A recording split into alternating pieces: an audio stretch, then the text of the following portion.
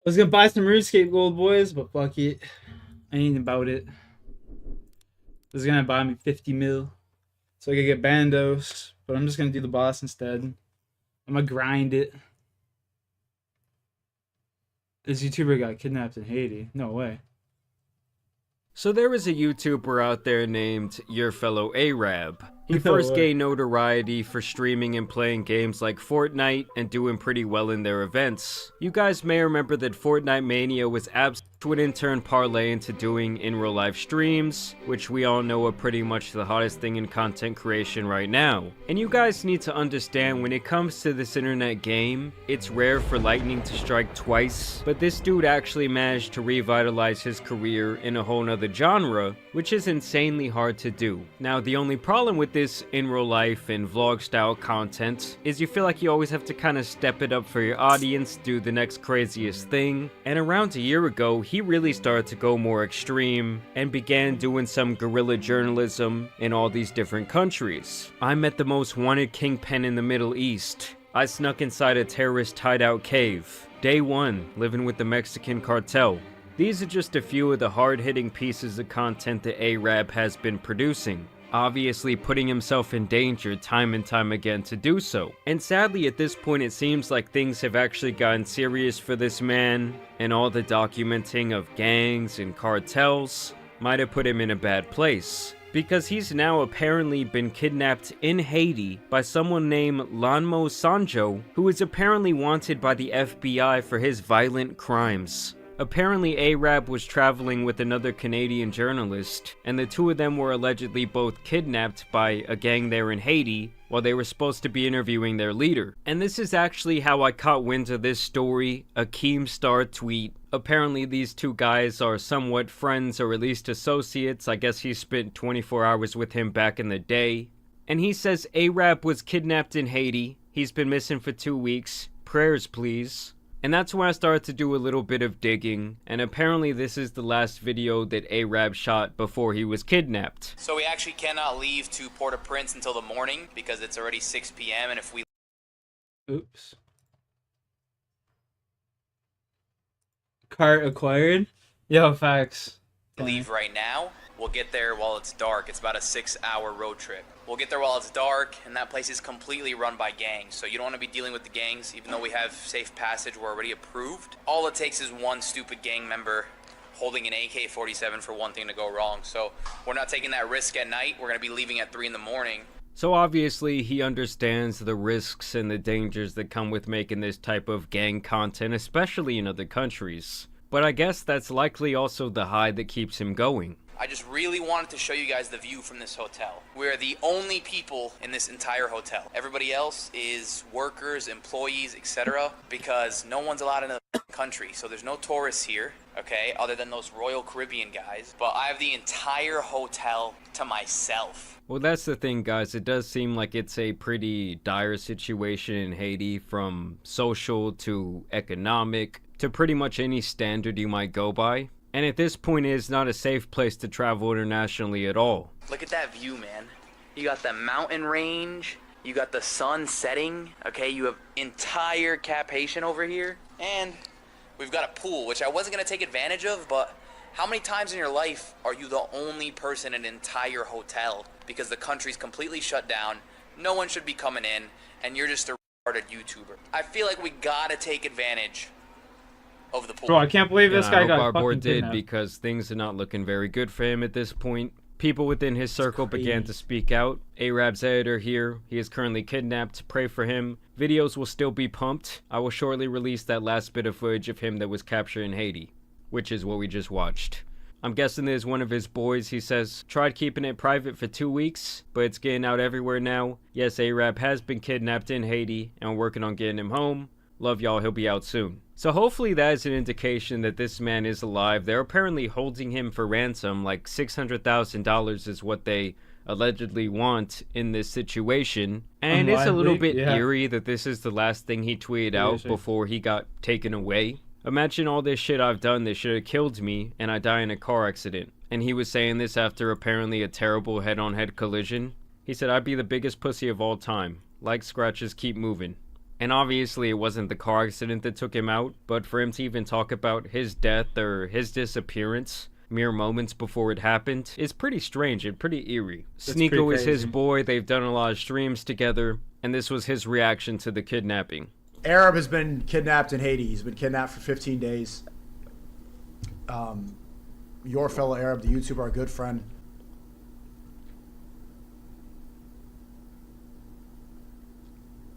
So free Arab and prayers for Arab. Arab's been kidnapped. Bro, that's crazy, man. Imagine. Just saw an article. Yeah.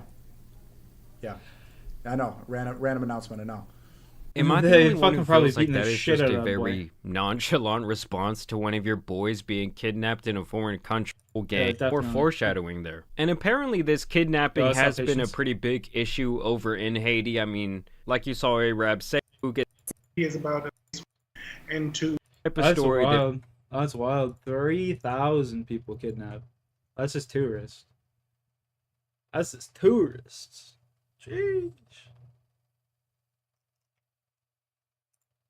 He told Molly he had suffered from bipolar disorder. Molly. Like Molly, he was also a fitness enthusiast. Molly felt a connection with Joshua, They're acting and like classic so, douchebags in in November Ghana. of 2016, they No, I finally was met in just saying person. that one guy got kidnapped. Over the That's crazy. coming weeks, the two would spend more and more time together.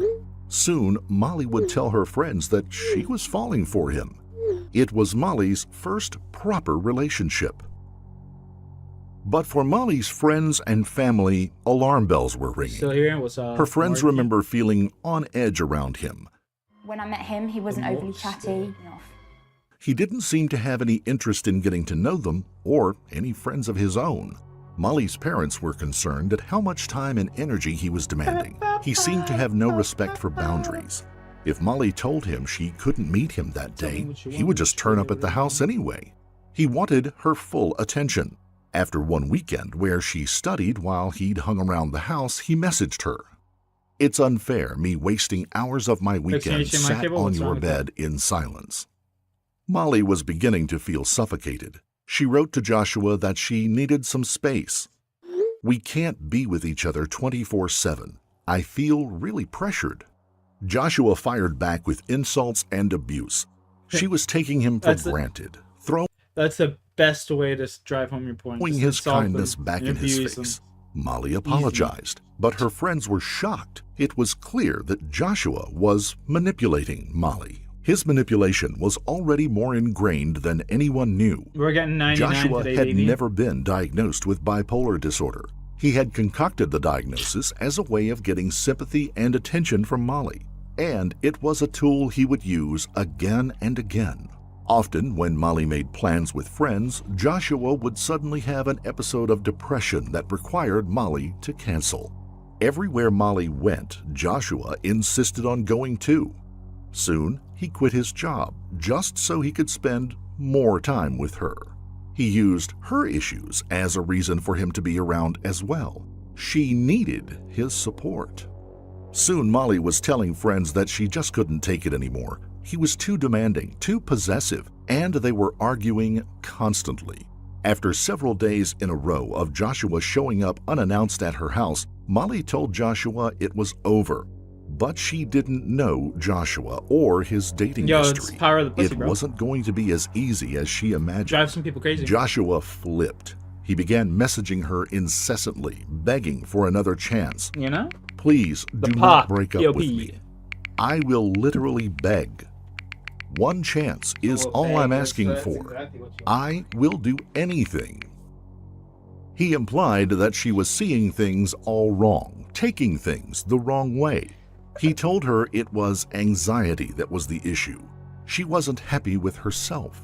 He encouraged her to book a GP appointment to seek help. After successfully gaslighting her into believing that their relationship issues were all in her head, and yet more badgering and pleading, Molly took him back. For a time, things seemed to improve. The master Joshua was manipulator. working again, this time as an operations assistant at a window company. His coworkers said that he seemed to have two sides to him, one that was bright and likable, the other dark, irrational, and withdrawn. And soon, the same old patterns with Molly were repeating themselves. In April of 2017, the pair attended a party together for Molly's aunt's 60th birthday in Essex. Throughout the night, the McLaren family watched as Joshua stared daggers at Molly anytime she danced, even with her own cousins. Molly's mother, Joanne, was already in bed when she received a message from Molly asking her to come to their hotel room. Joshua girl's was fine as in a heck. rage. When Joanne arrived in the room, she found a furious Joshua urging her to take a look at the videos he had taken of Molly during recent arguments. He'd been recording and videoing her without her knowledge, just so he would have something he could use against her if he needed it. Cheers. Joanne remembers thinking for the first time Blinkers that up. there really was something off about Joshua. She wasn't the only one. Molly was ready to break up with him, but she told her family she wanted to give him one last chance. They had a holiday planned in Tenerife, and against her parents' advice, Molly wanted to go. Maybe on a holiday, they could work out their issues. Within one day of their vacation, she was messaging home that she had made a mistake. Thought this thing with Josh was going to pass, but it's not. It's the worst thing ever. Help me.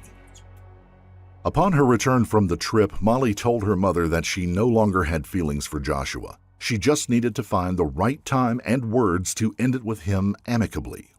That time would end up being June 17, 2017. Molly had made plans to have a night out with friends in Maidstone at a late celebration of her oh my 23rd God, I birthday. don't even have my For stuff. days, she and Joshua had been arguing over Messenger, but they were still a couple and decided to put their differences aside for that night. It didn't take long before Joshua was in one of his moods. This time, though, Molly snapped. In the middle of the club, she told Joshua it was over, and Joshua lost it. He turned and shouted to her friends, "She's finished with me." Her friends remember the look on his face, the pure rage. It was the first time they had seen this side of Joshua, but it would not be the last. No one had expected Joshua to take the breakup well, but they hadn't anticipated what would come next. For Molly and her family, the real nightmare was only just beginning. When his pleading for her to take him back failed, he became aggressive. Molly blocked him. Joshua then took to social media and began posting messages designed to humiliate her. He wrote that Molly, the fit, sporty, exercise enthusiast and health student, was a drug abuser. He posted private messages she had sent him and screenshots of their conversation, tagging the family members to make sure they would see them. "You are a cokehead. Have you been honest that you need to stop sniffing gear?" Gear being a euphemism for drugs. Even lying to your own mom. With Joshua blocked from her own account, Molly had only learned of the messages when a cousin phoned to let her know. Molly was horrified. She had known Joshua could be vindictive, but she never thought he was capable of this. On June 22nd, they printed everything out, from the texts to the social media posts, and walked down to the North Kent police station. Police officer Philpott attended to Molly's case. With Molly and her mother in the room, Philpott phoned Joshua and put him on the loudspeaker. He warned him to stop or face prosecution and ordered him to remove the abusive posts. Molly's mother remembers him saying repeatedly, "I haven't done anything wrong." And then finally, "If you think I have, there's more to come." Philpott told Joshua, "We wouldn't want Molly to come to the station again about you, would we?" Joshua's response was chilling. He simply said, "Wouldn't we?" The police report that followed stated that while Molly was upset by Joshua's actions, what Joshua had done did not constitute a course of harassment and did not constitute a criminal offense. The next day, June 23rd, Joshua turned up at the police station himself. He had his own complaints to file. He told them that Molly was spreading rumors that he was in trouble with the police and it was damaging his reputation and career. Police advised Joshua to cease any contact with Molly and once again to remove the offending posts. Just 2 days later, Molly contacted the police again. Joshua had posted another message. Once again, the incident was logged and the information was passed on to Officer Police are Philpott. probably just laughing. But like, Philpott wouldn't be on duty Damn, again Sean, for the let's go. next few days. He wouldn't be able to deal with this until his return. By now, Molly was feeling genuinely fearful of Joshua. Her family circulated photos of him to their neighbors and asked if they saw him near the house to let them know. On June 27th, Molly received what was to be her final call from police. Ostensibly, it was good news. Joshua had removed the offensive posts. He explained that he didn't want potential customers seeing them. In fact, simply, he had a new strategy planned. What no one knew was that just 1 week earlier, Joshua had stopped by a couple of local hardware stores. In one, he had purchased a knife. In another, a pickaxe. And both were now stashed away in his car. He also found a way around Molly blocking him from her accounts. A woman Joshua had stayed in touch with after a single Tinder date agreed to befriend Molly across all her social media accounts and feed back the information to Joshua about her posts. Joshua had misled her on his reasons for following Molly, but now he was able to know Molly's every move. Late that afternoon, Joshua firmed up his plans that he had made with another Tinder date to meet that night. He had a special place in mind for them to grab a drink. It was a warm summer evening on June 28, 2017, and the sun still hours from setting just when because Molly you died doesn't mean your account goes away. Right? took a smiling selfie and works. posted it to Snapchat. She had already changed all the names on her social media accounts and set up new ones. She added the words to the photo, "Ship and trade this eve," with a love heart. It had been a couple of rough months for Molly, and she was ready to unwind with friends at the Ship and Trades pub at the Chatham Docks.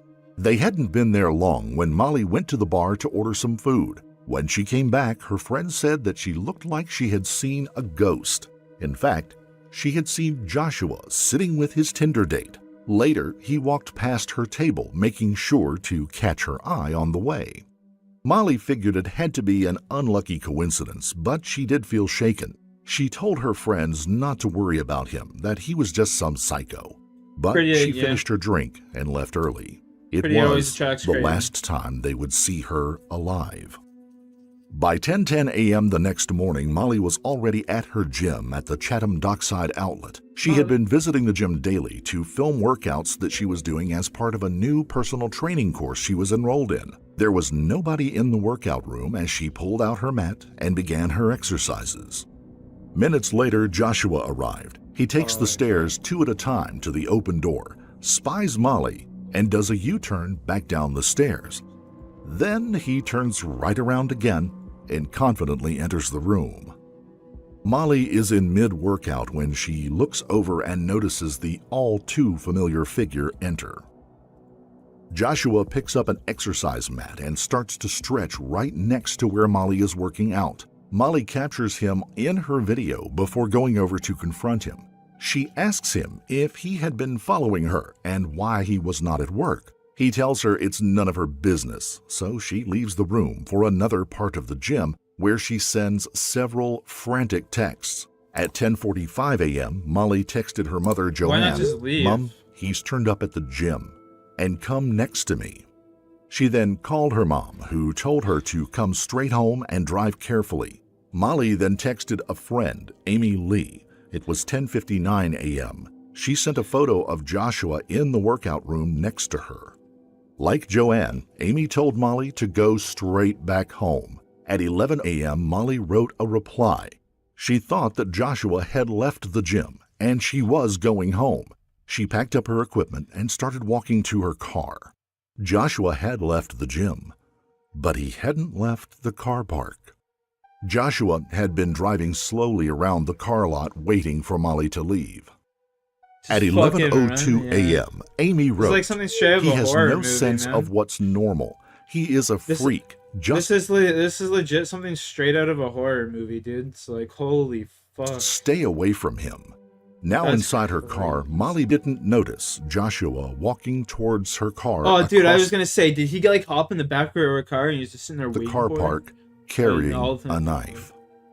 At 11:08 a.m., Molly looked up to see Joshua jerking open the driver's side door of her black Citroen. No. Before she could put her hands up to defend herself, he started stabbing. Joshua was a man possessed. He mercilessly stabbed Molly again and again, and he didn't stop until he was sure that Molly was dead. When he was finished, he calmly stepped away, his white tank top splattered in blood, and waited by the car for police. When they approached, he wiped the blood from his face and said matter-of-factly, "It's me you're looking for. She's in the car. I've killed her." Despite the best efforts of the paramedics to save her life, 23-year-old Molly McLaren was declared dead at the scene at 11:43 a.m. She had more than 75 stab wounds. Neither Joanne or Amy had heard a word from Molly since she told them that she was going home. Amy then received a message from a friend about an attack at Dockside. Amy remembers thinking it couldn't possibly be Molly. She'd already left. Then a friend that she was with checked Molly's location on Snapchat. It showed her still at Dockside. She'd never made it home. Normally, it took Molly 15 minutes to drive home. As the minutes ticked by, Molly's mother Joanne wondered if she had gotten stuck in traffic. She dropped Molly a message, but heard nothing back. Then came a message from one of Molly's friends asking if she had seen that something was happening at the Chatham Dockside. Joanne felt herself go cold. She knew instantly something had happened to Molly. Soon, officers were at the house, confirming her worst fears. The victim in the parking lot was indeed her daughter Molly. Joanne had to pass on the heartbreaking news to her husband, who was on a boat about 100 miles off the coast of Senegal for work, that his beloved daughter had been murdered. The trial began in January of 2018 and would focus primarily on whether or not Joshua Stimson was in control of his faculties when he killed Bro, fuck off. How do you not know what the Molly fuck McLaren. you're doing? Joshua Stimson had pleaded not guilty of murder on the grounds of diminished responsibility owing to a personality disorder. According to UK law, a personality disorder is grounds for diminished responsibility. That diagnosis would ultimately come down to the opinion of two psychiatrists. Psychiatrist Dr. Saheed Majid, the lead forensic consultant at Thornford Park Psychiatric Hospital where Joshua was assessed after Molly's death, was called upon by the defense. Dr. Majid had diagnosed Joshua as suffering from a severe case of borderline personality disorder. At the time of the murder, Dr. Majid said that Joshua was suffering from an abnormality of functioning owing to his mental illness and the abandonment issues that had stemmed from his parents. I just don't buy it that people like do this and they're like, oh, divorce. Well, fuck, I just wasn't in Joshua, my right mind. He said, had a hypersensitivity to any rejection. Arguing on behalf of the prosecution, any rejection? Like, get the fuck out of here, bro. Was psychiatrist Dr. Philip Joseph. He disagreed with Majid. Joshua gave no signs of having a mental disorder that impeded his understanding enough to not hold him responsible for his actions. Rather, he was immature, vain, had narcissistic traits, and showed no remorse over killing Molly McLaren, he said. It took a jury less than 4 hours to come back with a verdict. Joshua Stimson was guilty of murder. At his sentencing hearing, Judge Adele Williams said Joshua didn't have a personality disorder, but just an issue with women. You see, during the trial, the family had learned that he had done this before, stalking and terrorizing. 2 women came forward to recount their own chilling experiences with Joshua. Leah Hubbard had met Joshua on a night out at the Source Bar in Maidstone in 2016. The pair had hit it off and met up several times in the days that followed. One night, Leah told Joshua that she was going to a bachelorette party on an upcoming Friday evening. Joshua asked if Leah would be talking to any boys while she was out. The question struck her as odd. They had only just met, and they were not even exclusive, and Joshua was already acting possessive. A few days later, Leah was visiting her grandmother for her birthday when her phone began blowing up with calls and texts from Joshua accusing her of lying about where she was. With red flags everywhere, Leah ended things with him that same day, only to awaken a few nights later at 2 a.m. to find Joshua in her house. He told her he'd been out on the town and just needed to charge his phone. What The next day, fuck? she messaged Joshua to tell him that if he ever did that again, she would call the police. Joshua And never then- came over again. Yeah, I know, he's Instead, fucking sick, Leah dude. began noticing him wherever she went, and he was watching her. Things came to a head when he spat a drink in her face at a bar and was forcibly removed from the venue. Joshua, it seemed, had finally decided to move on. But weeks later, he had moved on to Molly McLaren. And this was not the only disturbing story that would come to light during Joshua's trial. In 2013, Alexandra Dale went on one date with Joshua after meeting him on Tinder. After their date, she politely told him that she just didn't feel a connection. She figured that that would be that. But she didn't know Joshua. She was shocked when Joshua then bombarded her phone with calls and messages threatening her, telling her that he would fly out to where she was and drown her. He What the later fuck? sent a picture of her back garden, despite having never told him where she lived, and slashed the tires on her car. Bro, that would be after. so creepy. Like, I've had some kid on YouTube when my streams were popping off before. He sent me a picture of the front of my house from like Google Maps. And I was like, bro, how the fuck do you know where I live? Like, that's fucked. After telling her, "There's a surprise waiting for you when you get home." When Alexandra returned from her holiday, Joshua Damn. began showing up on her nights out. He openly followed her around, taking pictures, then sending them to her and branding her a slag for what she was wearing. Alexandra reported the stalking and harassment to Staffordshire police 3 times throughout 2013, stating that she was fearing for her safety. But his behavior was not Oh, recorded Lord. as a Yeah, yeah, crime. might be, yeah. The investigating playing on officer plutonium. simply texted have a Joshua telling VPN. him to stop contacting her. Had it been logged properly, Kent police would have seen the 2013 incident report when Molly reported her own experience of harassment, and maybe more Dude, would that guy was attracting the fucking bangers, too. Like, what the hell? have been done to protect her. What motivated Joshua? The motivation is quite simply revenge. They are often controlling personalities with antisocial and narcissistic tendencies who simply cannot abide being rejected. After following Joshua's case closely, Alexandra felt that she had had a lucky escape. She wrote on Facebook, "This twisted made my life hell, and the police were informed yet did nothing about it. This poor girl did the same, and still nothing. I can't even imagine what her family are going through." Judge Adele Williams told Joshua that he should never be released for the sheer wickedness of his crimes. "You were determined to punish her for finishing with you. You were seeking revenge. She was 23 years old, beautiful and intelligent. Her family's grief and anguish is raw and apparent for everyone to see. You are a highly dangerous young man, and you will pose a very considerable risk to women for a very considerable period of time in the future." He was sentenced to 26 years imprisonment. Only Molly 26? McLaren's family released a statement Jesus. following the sentencing. I guess it's UK. They're lost. The verdict has brought us a small measure of comfort, but it seems that nothing will Yeah, take away exactly. pain Rare British or allow us courts, to come to W. terms with our Molly being taken from us.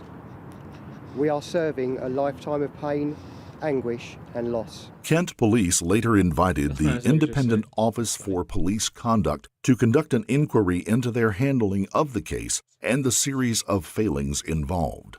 Officers are now required to record stalking as a crime. Today, Molly's legacy should lives be. on through the work of the foundation that her family has set up in her honor. The Molly McLaren Foundation helps to fund charities that educate, raise awareness, and provide support for people who, like Molly, are affected by eating disorders. While Joshua Stimson sits in a prison cell, we will leave you with some final words which are written by Molly before her tragic and untimely death. 2009, but little did anyone know at the time this would be the last footage ever captured of Brittany before she mysteriously disappeared. After over a decade of searching, false confessions, and dead ends, the case of Brittany Drexel has long since been speculated over. As the years passed, theories grew wilder and more complex until 13 years after she was last seen alive, investigators were finally able to learn the devastating truth about her disappearance and realize the culprit had been right in front of them the whole time. Before we begin, we would like to extend our sincere condolences to the friends and loved ones of Brittany Drexel, shit. That's crazy. Like, my ex-girlfriend is a doppelganger. whose life was taken so tragically as the result of the events described in this case. That's spooky.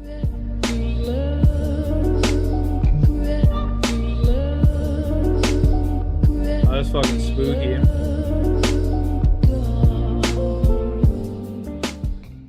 On April 25, 2009, 17-year-old Brittany Drexel traveled over 800 miles away from her home in Rochester, New York, to the popular South Carolina beach resort of Myrtle Beach. Having lied to her parents about where she was going and who she was going with, when Brittany failed to respond to her boyfriend, John Greco, the alarm was raised. An investigation was launched, and detectives pored over CCTV and witness statements in an attempt to track down the 17-year-old's last movements. Brittany had last been seen walking to a neighboring hotel a mile away, off to meet with a group of friends that she had made on the trip. Once at the hotel, Brittany stayed for a few minutes until she got into an argument with one of the girls she had traveled with over a pair of shorts that she had borrowed. The 17-year-old was captured on CCTV exiting her friend's hotel and walking back to the Bar Harbor Hotel at 1010 North Ocean Boulevard. As she continued, Brittany had texted John about the argument before she stopped replying shortly after 9:15 p.m. Authorities discovered her phone had been pinged and had traveled along Route 17 near the boundary between Georgetown County and Charleston County before abruptly stopping in a swampy area of the Santee River. The case amassed interest from around the globe. Brittany's mother, Dawn Drexel, traveled to the area and spent days putting up posters where her daughter had last been seen and asking strangers on the street if they had any information about the 17-year-old. It's been horrible because I don't know where she is. I don't know in if the she's 2000s, alive. yeah, She left we really all did. her clothing, her hair stuff, everything. It's just not like Brittany. Something's wrong. However, with leads quickly drying up, the friends that she had traveled with faced the brunt of baseless accusations, and Brittany's own mental state was called into question after her adopted father revealed that she had a history of depression. Is there a possibility here that she just ran away? No, I don't believe she just ran away. And she was going through a lot because my soon-to-be ex-husband, we were going through a divorce. So this has been very hard on her. Unable to obtain evidence about where Brittany could have disappeared, the case eventually went cold. But investigators continued to keep their eyes open for clues about what may have happened in this case. And 6 years after Brittany disappeared on June 8, 2016, an informant who is currently serving a 25-year sentence for manslaughter approached the FBI with information that he said would help with the Brittany Drexel case. Horrifying new details about a New York teenager who disappeared from Myrtle Beach in 2009. Federal officials now say an inmate told them he witnessed Brittany Drexel's sexual abuse inside a gang stash house. The inmate said the 17-year-old was then shot and killed. Her body then fed to alligators. Inmate turned informant Taquan Brown claimed to have witnessed the murder of Brittany Drexel. 2 days after Brittany went missing, on April the 27th, 2009, Taquan informed the FBI that he had gone to McClellanville, South Carolina, at a stash house about 60 miles south of Myrtle Beach to pay a local heroin dealer named Sean Taylor. Timothy Deshawn Taylor, the drug dealer's 16-year-old son, was one of the men who Taquan allegedly saw sexually assaulting a woman in the house who matched Brittany Drexel's description. Taquan said that when Brittany attempted to escape a few days later, the men shot and killed her, wrapping her body up and dumping it into an alligator-infested marsh not far from McClellanville, and also not far from where her phone was turned off. Although the area's alligator ponds were thoroughly inspected, authorities thought Taquan's account was too thorough to be disregarded. Police and the FBI turned their attention to Timothy Deshaun Taylor when the missing persons case was reframed as a murder probe. Timothy had committed an armed robbery at McDonald's in 2011 and had successfully completed an 18-month probationary term. Despite this, federal agents ultimately charged him with the same armed robbery to put him behind bars and to give them a chance to look into his relationship with Brittany. Timothy told the police that he had never even met Taquan before and vehemently denied any involvement in the crime. I may as well start with the obvious question. Did you kill Brittany Drexel? No, sir. I did not kill Brittany Drexel. Were you involved in the kidnapping of Brittany Drexel? No, sir, I was not.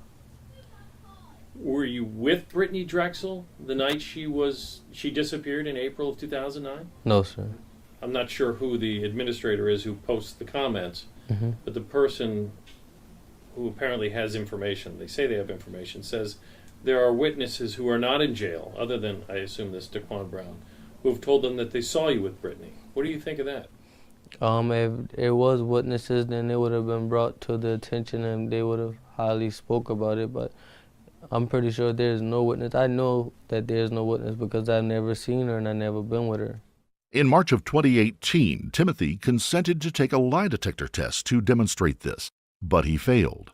Months later, detectives concluded that Taquan's account had been nothing more than a false confession and dropped that line of inquiry. Instead, they focused on a suspect who they had not yet been able to rule out, Raymond Moody, a convicted child sex offender who had been released from prison in 2004 after serving a 21-year sentence. Since then, he had been suspected in a string of offenses after moving to Georgetown, including the 2005 disappearance of a 28-year-old mother, Crystal Souls, but he had never been formally charged. Detectives discovered that in April of 2009, Moody had been in the Myrtle Beach area with his girlfriend, Angel Vaus.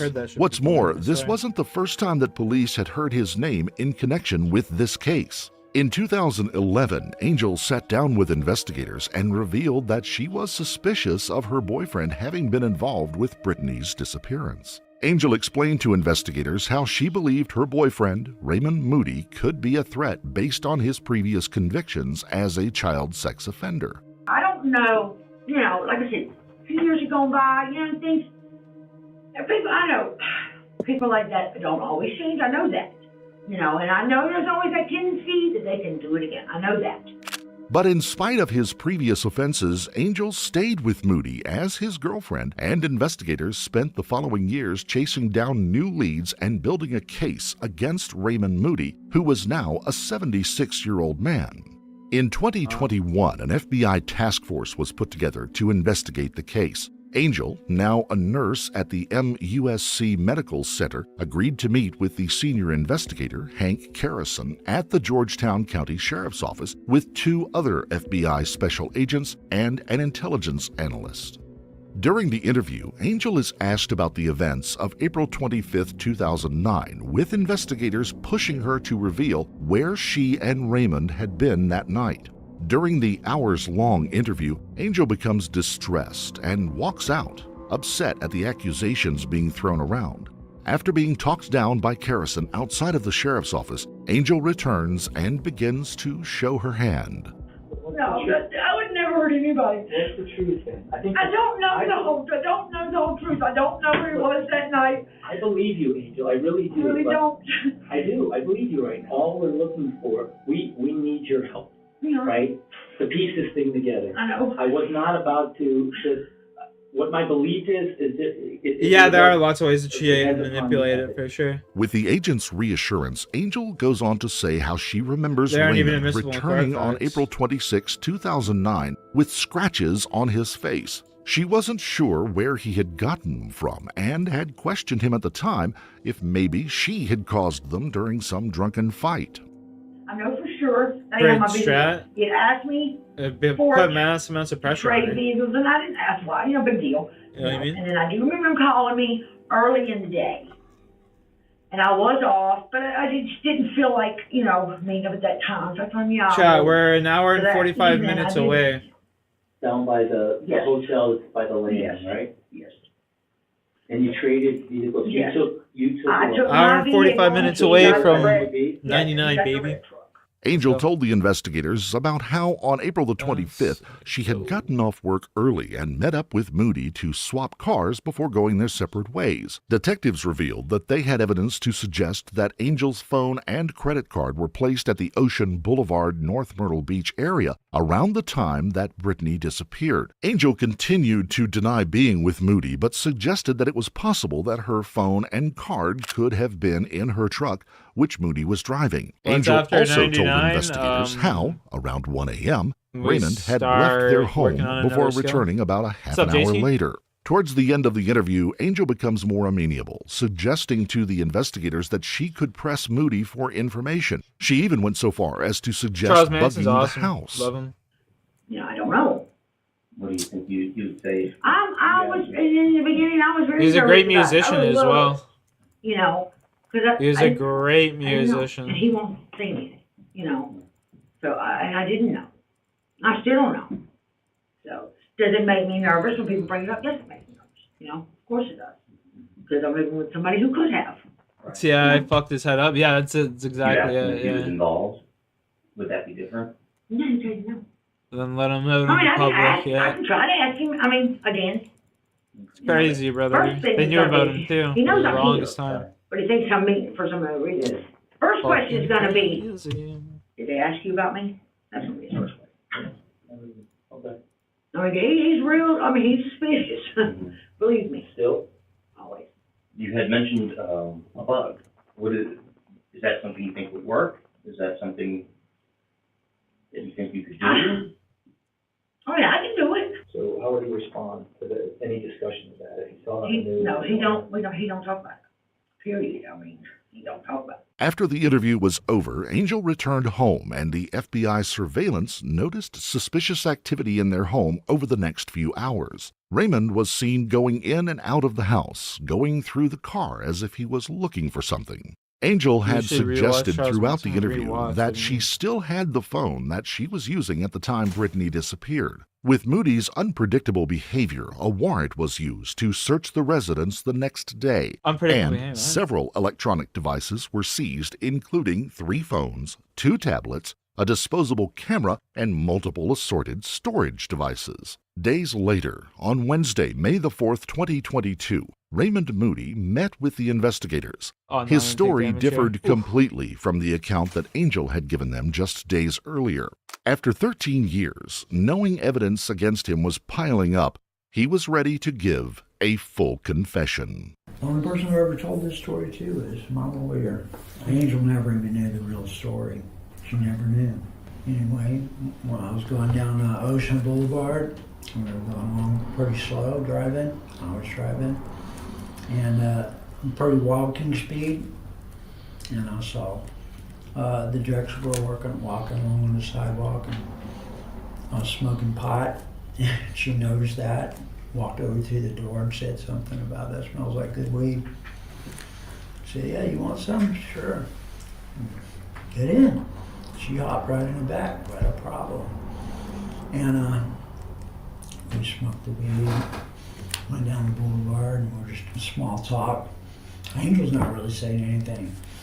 More smoking the pot. And I said, hey, you want to party a little bit with us? We're going to get some cocaine, She said, sure. So we started driving. We were just driving around, smoking, talking. And went right into Georgetown. Went right to a spot where we used to camp out down by the river. And we went down there. And when I was by myself with her, because Angel left for a while to go see her son. As things got out of hand, and I panicked, and she panicked, and I strangled her. Knowing Angel would be back any minute, Moody told investigators how he had hidden her body in a boat landing. When Angel returned, she questioned Moody about where the 17-year-old had gone. Moody told her that she had been picked up by friends. Later that night, unable to sleep, Moody returned back to their campsite and buried her a short distance from where she was murdered. Was her purse and her phone and stuff like that? Do you know where that's at? Are you able to tell us? I got rid of that a long time Did you throw it on the woods, or do you recall what you did with her stuff? Actually, I dropped it in the donation box at the Salvation Army Georgetown. All of her stuff, the phone included, and her purse and her phone. What'd you do with where'd the phone go? I threw the phone in the river. After his confession, Moody led investigators to the site where he claimed that he buried Brittany all those years before. Moody took investigators through the scene, pointing out the spots that he had sexually assaulted the woman and to be fair, the guy came out and said that murdered her. A search warrant for the property was issued, and investigators spent the next 2 days excavating the site. After his May 4th confession, the next day he sat down with investigators alongside his lawyer to give a full statement rehashing everything he had said the day before. Here, the detectives continue to push Moody. When you buried her, was she in one piece? Was she in multiple pieces? Mm-hmm. No, she was a full cat. Okay. You said you didn't cause any extra injuries? No. Any broken bones? Or No. Okay. Do you know how you did it? How you strangled her? There's a couple different ways, obviously, you can strangle somebody just like that. There's nothing else that you might have kept, like the blanket might not have been kept. There's nothing else from that day. And she was when you transport, she was in the back of your truck. Yep. Like in the bed. Yep. Wrapped in the blanket. Yep. Was she bleeding at all? 5 days later, Angel appeared at the Georgetown County Sheriff's Office with her lawyer, where she gave a proffer statement, which could not be used against her in a court of law. Here, Angel changed her version of events that night to match what Moody had told investigators. We're just here for the truth. Okay. And so as long as everything was told today, we're good to go. Okay. So just go ahead, and I'll give you the opportunity. You just tell us what you remember about that time. All right, me and him had went to the beach. We were in my vehicle, of course. We had smoked weed on the way up there while we were there, stuff like that. Then afterwards, we rode down the boulevard. He hollers him out the window. What exactly said, I don't remember. She hollered something back, but couldn't hear. There's a lot of traffic. So he pulled up a little bit. He pulled over to a little parking lot on the side of the road. She walked over to the car. He spoke to her out the window, said something about, I know, okay, that's exactly what I said. Word for word what I said. Why let him know? Said yes. She got into the vehicle, came back towards Georgetown, really just smoking along the way, stuff like that. Went down to the pole yard, walked around a little bit smoking. A little bit later, called my son, or he called me, I can't remember who called who, but he had the keys to the apartment. So I said I'll be back in a little while. Angel, though changing her story under the safety of the proffer agreement, closely matched what Moody had told to investigators. Like after you got to the apartment, what you did? I went to bed because I've been drinking. Okay, so yeah, I went to bed, and I said I believe that he was up for a little bit, but I went to sleep. I did wake up later, and he was gone. But like I said before, that really is kind of normal. He was always an early person. He'd get up 4:30, 4 in the morning, and he'd be up. That was just his routine, which he still did to this day. With both accounts detailing how Moody had returned to the scene to bury Brittany, a second search of the site was conducted, and soon they found what they were looking for. 4 feet beneath the dirt lay a nose ring, contact lenses, long hair, and a set of human remains. The remains were sent for forensic, dental, and DNA identification, and 2 days later, the Drexel family received the devastating news. It was Brittany. Authorities in South Carolina have recovered the long-missing remains of Brittany Drexel. Why you don't go hopping the into random 17-year-old fucking New York old man's girl cars, who vanished while on a spring break like, trip what the to Myrtle fuck? Beach in 2009. Georgetown County Sheriff That's something you Carter learn when Weaver you're a announced kid. on Monday during a press conference that Drexel's body was found on May 11th and that police have charged 62-year-old Raymond Moody with murder. A press conference was held by police where they confirmed the remains that had been found had been identified as the missing teen. She just didn't want charges. Brittany's she was protected mother, there, so she had no Dawn, problem saying what happened. And Chad she came and out clean Father before John they were could promised charge her. that every resource would be used to find the Oh, God. answer of what happened That's to why. Brittany, where did it happen, how did it happen, and Chad, why check did out it this happen. hat. The why may never be known or understood, but today, this task force can confidently answer the rest of those questions along with the who is responsible. The who is Raymond Douglas Moody. His date of birth is May the 9th of 1960, and he is a white male with an extensive sex offender criminal history. The Georgetown County Sheriff's Office charges against Mr. Raymond Moody are murder, kidnapping, criminal sexual conduct in the first degree. All of these charges occurring within the jurisdictional limits of Georgetown County, all of which occurred on April the 25th of 2009, and all of which detail Brittany Drexel as the victim. On October 19, 2022, Raymond Moody, who had waived his rights to a trial, pled guilty to all the charges and was sentenced to life in prison with an additional 2 consecutive terms of 30 years. I don't have the words to express how mutilated. Yeah, it doesn't horrible surprise I me. feel. And I've felt ever since that day very, very sorry. Before reading Moody's sentence, Judge Farrell Cothran Jr. said, We're all products of the decisions we make in life. I can't tell you how many times I've seen people give up their long-term happiness for immediate pleasure. And you gave up a lot of people's long-term happiness for your immediate pleasure. In court, addressing Brittany's family, Raymond Moody said, I was a monster. Angel, who stood by Moody during the proceedings, has not yet faced charges of her own and to this day continues to work as a nurse. Today, Raymond Moody is being held in the Kirkland Correctional Institution in Richland County, South Carolina. He will never be released. He's just a predator. He just can't help it. You know? It's every parent's nightmare. An psychology. adolescent seeking adventure and validation ventures out into the night to meet up with an online friend who turns out to be a murderous predator. On January 27, 2016, 13-year-old Nicole Lovell did just that and fell victim. Bro, I watched these, and when I was younger, I would think about this time. I was going up to like this school in like near the Redwood, near where I live. It's what it was called, Redwood High School.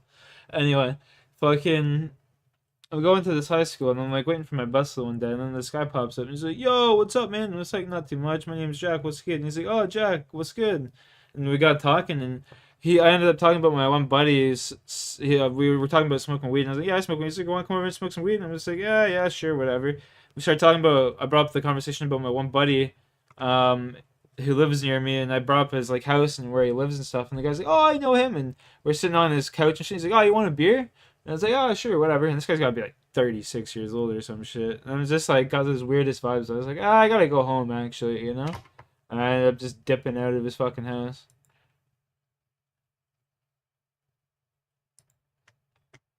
To something that was very much out of her control. Nicole, honey, if you see this, if you're out there, makes me you can wonder. come to Another me. lifetime. I'm not mad at mad. you. I'm worried about you.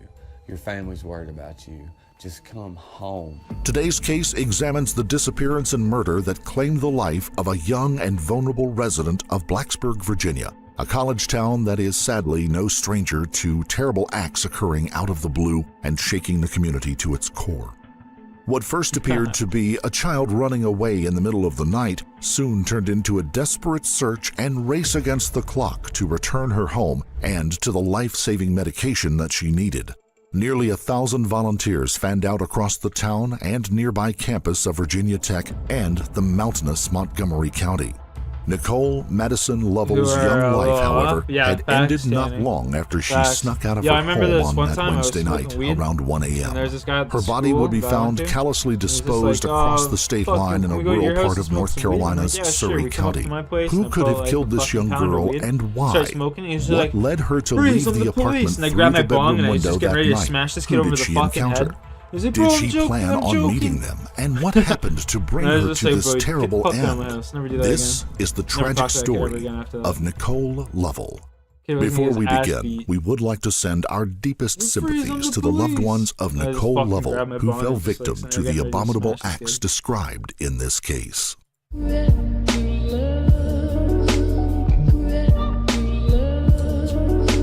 Memories, man.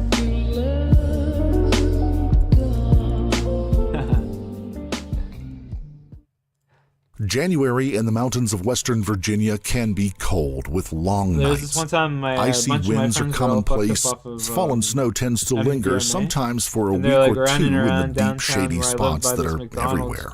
And It this was guy, just this such a random night ass when stranger's Tammy like, "Oh, well, Weeks son, saw that's her fun, that's fun." 13-year-old daughter And my off buddy to walks bed. over, picks up The a next rock off morning the was ground, going to gives it be a the guy's like, teacher's "Here." workday for The the guy just Montgomery pops it in County his school mouth, system, bites down, and and Nicole fucking wouldn't broke have his to tooth. get up early I to was like, head "Oh, away what to the middle fuck? school, a rare me a rock." bonus day off for students.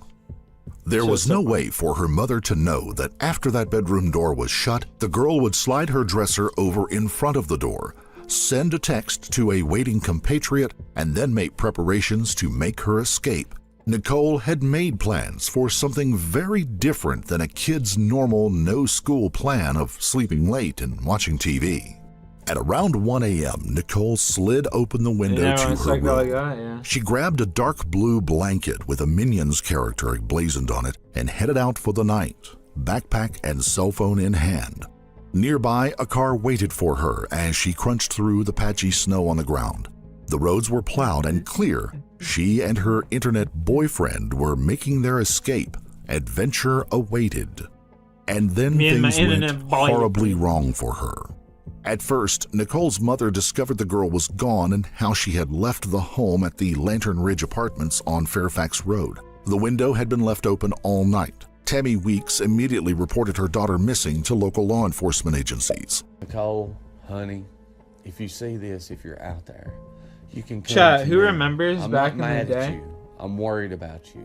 Your Who family's remembers worried back about in the day, like the old phones? home. At the Where if you age press of the 10 months emergency old, button, Nicole had it would just received a automatically liver call transplant, 911. something You know that what I would mean? affect her for You guys every day remember of that her shit? life. She I remember required accidentally sitting on that anti-rejection fucking medicines 9 twice a sitting day on my to phone remain and I pressed healthy. the emergency If she button and it missed called more than a 911. dose or two, And I was the sitting in the middle problems of that she could class and the fucking face police could showed up turn at school. deadly. And they're like, yeah, when you, well, someone in this class called 911, blah, blah, blah. And I was just sitting there like, oh, what the fuck? Pull my phone. I was like, oh, yeah, it was me. So embarrassing. Shit was so embarrassing. I thought there was like a fucking shooting going on at the school or something. As local television and radio stations broadcasted their alerts about the missing girl, police, fire, and rescue personnel throughout the area moved quickly through the community to begin their Blackberry? search. Yeah, I never had a Numerous Blackberry. All community I had members was a familiar Nokia. with the area's many forests and mountainous terrain joined in the efforts. Students from nearby Virginia Tech swung into action as well, and drones were used to search the area from the sky.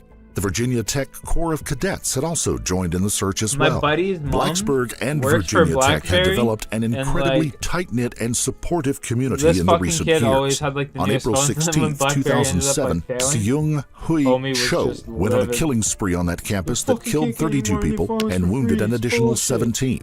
Devastated by what was then the largest mass shooting in American BlackBerry, history, that's a name I've heard in a long Blacksburg and the college community leaned on I each remember getting other my and Nokia, somehow like, made it break, and through we'd that get it, we'd throw it devastating up as high loss. as we Now, could. on this And day, then, like, they worked together sit there each time, desperately make a to call find after. this young Every girl. time it would work. All I It ever would managed be to do on was the just third scuff the day screen a little that bit. her body, naked, left If I down could an go back in embankment in time, a wooded honestly, area I'd was found. fucking go grab The body another was phone located exactly just like across that. the state line in neighboring So Surrey simple. County, North We Carolina. also, you know Pawn Stars?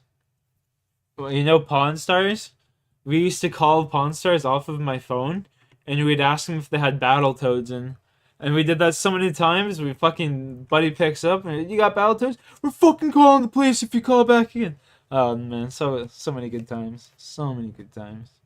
Just High off of school. North Carolina Route 89, it may have seemed like an out-of-the-way location for people unfamiliar to the area, but in fact, it was not very far from a moderately traveled road. Or Chumley. As the region was Nah, searched, yo. investigators were Yo, it given was an the important fucking, I don't know key who, to the like, I mystery can't remember the guy's by name, but it was like the Nicole's young own son. hand. The On young a son, wall you could in hear her his bedroom, voice the very, young woman like, had specific, scribbled you know, like, usernames very, and like, you passwords just knew it for was her him. online Fucking social call back media again, I'm calling the apps, fucking police. including ones We like called them for Omegle like 4 or 5 and months Kick. straight, every day Popular on our among break. teens, Just the fucking site call, "You got offers a chance Battletoads to in?" chat with and sometimes see other people in an anonymous way. That anonymity and with no actual oversight have led to those sites gaining a reputation as a hunting ground for predators and groomers. Nicole's mother, Tammy, told investigators that she had found Kick on her daughter's phone prior to her disappearance and made her delete it. It had now become Wait, obvious what's Kick? that Nicole had gone back to those apps and had been using them extensively.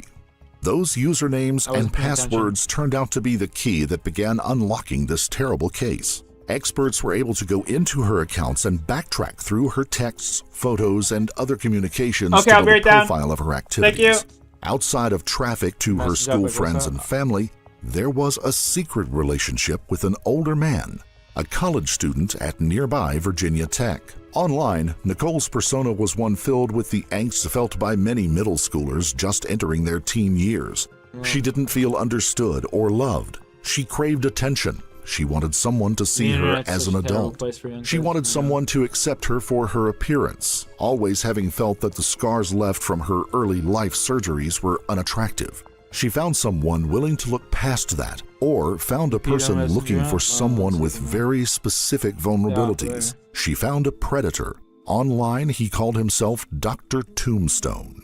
An FBI cyber squad was able to obtain the data trail from Nicole's communications on the Kik app. Boogerman and Earthworm Jim. Sean, I think that's a you thing, buddy. I don't know. I've never heard nothing about none of that. I never heard nothing about none of that. Yo, chat, I'm gonna be right back. First, we're gonna open this crate, though. Damn, I didn't get the pad. Damn.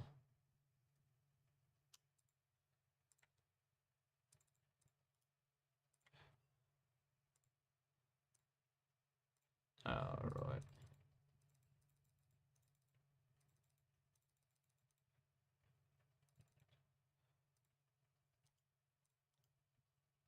Alright, I'm gonna be right back. Earthworm Jim, never heard of.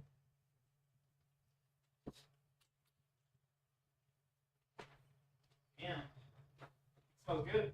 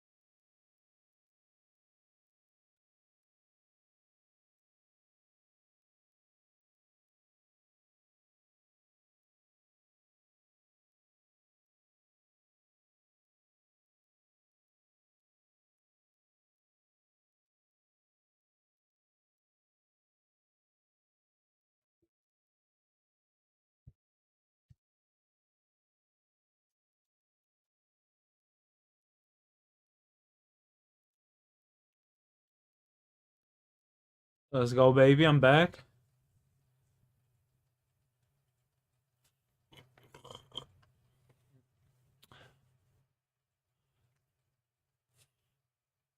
Yeah, I never played Earthworm Jim, man.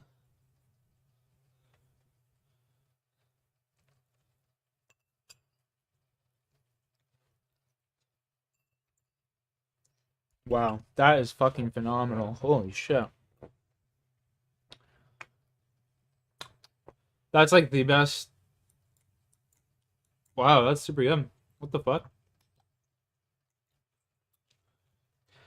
I can't even tell my mom that's the best like shepherd's pie she's ever made because like if I do, it'll just boost her ego too much, you know? I just have to say it's not bad.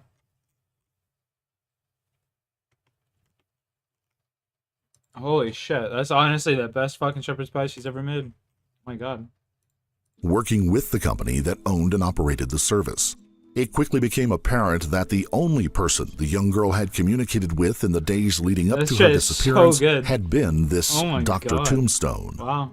Cyber detectives were able to find out that the username was registered to a David A. and that it was linked to a Gmail account.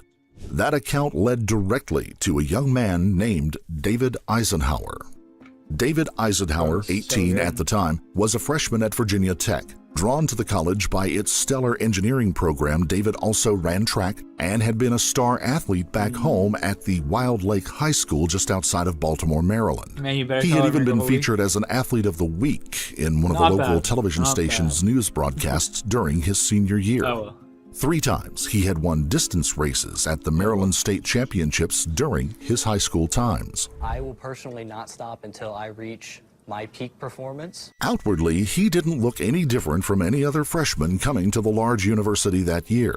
He made some friends at school, in classes, and on the track team. Most were just acquaintances, though. David had struggled to make a place for himself. He had a penchant for telling offbeat stories in a way to portray himself as someone more experienced and worldly than he really was. Stories that often included unlikely occurrences or just out-and-out lame attempts to build himself up. Stories of his drinking exploits, classmates would say, didn't make sense, and often ended up with him saying that he was passed out and didn't remember what happened next. He quickly developed a credibility problem, one that was often attributed to him just trying too hard to impress others. He did make one very close friend on campus, though. Natalie Keepers was also a student at Virginia Tech and majoring in engineering. She had also come from eastern Maryland to the mountains of Western Virginia. Bookish and serious, the 20-year-old young woman had dated Eisenhower for a short period of time after arriving on campus, but their relationship quickly turned into a friendship, although a very deep one. Or at least, that's how their stories went. We at Beyond Evil are proud to announce that we have partnered with Established Titles. Have you ever wondered what it was like to be a lord or a lady? This is the opportunity to give the amazing gift of land and title as enjoyed by lords and ladies in centuries gone by. Land ownership is a strong tradition within Scotland, each landowner being referred to as the laird or lady. Established Titles offers you a chance to purchase your very own lord or ladyship along with your own designated piece of land on a private estate in Edelston, Scotland, at least 1 square foot in size. They have pledged that the land and surrounding woodlands will never be used for anything other than conservation, protection, and the enjoyment of the natural biodiversity living. Well, then why the fuck would I buy it? They will plant a tree for every purchase made. Looking after our planet is at the forefront and the primary I'd be buying it to make money off it. Project. Having already partnered with global deforestation, One Tree Planted and Trees for the Future. The title that you purchase is fully authentic. And bro, can I just change your title to Lord or Lady that can be used in your correspondence, credit cards, and any other purchase that you make. There has never been a better time to purchase this wonderful gift.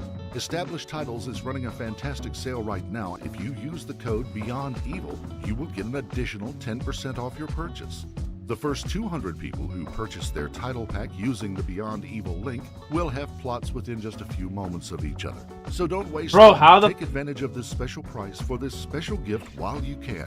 Giving someone you love a piece of land, title, and tradition, and conservation. Simply go to establishedtitles.com/. Also for alternatives such as to purchase your gifts now. You can't just buy Scottish lordship. Sometime yeah, I during don't know the anything. autumn, I didn't even know David what had Scottish made a new lordship friend means. in Blacksburg, but this time it was an online one. He was going off about it. Starting out Didn't on give a fuck. Omegle, he began chatting with Nicole Lovell. Didn't He give a would fuck. maintain that at the time he thought she was 16 or 17 years old. She, however, was only 13 years old and apparently didn't do anything to change his mind as the two talked and exchanged messages. In December 2015, the two met up, and it was impossible for Nicole to conceal her age anymore. Maybe Eisenhower late. was No, you're perfectly on surprised. time. You're like a Maybe wizard. he had already puzzled it out and decided that he didn't care. Following urges You're like a that wizard. would lead You arrived them precisely on a on time. terrible collision course. We token now? There was no admission of any sexual token. contact at their first There, one meeting, sec. but something in their relationship changed. Eisenhower's actions immediately thereafter began to point to the Here's- idea that he felt he had crossed some kind of personal line, one that he could not take back. He felt dread for what his actions could bring down on him.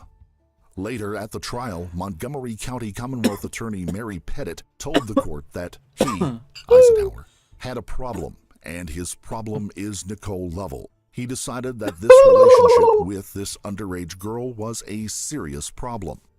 Eisenhower turned to his only close friend at the school, and Natalie Keepers responded with a willingness to help him take care of the problem, no matter how far they might have to go.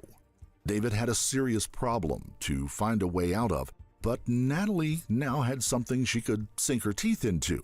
Perhaps she still loved David, and this was a bonding event for the two in her mind. Maybe this presented some opportunities to indulge in very dark and secret sides of their personalities. Was it just a desperate man and a friend working together that's to what's solve up, the Sean. problem? Or Gandalf was it a case out here. of a borderline psychopath and a closeted sociopath finding each other in the midst of an opportunity to indulge their darker sides? Prosecutors and defense attorneys would eventually wrestle over that very important distinction. Questions of her willingness, her enthusiasm for solving this problem, and her actions on the day of the killing would haunt the proceedings and actually form part of Eisenhower's defense during the trial.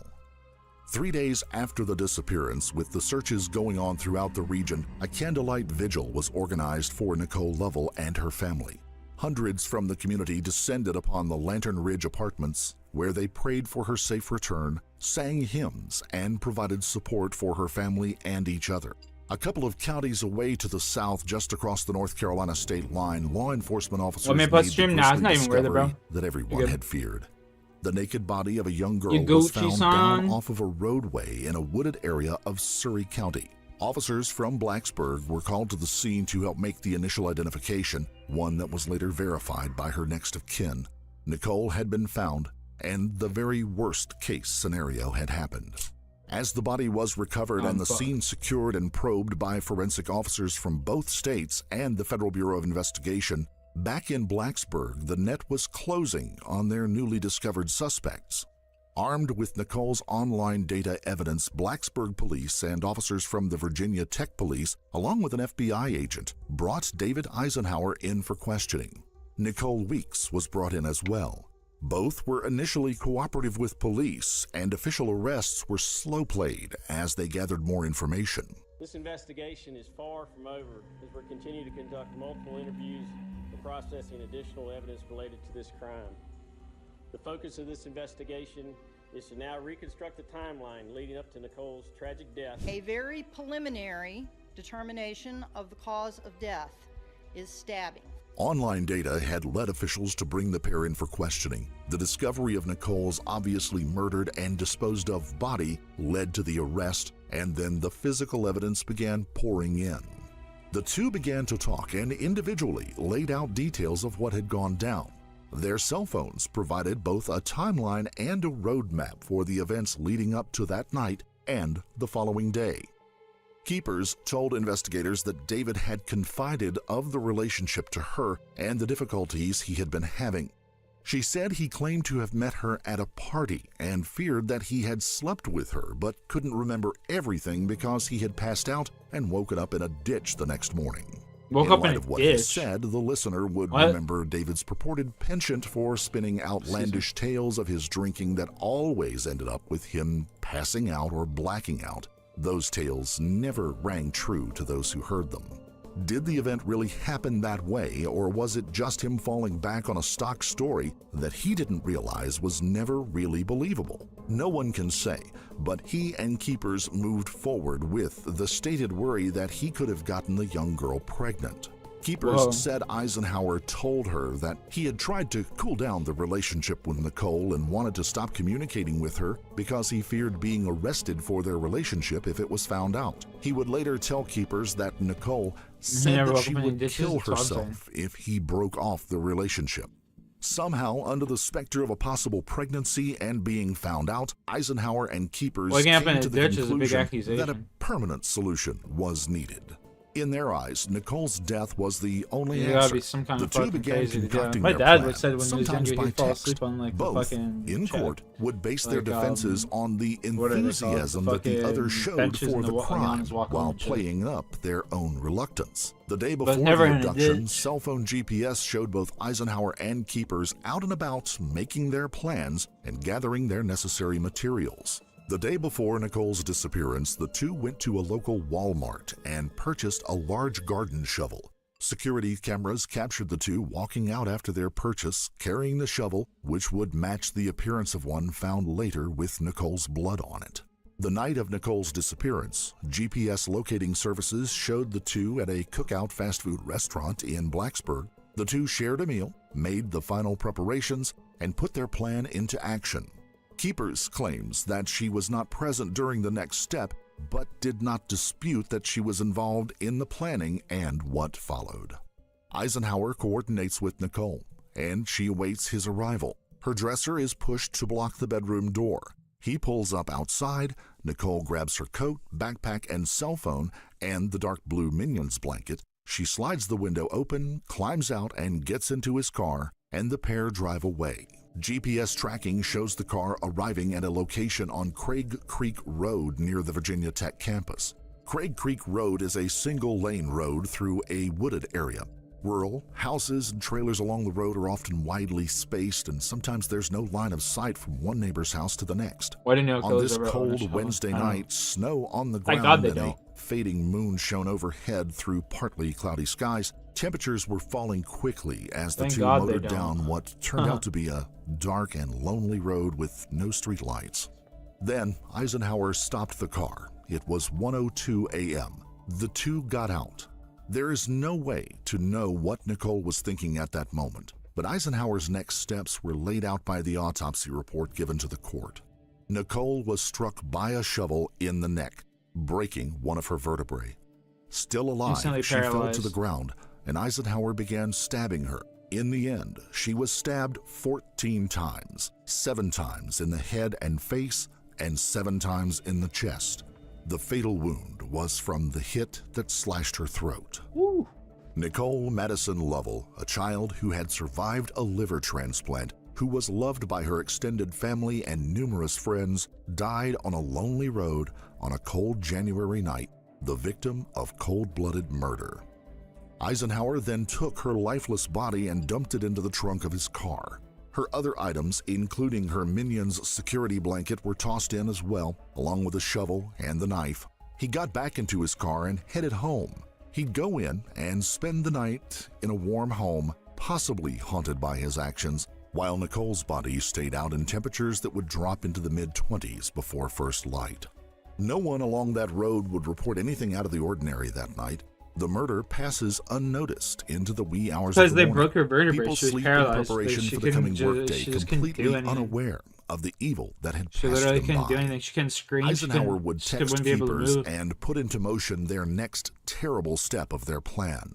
The next day, the pair would climb into his car and head off to a secluded spot just across She the didn't even North have time to Carolina scream when line. she got hit with that, you know what I Texts mean? on You should have Eisenhower's thump. phone show that he had asked an unnamed man in Pulaski, Virginia, if he knew of a place to dispose of a body. Police determined that that man did not know Eisenhower was serious and thought he was joking.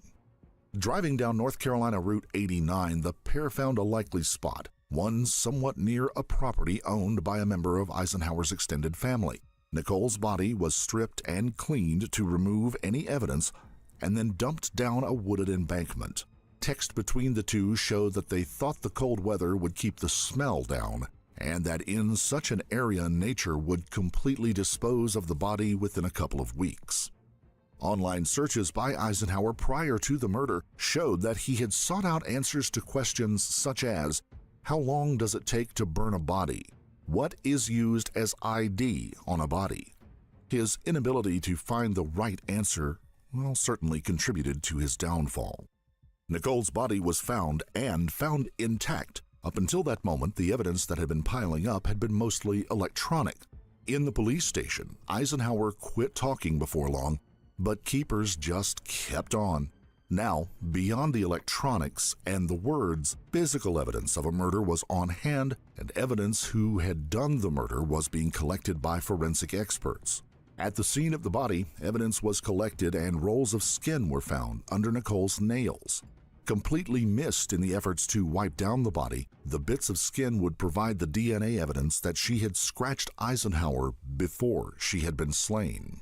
Other law enforcement officers and forensic teams began searching the dumpsters and bins at Virginia Tech. A dive team searched the pond on campus.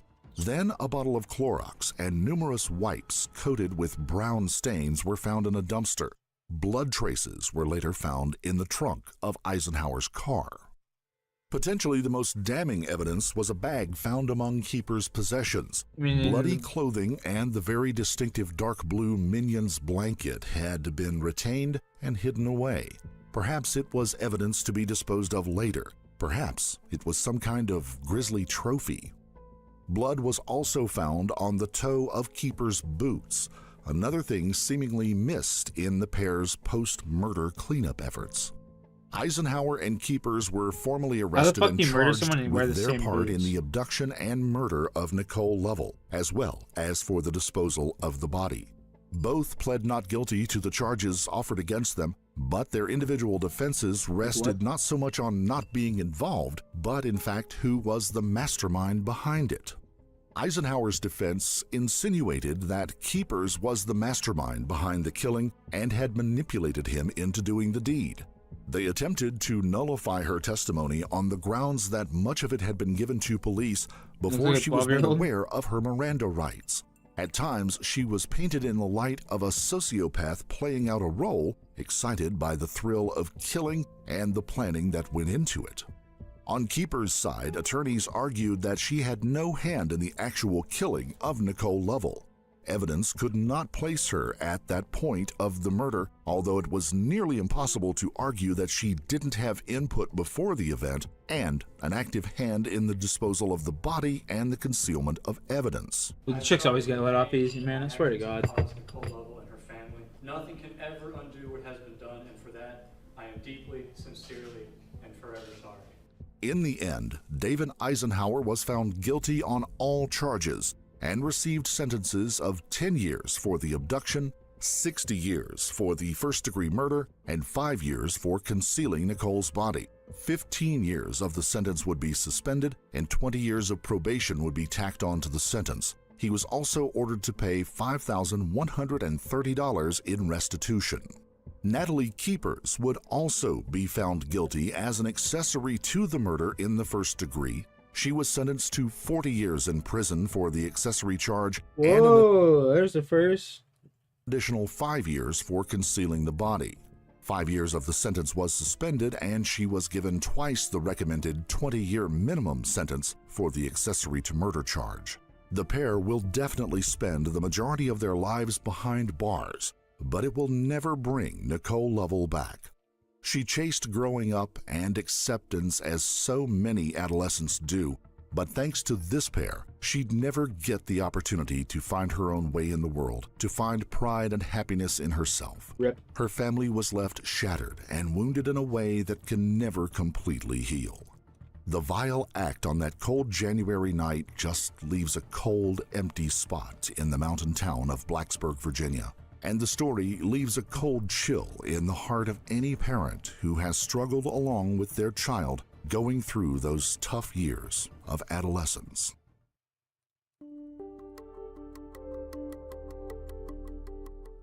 Please. Where are you at? Can you tell off here on I-75? I don't know where your phone is. I'm sorry. Are you blindfolded if you have pressed the button? The frantic female voice you just heard was that of... Well, that looks like one of my ex-girlfriends too, bro. What the fuck? I'm not even tripping. Like, right that, like, what the... Denise Amber Lee. Denise had secretly called 911 while blindfolded and restrained in the backseat of a car. She desperately tried to tell the 911 operator as much information as possible before her captor caught her on the phone and the call went silent.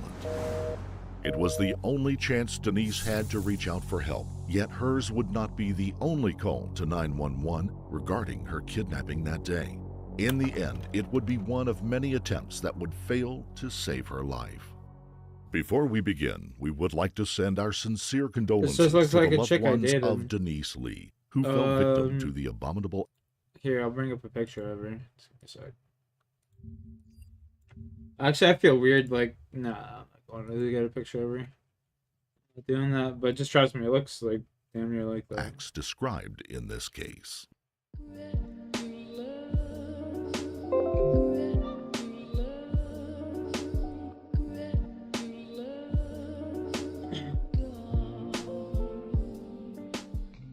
Meet Denise Amber Lee, a 21-year-old woman who was happily married to the man of her dreams and was raising 2 children. See, the problem with gambling is it's broken, Denise man. met her husband, Nathan, and like in high school. Their love for each other grew rapidly, and soon the problem after graduation, is they married. when people gamble Not long after and they tying win, the knot, the it doesn't give them the blessed with a points. son, Noah. So 2 I years essentially have to later, go they had add the another points to baby the boy, manually. Adam. And I'm lazy Having as fuck, started the you know what I'm family saying? so And I just soon don't out like of doing high that. school, Nathan and Denise were not exactly financially stable. That's it. Denise That's what it was a boils stay-at-home down to. mother, and Nathan had to work 3 jobs Lazy just as to make fuck. ends meet. Still, their financial burdens did not interfere with Is their what it family's is. happiness. We were going through what most people would say some tough times. You know, we had 2 Under little by the end of kids, the we were stream, young. let's go. Money wasn't necessarily on our side. It didn't faze us. We knew we were going to be fine, and we knew we were, you know, going to grow old together. For the money-tight couple, housing options were limited. However, they found a newly built rental home at an affordable price in Northport, Florida. The location of the house allowed the couple to be close Kids to in both this of their game are parents. It was useless, situated bro. in a rural area that was quiet, though Denise's parents likened it more to a ghost town. It was a newly constructed subdivision that had many houses that were still left vacant after the housing market crash of 2008. Denise's father, Rick Goff, and her mother expressed concerns about their daughter and her family living in such an isolated setting. Despite that, he understood that the home was a great deal for the couple who had limited resources. For Nathan and Denise, home and neighborhood appeared as a financial blessing that would allow them to raise their children in their own home in a quiet and peaceful community. At least, that's what they thought. It was an unusually warm and muggy day in Northport, Florida on January 17, 2008. At 11:09 a.m., Nathan called Denise to chat during his lunch break. The two talked for about 5 minutes. During their conversation, Nathan asked Denise to turn off the central cooling system and open up the windows of the house to help save money. Denise let him know that she already had.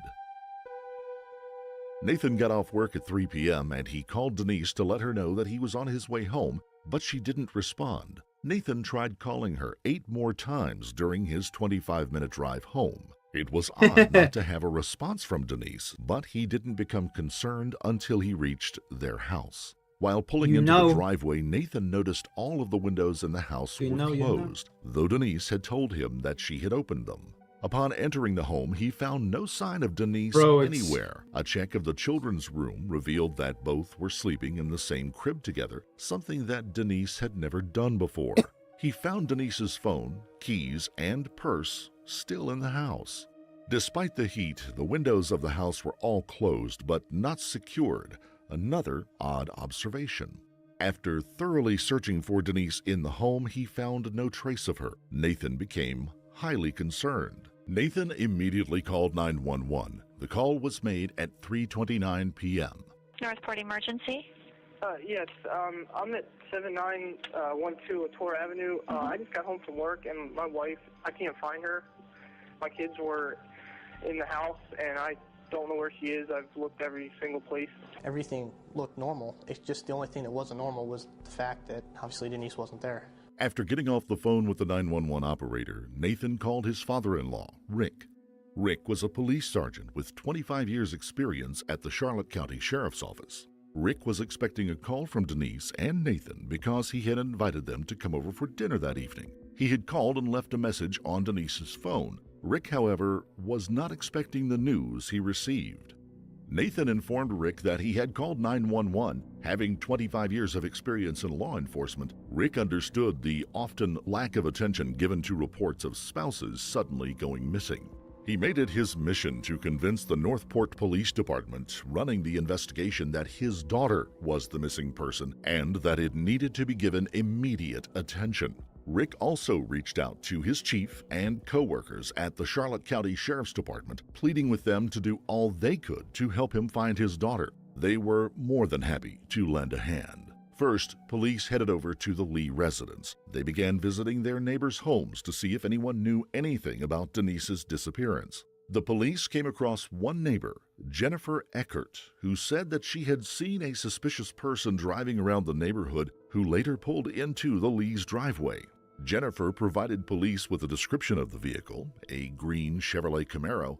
With that information in hand, the police department sent out a BOLO, a be on the lookout alert for Charlotte County. Sounds the like a BOLO disease. went out at 6:35 p.m., about 3 hours after Nathan reported Denise missing. The BOLO stated that the green Chevrolet Camaro had been seen around Toledo Blade Boulevard and US 41 near the Charlotte County Northport line.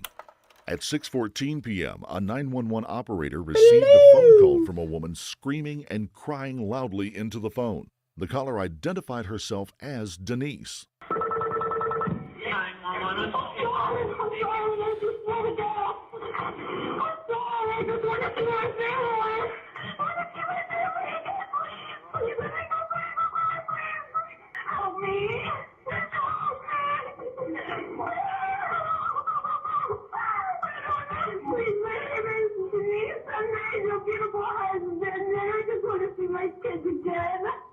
Rick and Nathan were informed of the disturbing 911 call, and they asked to listen to the recording to verify whether or not the caller was in fact their Denise.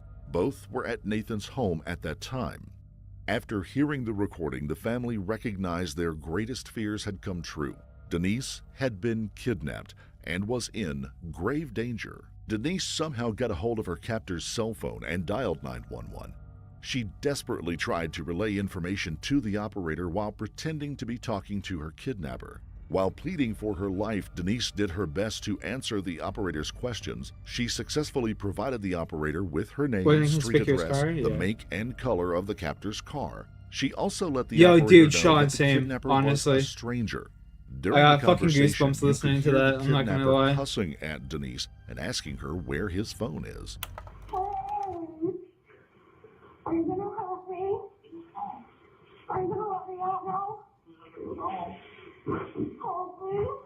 It took about 5 minutes, but eventually he realizes that Denise has his phone and has called 911. The call goes silent. After discovering his daughter had been kidnapped, Rick immediately informed anyone and everyone he knew to be on the lookout for his daughter. He had Highway Patrol and even the Marshals Service out looking for Denise. Since Denise had the opportunity to call 911 using her captor's cell phone, Nathan was confident that the police would be able to track down their location. How the fuck can they not find the phone if it's calling 911? You get the phone number, bro. Am I missing something that here? phone. Unfortunately, the phone belonging to the kidnapper was a cheap prepaid cell phone, also known as a burner phone. This style of phone does not have the GPS tracking device that allows police to trace its location. The police were able to obtain pings from all of the nearby Wouldn't it make cell sense? towers, which Okay, hang on, let hang them know on. that they They'd be able to get the number from that phone. Therefore, they'd be able to track the ID to the phone and where it was sold from. And then hopefully that store has cameras. were at least close by. Though useful, it was not enough Because information each phone has to its track own down ID. Denise. And it's Still, registered to a using store the that cell sells phone it. number, police were able to identify the owner of the phone, Michael King. Neither Nathan nor Rick recognized that name. 9 minutes after the 911 call, another operator received a call from a girl by the name of Sabrina Muxlow. And the girl came got out of the car, and my dad's cousin went and put her back in the car when she got out. Okay, where's your dad's house?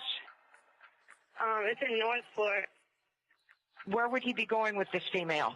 He came over to my dad's house, borrowed a shovel, a gas tank, and something else. Sadly, at the time of Sabrina's call, Denise was only 4 miles away from the home. Not long after Sabrina's call, a 911 operator received a call from a woman named Jane Kowalski. That was around 6:30 p.m. Just inside the Charlotte County line from Sarasota County, Jane was traveling down US 41 along Florida's west coast. She came to a stoplight and suddenly heard what she thought sounded like a child screaming in terror coming from the car next to her. Jane looked over to see what was going on, and for that moment made eye contact with the driver, a white male. What sounded like a child screaming to Jane was actually Denise screaming for her life in hopes that someone would hear her. And the driver was Michael King, but Jane had no way of knowing that. As Jane glared at Michael, a hand shot up and started banging on the passenger window. She watched in horror as the driver tried to subdue the person in the passenger seat. Immediately, Jane called 911, believing that she was. Bro, why wouldn't you just ram into that? I would fucking ram right into that car, yo. Well, I'm on God. 41 going south, and On God, I would have fucking just rammed right into that car, man. I just crossed Chamberlain. I'm on 41 Like, if they were just banging on the car trying to get out, like, you could do, like, a situation like that, you just gotta know. What kind of vehicle was he in? It's a blue Camaro. Having been near the Sarasota County line just moments ago, Jane thought her call went through to the Sarasota County Police Station, but it was actually sent to Charlotte County, where Denise's father, Rick, works. Jane did her best to stay with the driver and even attempted to get the license plate on the car while speaking with the operator. However, the operator was distracted and slow to respond during the call. Jane, we have your phone number. If we need you, we'll call you back. You'll be on that cell phone number if we need you, right? Absolutely, and don't hesitate. I'll give you whatever information I can give you. Oh, okay, and we really appreciate you calling in. Yeah, okay. Well, God, I hope. Man, oh, man. Okay. Thanks, Jane. All right, thank you. Drive careful. Oh, I shall. Thank you. Bye-bye. All righty, bye-bye. At one point, the male driver had pulled behind Jane, obviously realizing that she was on to him. Jane slowed down to 45 miles an hour in hopes of getting the suspicious driver to pass her so she could get his plate number. But all he did was drive slower. At some point during the call, the male driver pulled into the left lane and abruptly turned. Jane asked the operator should she try to follow the vehicle, but before receiving instructions, she lost her chance to get into the other lane and was blocked by traffic. Michael had gotten away. During the call, like, the people operator are. could be heard How do you not just relaying instinctively information do to it? other people in the call center, but no one ever responded to Jane's call. Instinctively Around do it. 6:42 p.m., police Like went what? to Michael King's home. They broke into the house and found it empty, so the police began searching the property. During their search, they found a room that could only be described as a torture room. It was obvious that it had been recently used. Police found duct tape that had long strands of hair attached to it. 8 minutes later, yet another 911 call was made regarding Denise's abduction. This time, the caller was Harold Muxlow, Sabrina's father. Wanting to remain anonymous, Harold made the call on a payphone and refused to give his name. The information he provided to the operator was vague except for the description of the car, a green Chevrolet Camaro with a black cover on the front known as a bra. Is he going to hurt the girl? You saw them, though? Yeah. And where was she? In the car? You just have to? Yeah, no, exactly, bro. Like, what the fuck? I'll take the charge. It turned out I'll that take the Michael charge had if I'm visited wrong, Harold you know what I around mean? But if 6 the chick's in p.m., there banging on the requesting window, to borrow like a screaming, flashlight, a gas and can, Buddy grabs her and shovel. starts like subduing the her, reason you're like, being yeah. given was that his That's- lawnmower had gotten stuck in the mud in his front yard. That's a telltale sign of During something this going time, wrong. Denise like- was able to climb out of Michael's car. She began screaming at Harold to call the cops. Stunned, Harold didn't know what to do or think. Harold asked Michael what was going on, and he said, "Nothing, don't worry about it." After forcing Denise into the back seat of the car, What the Michael fuck? quickly got in the driver's seat and sped away. Harold knew his cousin had a history of bad relationships, so he initially chalked it up to a minor domestic dispute. Still, he was concerned. He decided to call his daughter Sabrina and told her what happened. She reacted by immediately calling 911. The situation Harold had witnessed with Michael was weighing heavy on his mind. He made the decision to go by his cousin's home to verify the lawnmower story. When Harold arrived at the house, there was no one home. Plus, there was, of course, no lawnmower stuck in the front yard. Harold realized he had been lied to, and at that point he decided to call 911 himself. Though Harold tried to remain anonymous on the 911 call, police soon pieced together that he was both Sabrina's father and Michael's cousin. As soon as police figured out Harold's identity and home address, they went over to the house and questioned him about what had happened with Michael and the woman that he had in his car. It was at this time that Harold told the police all that had transpired. The fact that Harold witnessed Michael and Denise together and had the best opportunity out of anyone to save her that day pains Denise's family dearly. At 9:16 p.m., a state trooper pulled over a vehicle matching Michael King's 1995 green Camaro with the black bra. Michael King was behind the wheel. He had finally been found, but he was alone in the car. Michael was pulled over about 4 miles away from the location where Jane, the driver who had called 911 on the road, had seen him. The trooper made Michael get out of the car. When he did, he saw that Michael was soaking wet from the waist down. On his person was a cell phone, but the battery had been removed. In the car, the trooper found a muddy shovel. At 9:30 p.m., Denise's father, Rick, received a call with the information that Michael King had been found. Rick hoped that meant that his daughter was now safe, but unfortunately, he was wrong. Though Michael King was finally located, he was not about to tell police what he had done. Instead, he claimed that he was a victim and had been abducted along with Denise by a stranger who had offered them a ride. Michael was taken to the police station where he was held for questioning. Hours after his arrest, Michael was allowed a visit from his cousin Harold. During their visit, Michael gave his cousin his version of what happened that day. He told his cousin the same story he had told police. Michael said that he had attempted to call 911 while being held captive. He also claimed that he had no idea where the kidnapper had taken Denise because the kidnapper had let him go first and continued to drive off with Denise still in the car. Michael also tried to take the credit for Denise being able to call 911. During their conversation, Harold tried multiple times to convince Michael to take a lie detector test to prove his innocence, but Michael showed no interest, stating that he's not going to do anything until he gets a lawyer. While being interrogated, Michael mentioned a location he believed Denise had been taken. However, when police searched the area, they found nothing. Unconvinced by the story Michael gave to Harold, the police charged him with kidnapping.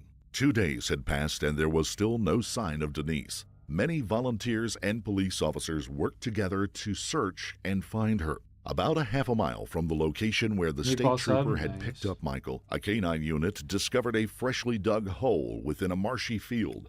In that hole, they found the naked remains of Denise Amber Lee. She had been shot in the head. After the discovery of Denise's body, her family expressed their gratitude and pain over their loss. With Denise recovered, police could now focus on putting together a profile on Michael King and try to figure out why he had targeted Denise. Michael King was 36 years old. He had moved from Michigan to Florida in 2002 after experiencing a painful divorce.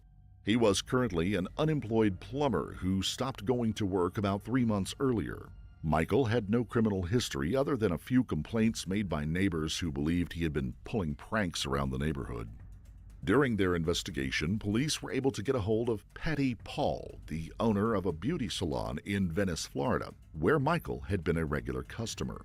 Patty described him as a quiet, modest customer, except for one disturbing visit where Michael had brought a girl with him who he said was only 15 years old.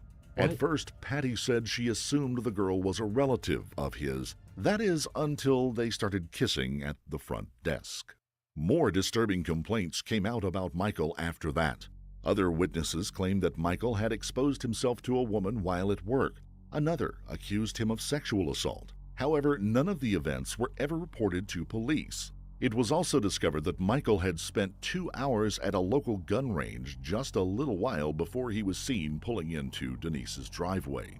After a few days, Jane, the woman who had believed she was witnessing a child abduction, called the Northport Police Department after recognizing Michael's picture on the news. Jane told them that that was the person she had called about when she thought she had seen a child abduction, but now realized it was Michael holding Denise down in the car. She wanted to know if they needed her to provide any further information, but no one at the Northport Police Department knew anything about the call that she had made, as it had gone to Charlotte County. More so, no one at the Charlotte County Sheriff's Office, where the call had been routed, knew about her call either, because the dispatchers had never sent it out.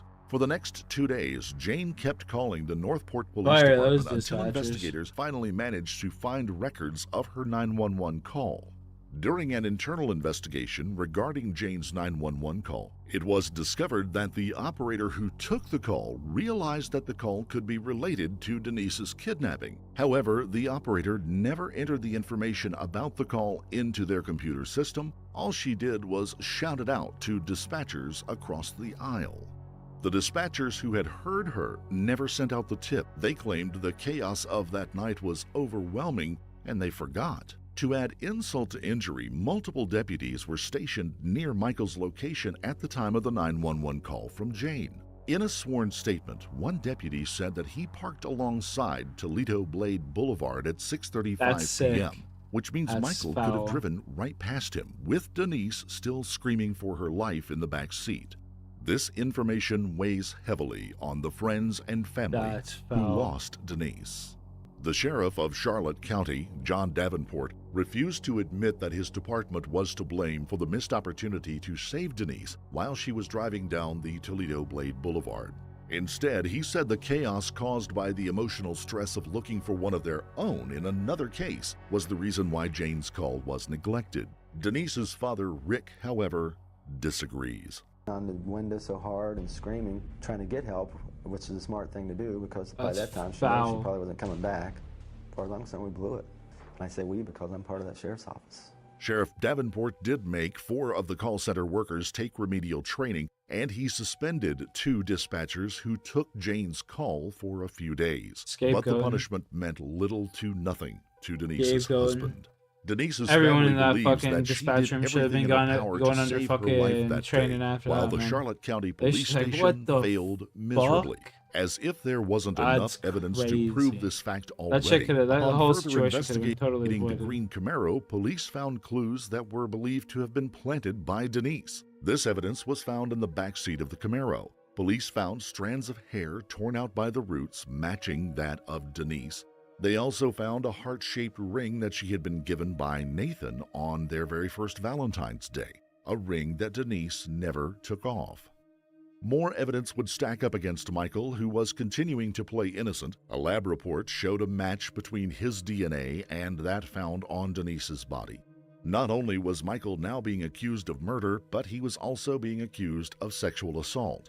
6 days after Denise's abduction, a massive funeral was held in her honor. The entire town came together to pay their respects to Denise and her family. Questions about Denise getting abducted in broad daylight by a complete stranger continue to haunt her family. Though the evidence stacked up against Michael is immense, he pleaded not guilty during his trial. The family's questions remain unanswered. With all that had transpired throughout the desperate search for Denise and the many mistakes that were made, Nathan was not about to chalk up Denise's murder as an unavoidable death. He truly believed that more could have been done and should have been done by the police to save her life. In April of 2008, Nathan filed an intent to sue Charlotte County for their failure to save his wife due to their carelessness.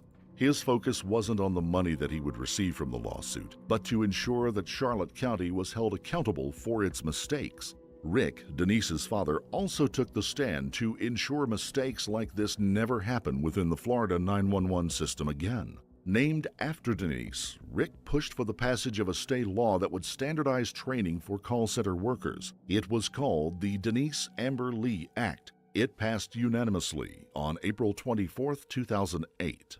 Unfortunately, this act only provides optional training for 911 operators. It does not mandate training and certification. To this day, Denise's family continues to push for the new law that would make the training and certification mandatory for all 911 workers.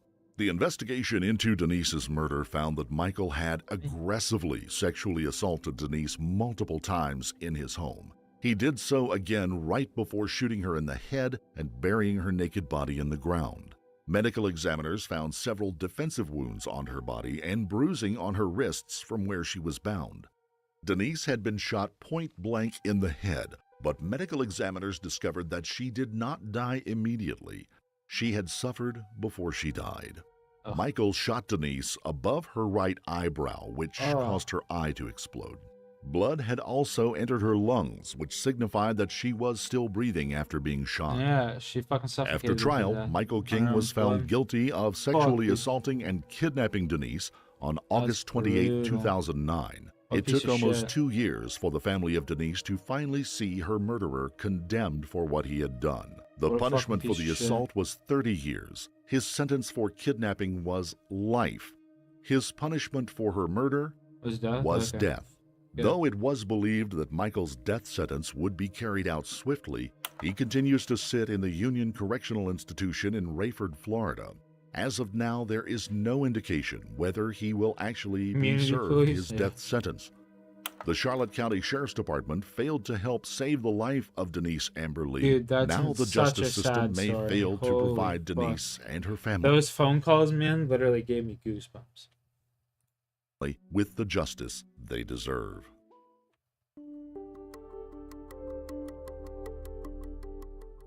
It was Super Bowl Sunday night, and the big game festivities had finished an hour or so earlier. A busy bar in Key West, Florida, Conktown Liquor and Lounge, was serving a crowd of hangers-on and those who didn't have to be somewhere early the next morning. A group of 3 young men get up from their drinks and head out the back door leading into the parking lot behind the bar. A middle-aged man, the owner of this strip mall, gets up and follows them. Minutes later, as things moved into the early hours of Monday, there were shots from behind the building. A shot was fired, followed by 2 more in quick succession.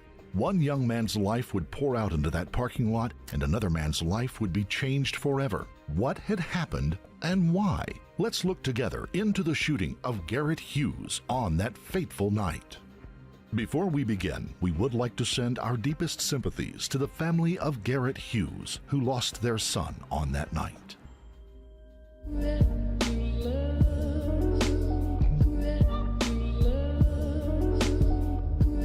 the intro was fire.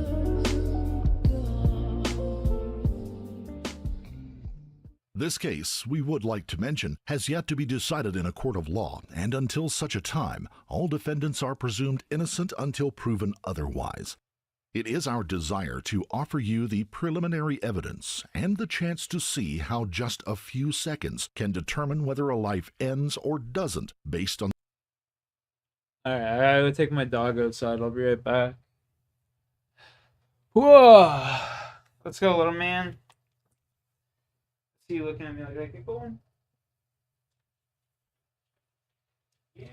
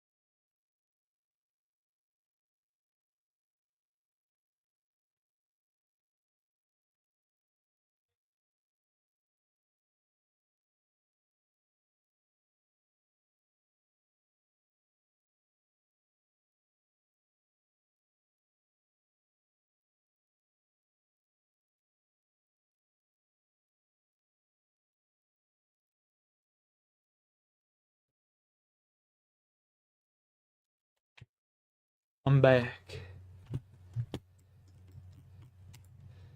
On the actions of those involved. Was this murder or was it self-defense? Was this negligence based on alcohol or just a terrible, irrevocable accident? Yes, hello. I just shot someone. You just shot someone? Who did you shoot?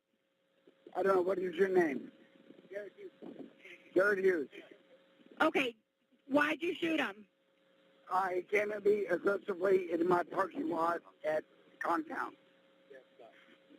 Okay, we have units en route. You said he approached you aggressively? Yes. Are you the owner of Contown? Yes. Please send ambulance. Yes, there's units en route. Is he awake? Yes. Are you awake? Okay, do me a favor. I need you to put the weapon away. Can you do that for me? Yes, the weapon is set aside. Okay, there's a unit pulling up right now, okay? Can you tell me where you hurt him, where you injured? Where? In the stomach. Ooh. I'm there. I'm here. Sir, are you with the officer? Yes.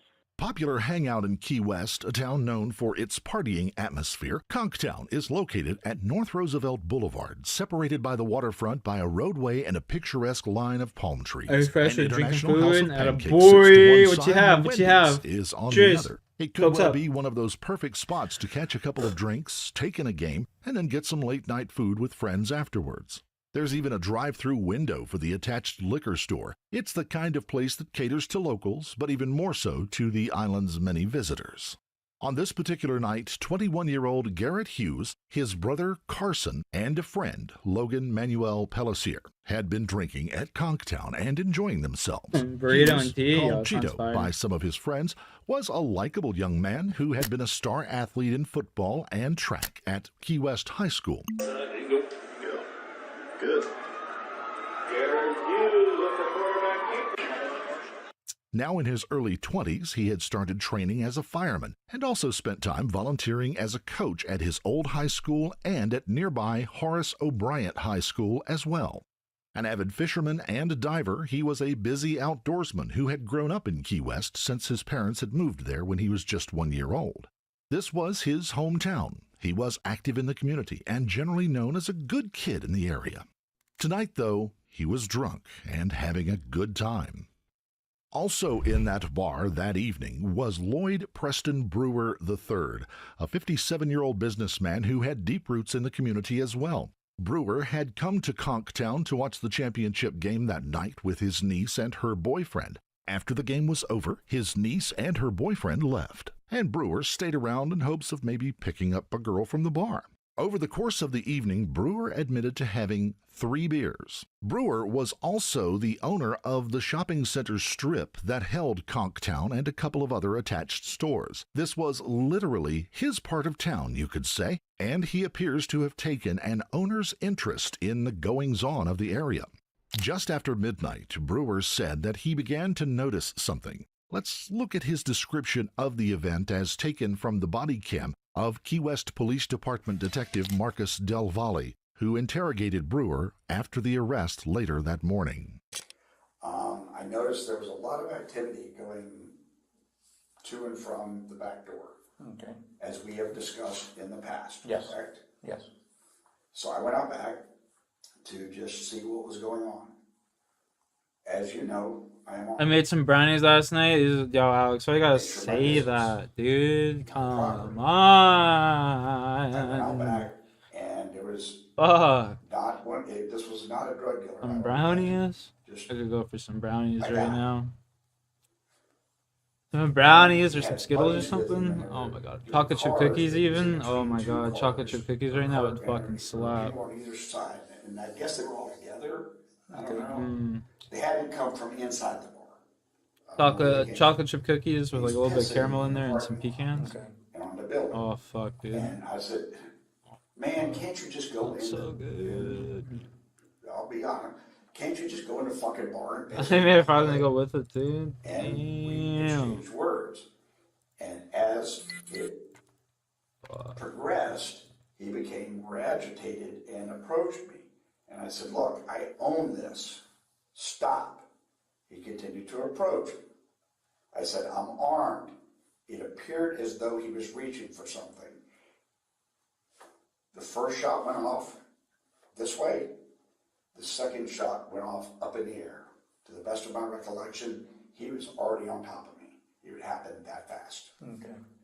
At this time, there appears to be no prior knowledge or connection between Brewer and Hughes before this night. Hughes had only come of legal drinking age in November of 2022, just a few months before. Some people do become a Immediately different after animal. the shooting, Brewer calls 911 and places his firearm, a 9mm semi-automatic pistol, on the hood of a nearby car. As Hughes' Chat, friends we are check about on to hit him, 99 Brewer waits here on the so police soon. and rescue workers to arrive. We're The like police 7 arrive and minutes secure away. the location. An ambulance team and EMTs immediately begin to work on Hughes. They transport the mortally wounded young man to the hospital, where he was pronounced dead from the gunshot wound, Wait and just see. 25 minutes after the incident took place. Brewer would be held at the scene for a while, then brought to the Key West Police Department for booking. It was nearly sunrise when he would be interrogated about what happened. Brewer appears to have at least a professional passing acquaintance with Detective Del Valle, probably over incidents that had happened in and around his property over the years. At the time, Brewer signs away the rights to a lawyer being present. Detective Del Valle even allows Brewer to borrow his reading glasses to be able to read the documents that were provided. Brewer began to make a case for standing his ground. That fast. It was on my property. I stood my ground. I feared for my life. Period. Okay. Brewer would then describe the back and forth that was spoken between himself and Hughes before the shooting. We were going back, like, who the fuck are you? We were just going back and forth on this thing. And it just, I mean, that fast. Okay. It was not a long, drawn-out process. It really wasn't. Because if it had been, then his buddies that were here would have, I mean, had they all come in together and it been a fist fight, things might have ended differently. But that dude was agitated already. I mean, you can test me for drugs or whatever. I don't know. I swear I hope he's okay. At this time, Brewer has not been told that Hughes had died. He does not know this has moved into a much more serious situation, one where a charge of murder is a distinct possibility. He continues with his description of the event, reinforcing his take on it being defensive. I hit him in the abdomen. I don't think I hit him with the second shot, because the second shot went in the air. It was that fast. Detective Del Valle asks if there was any kind of hand-to-hand contact between the two men. Were any punches thrown or any attempts to grab? Was there any contact with you on him? Did you grab him? Did he grab you? Was there any hand contact? Not to my recollection. Okay. It happened so fast, but when somebody's coming at you that fast, I got you. it doesn't matter. All right. Now, if we're going to get into very minute particulars, that's what I'm going to ask for a lawyer. Okay. Because I'm telling you the overall scope of what happened. And the reason I asked for you is you understand the dynamics of that establishment. Yes, I do. And so you know I'm armed all the time. Nature of my business and what goes on back there. And really, all I was doing was walking through here. You think it was self-defense? I need to see the video first. If something was happening. All right.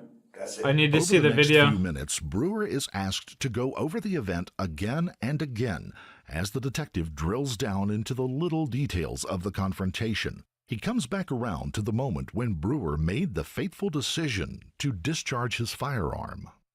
At what point did you draw on him? Was it here? When I fired, he was about this close. Because I fired on him. Is what if he didn't get rushed? It appeared It depends though how the interactions happened, right? Like if he approached him first, you know what I mean? Like just because he's recounting it like this doesn't mean it happened like that.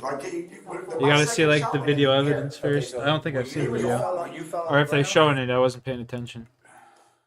So. remember if you fell on the ground? I'm fell more back? excited about me getting my Yeah, 99. He came at me. Yeah, because when I got up, but he wasn't on top of me by the Okay. time it all ended. He was on the ground. Okay. Given the chance to state and restate what has happened, Brewer's take on the incident has been laid out. He then begins attempting to manage the situation and how it should be approached. Right. And I'm going to maintain stand your ground all day long. I mean, it's my parking lot. He's coming at me. What I hope comes out of this, I understand your job. And I understand friends don't cross that line for your job. I think this is a case for a grand jury. Well, that's what we're here. Do you know my job? Yep. I think this is a case for a grand jury to investigate all of the facts. This is something that we get all the facts. We get everything, the good, the bad, and the ugly. We put everything together. And you know, and before we do anything, I don't want to go to jail tonight, but you know I'm not going anywhere. So, you take it to a grand jury. That's up to the state. Next, Brewer asks for special handling from the local police. So here's what I would ask. If you want to hold me for whatever reason, give me 3 or 4 days. Here's why. I'm a one-man shop. I've got to pay estimated taxes. I'm the only one that can do it. Okay. I've got to be at my office. I don't care if you come and sit with me to make sure I don't go anywhere. Right. But I've got to be able to do that. It's only after a half hour of interrogation and the long wait beforehand that Brewer finally gets around to wondering what had become of Hughes, the young man he had shot in the parking lot. Get the fuck out of here. Right now, he's critical. The detective doesn't answer, then leaves the room to process some paperwork and to check on a request for medications that Brewer said he needed.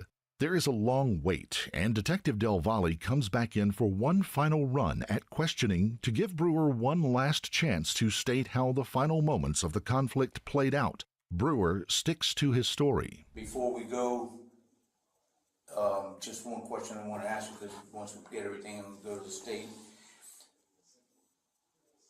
when the guy came, you said the guy came towards you, do you remember anything or any type of... Finally, we did it, baby. 99. Actions? We did it. 99 shot. Look at that. Oh my god. Let's go. Fuck. A. Let's see how much money we made at Winter Total, boys. We made 10.8 mil through that. Oh my fucking god. Finally, we're done this bullshit. Got my cool 150 mils.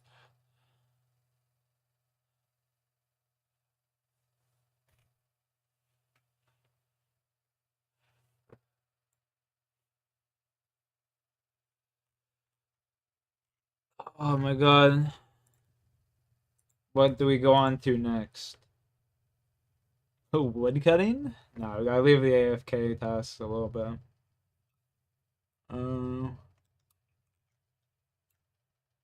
Runescape a grind? Yeah, it's a grind. I'm down for the grind now.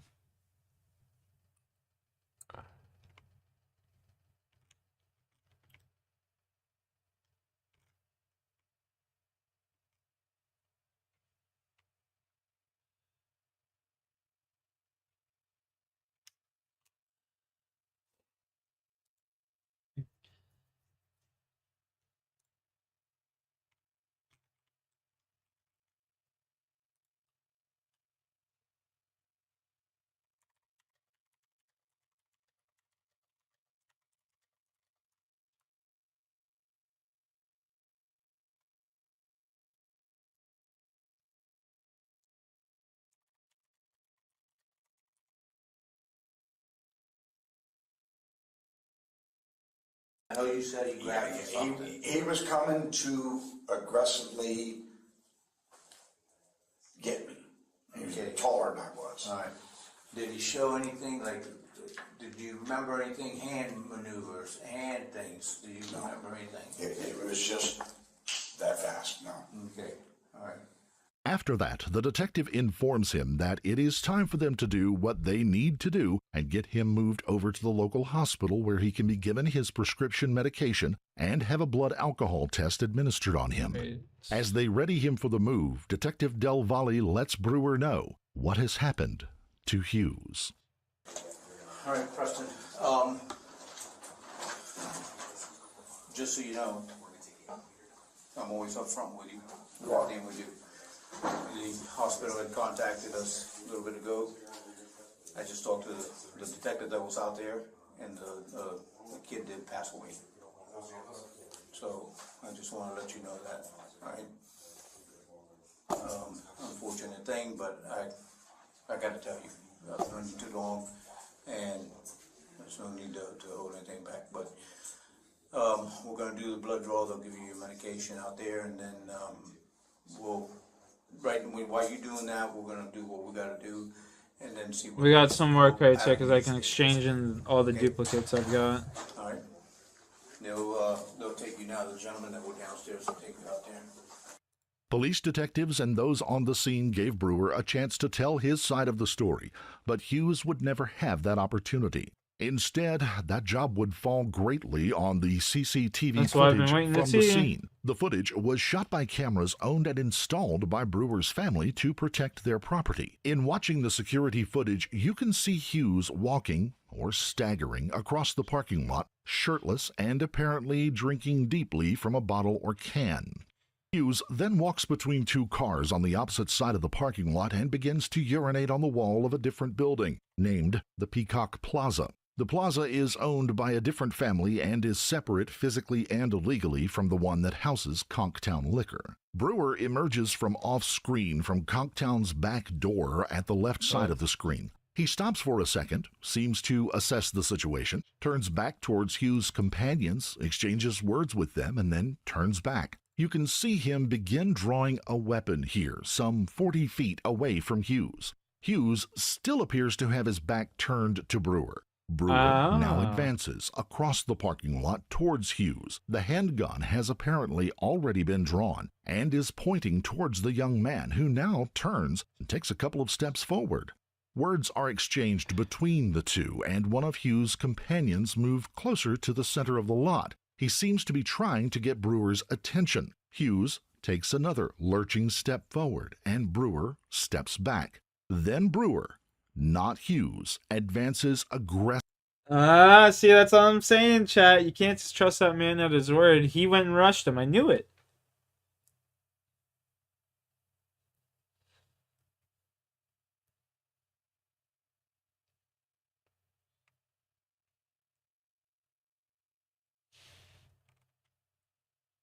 Aggressively, gun out, and fires at Hughes. The shot was fired at nearly point-blank range. The two fall to the ground, and at last look, it appears that Brewer may well have been the one on top. Police forensics on the scene would later say that Brewer had fired a total of 3 shots, not the 2 that he remembered. The case now rests on the differences between Brewer's explanation of the event and the video taken from the scene that does not exactly back up his account.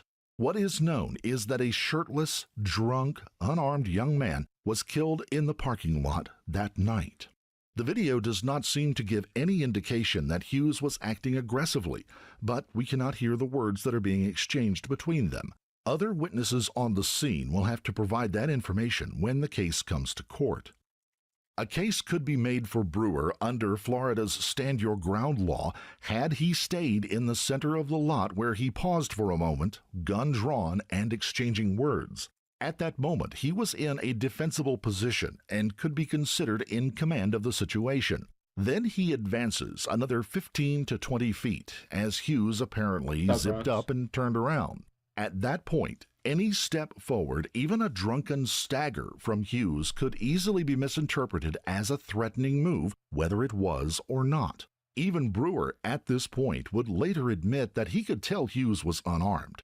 Hughes, reaching for his waistband, could easily be determined to be the young man just adjusting his pants after he had finished urinating. Perhaps Hughes' companion, that advanced out and into the open area of the parking lot, had triggered Brewer's fight-or-flight reflex. Damn. Well, that's case closed right there. That man's fucked.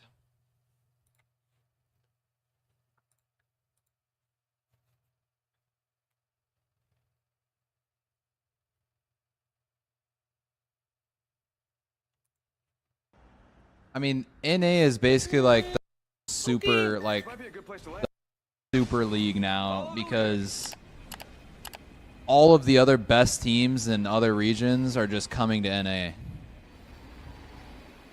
Well, it's not even all of the other best teams. Like, it's basically what? DZ and Moist. Is that the only two? Or has there been more? I mean, those are the only teams, like... with us. Those are the only teams that really have with us again. done consistently well. That'd be 2 teams with Oh, thanks for stating the obvious, homie.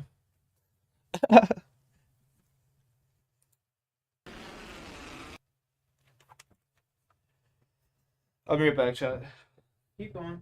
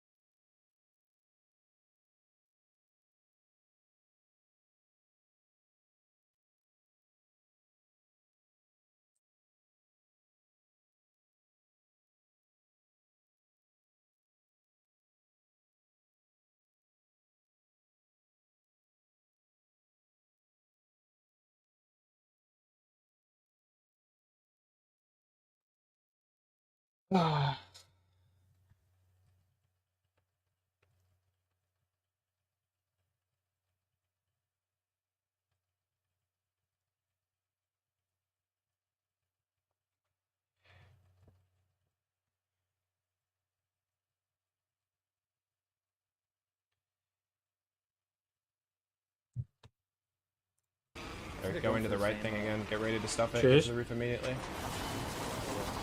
I have an hemlock. I have a volt. Over. They're killing. Horizon was at 40 white. Horizon was Killed Horizon. Nice. I'm medkitting. Under your Q. Try to Both low ground. I got killed. Sear crack. Finishing my medkit. Yeah, you're good. On my door. I'm gonna kill him. Come on, buddy. Castle one. On my door. I'm gonna this. You're on me dead. Castle one. Boo-boo. Just pissed on my holy. Comms, guys. Good shit. That's 2 seconds. You can immediately get off. Oh, Honest. Hang on. There you go. Horizon with that. Caustic 100. 20 on bang. Good ult. My ult. Caustic in my ult. Caustic one. Dead. Just show. Hitting to you, Bango. I'm literally 1 HP. Bang shot on. I'm with you. Dead. Bang shot on. I'm with you. Last guy close to me. Nice, last one. What? No, I don't want to go down. Left. 100. Just fight me. Focusing the team across. Dead. I killed one in this rock. I probably should turn around. You're still down below. I can look at that in a second. Don't use too many nades on it, but I'm ulting them. Fighting. Throwing another nade. Comes in, Evan. Ryzen's dead. One dead. One more. Just throwing another nade. Ryzen's dead. One dead. Just one more. Cat, I'm gonna kill it and come back up. 110. Makes you pull with the revolver, yeah. The wingman's fire. Yep. Side, get ready to kill these guys on the walk-in. They're crossing now right side. Crossing now right side. We need to scan. I'm scanning. They're like running below I them. might place some effects right now, actually. Dead. Go on. Yeah, don't phase, bro. I'm looking right here. Down here. They're hitting it. I almost get one. 150. 100 on that one. It's the team from Hyde. I killed one. It's the fucking team from Hyde, I think. Yeah, it is. Let's go up. Can we everyone go up? I'm gonna jump left. I'm aping left. Break that if you see it. Broke it. Rising one. Dead. All dead. We're full safe on this wall. We need to look right once you get to my wall, okay? Look here, free kills. I got one. Crack the bang. English 70. Yeah, I'm popping out. They're looking. 70 hard. Caustic. Big damage. Big damage. One. Yo, Height's looking over. Chill. I can't. Height's looking over. Just come back. It's literally a bullet. They're low as I'm fuck, stuck in the corner. I'm Stuck one. I'm gonna hit these guys. I'm down. Just chill. I'm in down. We gotta give it to them. Get ready to peek that with your round ult. Kill them all. Yeah, nice. Any other medkits? We're gonna get insta-thirded if we go over there. I know, we don't have to. We can just get them killed, though. They're in the open. They have no cover against us. I'm dropping a barrel on them. Hang one. None. Big Nice, he's dead. 40. They're gonna get the reset again. Come to me. We're gonna go take their spot. Come to me. Okay. Yeah. I'm going. He jumped off. Take it. Stabilize. Look at middle. Behind us is the bottom. Oh, He's queuing up. yeah, you can see It's a solo. It's a solo. Can we throw this? Yeah. Caustic crack. That sounds like you're. I'm late. That's funny. Nice. I'm late. On me. Bang one. Dead. Nice, there's more. Swapping. I'm going up. Can we go up? Wait, they're fighting. Queuing right. Yeah, If they queue up, move the nade. Once my bang ult lands, we need to end height. Once my bang With ult the lands, we need to Senti, end yeah, height. Alex, I'm gonna go play some Apex here myself. I'm not going in. Give everything we have at this. Queuing up now. Everyone sit. Go. Everyone aim. I can't move. You're gonna overswap in this box. Oh, they're queuing up. I think they're queuing up. I'm queuing us. I'm horizonting them. Yeah, dude. Good horizontal. Hard one. No, hard is so fucking one, bro. Hard one. No, hard is so fucking one. Hard enough. 9 per second is nice. Look at that. Good nades. Go. Everyone aim. Most guys at 80. Clipped one. You're dead. Get out of the zone. No. I got stun. 100 dead. Play in the corner. 100 dead. Last one. Bro. Where? No. New team. Hold your knock. New team. Crack. Valve crack. I'm moving. No. New team. Hold your knock. New team. Blood almost cracked. Back one. Valve crack. I'm moving. Blood 95. Blocking this. Blood. Bangs on me. Fight this one. Have you. 1v1. Blood 1. Dead. Bangs on me. Have you. 1v1. Get him off fight. 1v1 front. Yeah. 1v1. Oh, he's the bunker here. Betting. They're trading, I think. It's a 1v1. They're trading. Actually, Yeah. It's 1v1 up here. 1v1, one guy here, right here. Right here. He got an armor swap. Oh, he's super on my nuts. There's armor swaps on here. Dropping. No! I almost got it. Fuck. Alright, that gave me the itch. Thanks for getting off of me. It gave me the itch.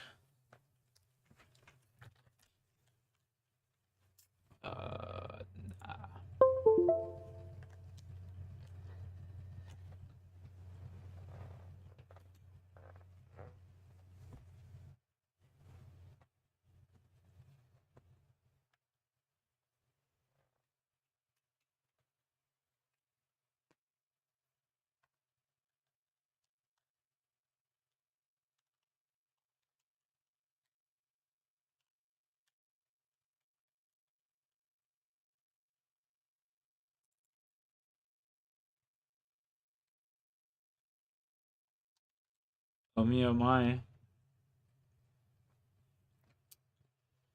See if Jayski's on, you know?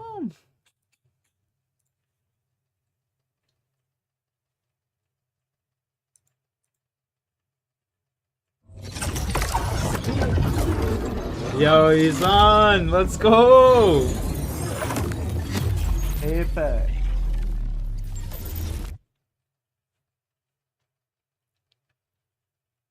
Be changing the way people. I know. You know what's funny, Alex? I said that in a really popular streamer's stream when they had that game mode out.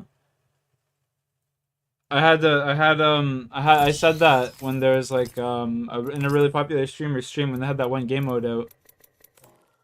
And what was it? Like the one where it like just spawned you in near another team. The one that was just out recently. And everyone's like, no, they're testing to see if you. They just put gold guns on the ground and get rid of attachments, this, that, and the other thing. I'm like, nah, man, they're testing to see if you just drop in randomly in the game. And they're like, no. Now guess what? Look who was right. Look who was fucking right. Look who was right.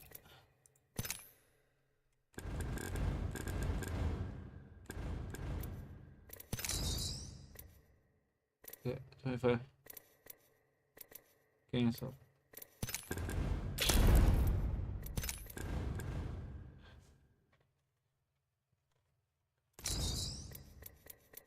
Five seconds.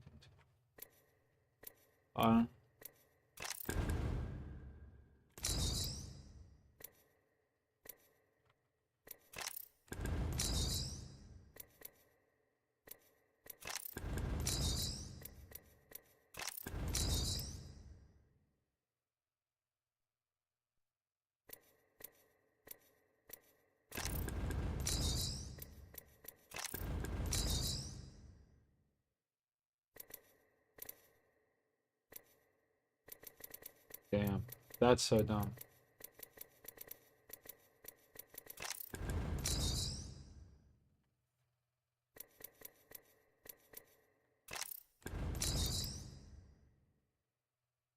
Payday 3 sucks? Yeah, it does.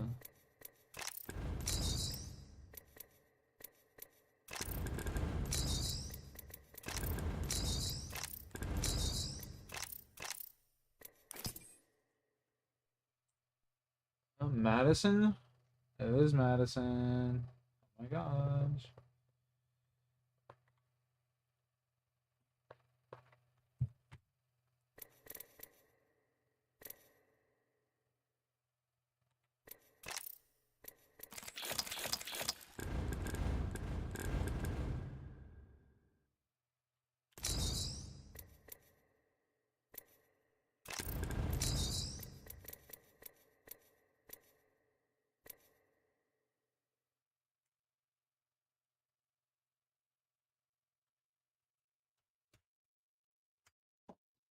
Oh. Should just remaster 2. Remastering 2 would be cool. Payday 3 sucks though. I hate to be that guy. Payday 3 sucks.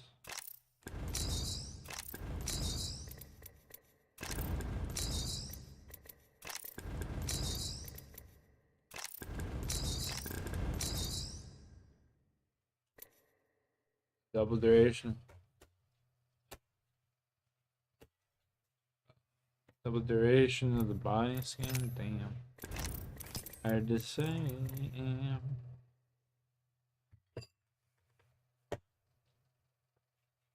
No, the sequel didn't work. Yeah. Yeah, seriously. You ain't wrong, Alex. You ain't wrong.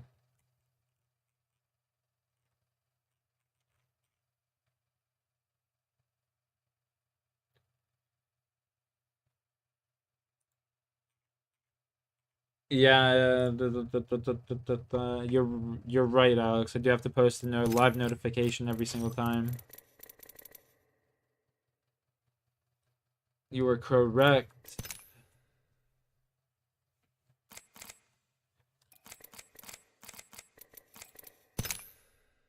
Shadow Society, yeah.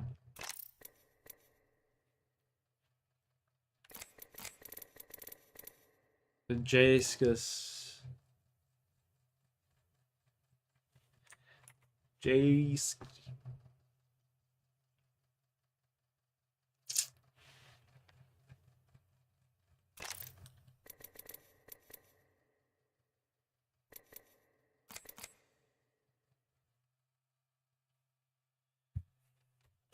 Definitely like the YouTube. Yeah, fair. I know YouTube's dog shit. YouTube sucks. YouTube sucks.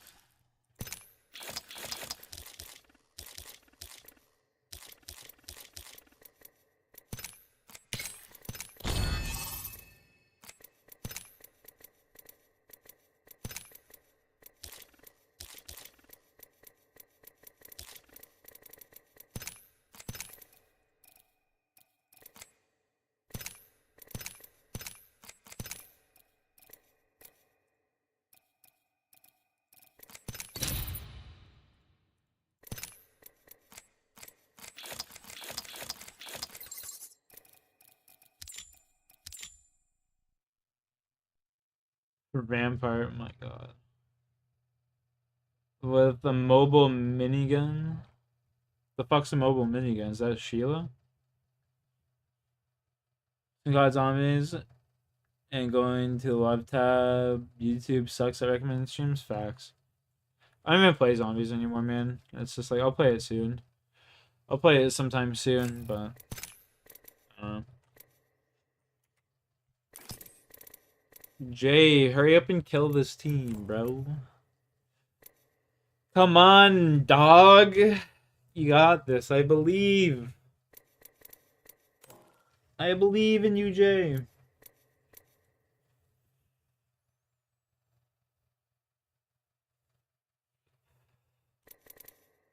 I believe, Jay. Oh, it's 24 hours. Yeah. 24/7 fucking music streams, indeed. Jay.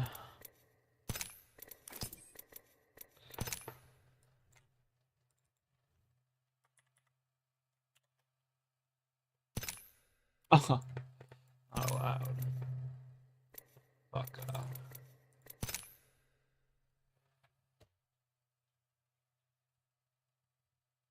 Then you won't play for a while. I feel that. I feel it. Look who it is.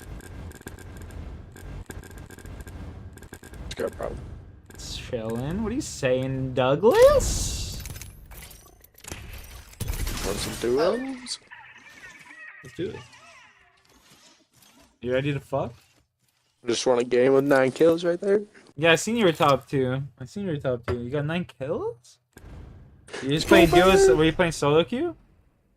No, I was with some random lifeline. Oh, okay. I was talking to his fucking girlfriend all game. Kind of like what you be doing all the time. You two would be perfect together. I'm dead. The perfect combo. Tokes? Yo, cheers, man. Cheers. You hella stacked in RuneScape? I hit 99, bud. You have a lot of like random miscellaneous shit. Oh yeah. Oh yeah. Isn't that kind of how you upgrade your gear and shit? Yeah, you just gotta do a bunch of like quests and stuff, you know? Like you got like some of the best gear in the game from just doing quests and stuff. Like every account, like one of the main goals should be like Barrow's gloves. Land there, scoundrels. Let's do it. Sure. Flies of heaven, this. Time we tear it apart. 2 teams. 80 more. Teams to show. Bro, I've been using a Mozambique, bro. It's slapping with the auto reload. Yeah, it's not bad. Mozambique do slap when you get the hammers. The hammer kablammers. Even up close, bro. It's I'm just winning fights with it too. Smacking kids for 45 when they push me and shit.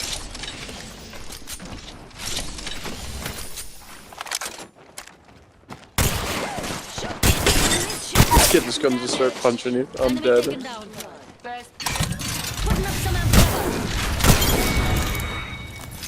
Kill the plonker.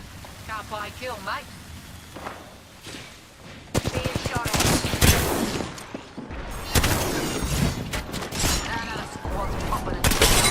Enemy's shield broke. They're shooting at me. Leveled up. Ha, I'm getting you on me. You can't forget the upgrade though. Killed the champ. Good shit. You lot give out that. Tossing up some amped cover. Closing in. Charging my shields. Whole nother team.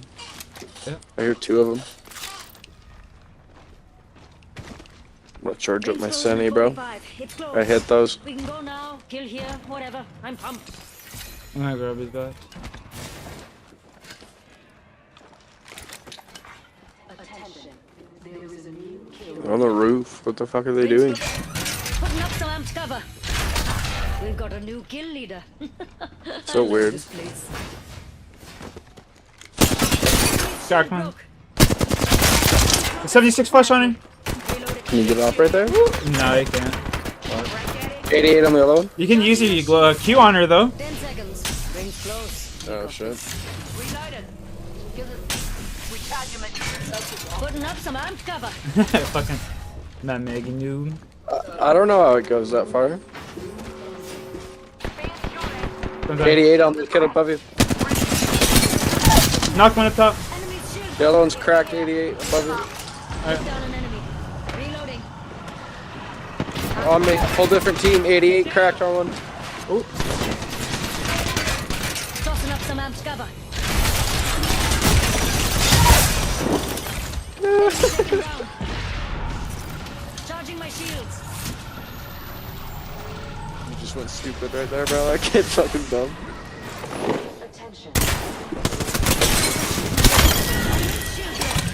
That other kid might have rezzed. Yeah, he's rezzing. On me. Mad Maggie, he didn't res. I don't think he's dropping. He's on my box. I think he dropped off to his little. He's knocked. You're going crazy. Blanca's shooting at me. Shield.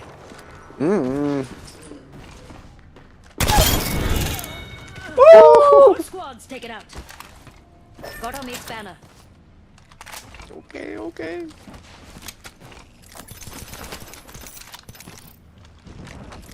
Go stupid, go crazy. Charging my shields. Got me a new upgrade. Can't wait to give it a spin. Bro, I was hitting sentinel shots like crazy right there. I was hitting every shot right there, baby. Yeah, it was just a dump.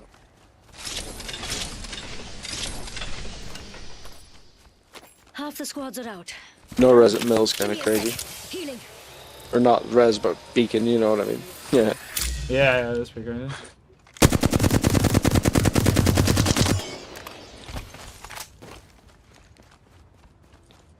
Tried to make sure he has it. He got it.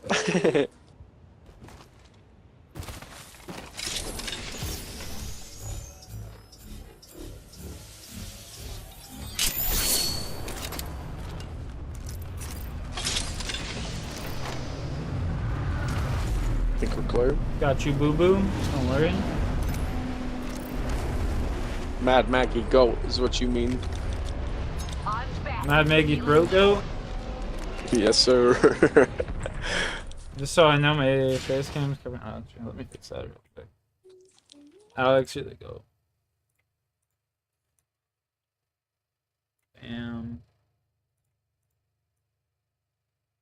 Bam.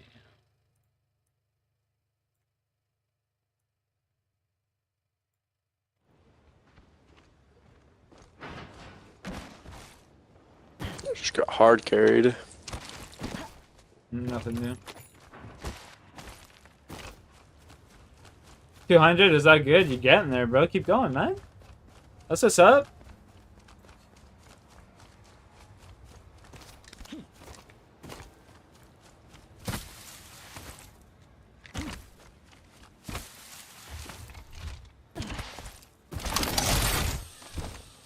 Bro, my favorite part of that was when I put the shield down. I just shot through the other shield that kid was hiding behind and just fucking murked them. You know? With the Sheila. Yeah. That was my favorite. Once I did that, I was just like, yo, I'm fucking all these kids. It don't even matter now. He just like stood there and took it too. That's what he said. He did. He did. I didn't even have the upgrade on that shit, Alex. No upgrade on the mini. It was all just raw fuckery.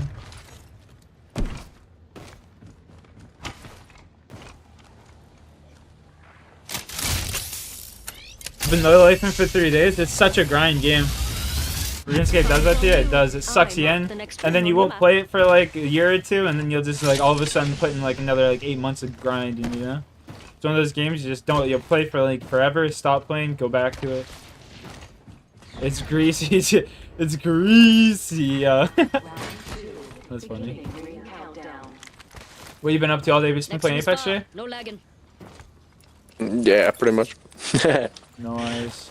For the most part, just kind of chilling. Feel that. Let's go grab this Evo. Replicated. Fancy going this way. Over here. Got one here, looks scared. I don't blame him. White armor on that kid. Cracked. 18 flash. Dude, I swear to God, the more I don't play this game, the more I get like accurate I am, you know? Like, I don't know how to describe it. Yeah, I'm going this way and grabbing this. Dude.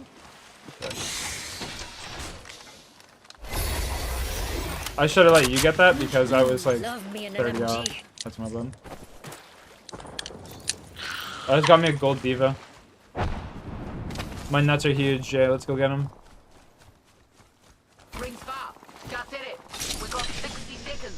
Wraith queued behind me, I thought. It was There's kind a of a port trick. over here. Hey, let's check out. Take that back. My bad. Taking this. Ooh. We got a bit of a trap, mates. 45 seconds until the ring closes.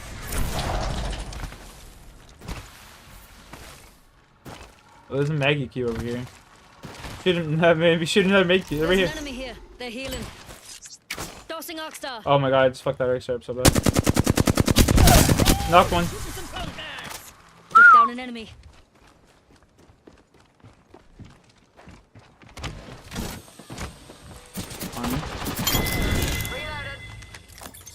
That kid didn't heal? Jeez, we're filling up the hospital today, eh?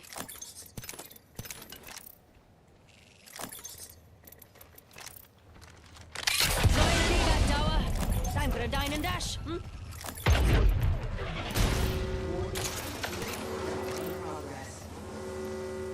Ring's closing and we ain't in it. If you want to die, The first care package? Yeah, Golden Devotion off the first care package is pretty crazy. Like, Devotion is a good weapon as long as it's kitted, you know? Time for a dine and dash. Care package dropping by for Yeah, I might be able to get a flame bomb.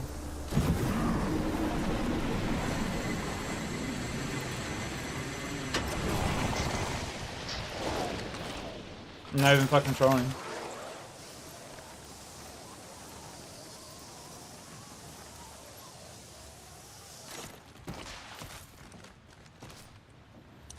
There's someone here.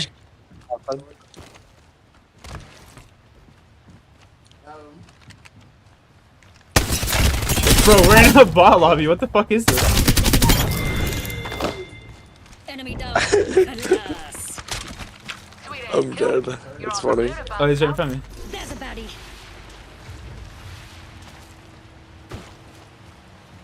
They're flying in over here too. I'm over here just farming my Mad Maggie stats and shit. Shooting drill charges in her head and shit. Oh, I'm dead. Putting up some amped cover.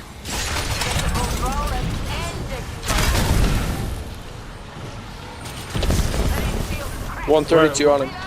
To your right.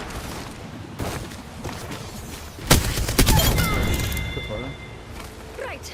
That was the last one in the squad. Good kill. You got venom in your veins. What are you at? Reloading. 9. Lobby's dying too quick. Yeah, I know. There was 17 a few minutes ago. They're all probably died in Storm, bro. Yeah. I don't know. This is a bot lobby though. Next string's far. If you got a rocket ship, now's the time to use it. I've been playing sweats all day, and then all of a sudden.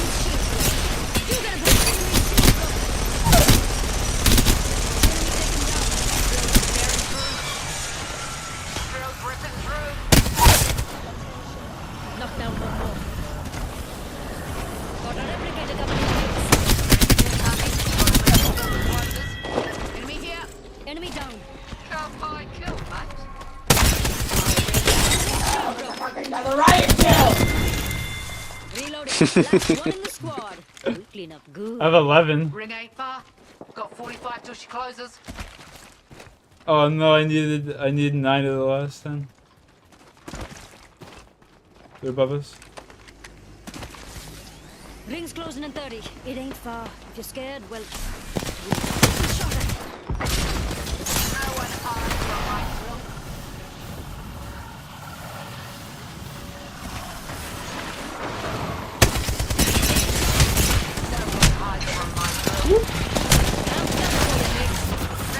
He's right. Come on, we can see, come on. Behind you, there's a whole team behind you. There's a whole team behind you. You're gonna have to fight them. Follow me, Jay. Follow me. Follow me. Follow me. Outside the ring, and it's moving. This is madness. Care package coming in. Feel it? Nah, he's good. Up and at him. I don't even think they know you're here. Using a Phoenix kit. They're all back. They're fine. They're fine. Oh, he's on the.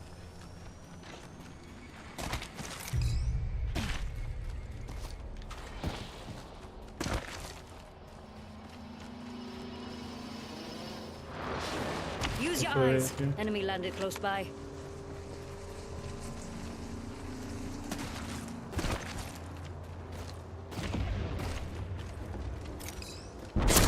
Oh! Putting up some armed cover. Bro, hold this wall close. Hold this wall close. They're right below us. Right above us. Right above us. We just hold this wall. They have to drop.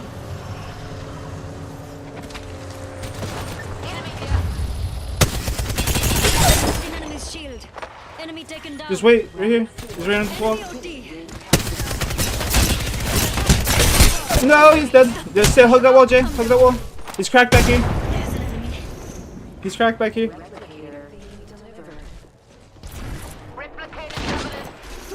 Come res me right behind this rock. Mates, check out this way. You good? Bacon.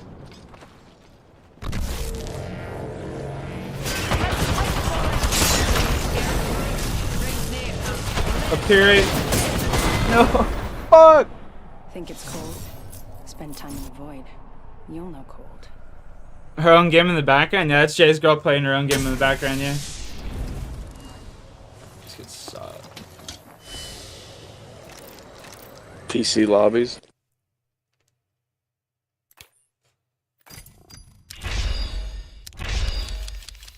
Average PC lobbies.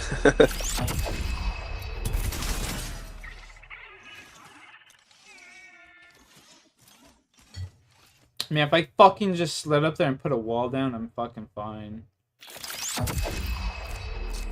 Hurry!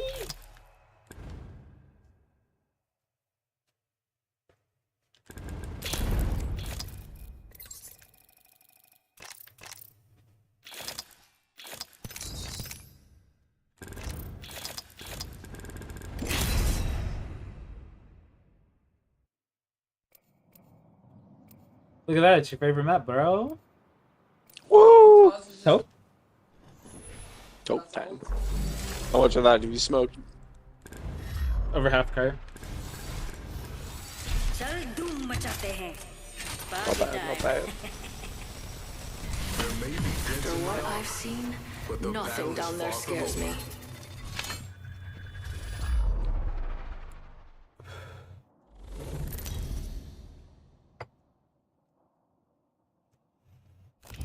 This is your champion. Oh, that kid's cheating. Guarantee you. I'm Jump Master? Alright, if you Live insist. your wild. I'm going to put my left fucking nutsack on it. That's right, I got multiple. Let's show these fools what It's all multiple.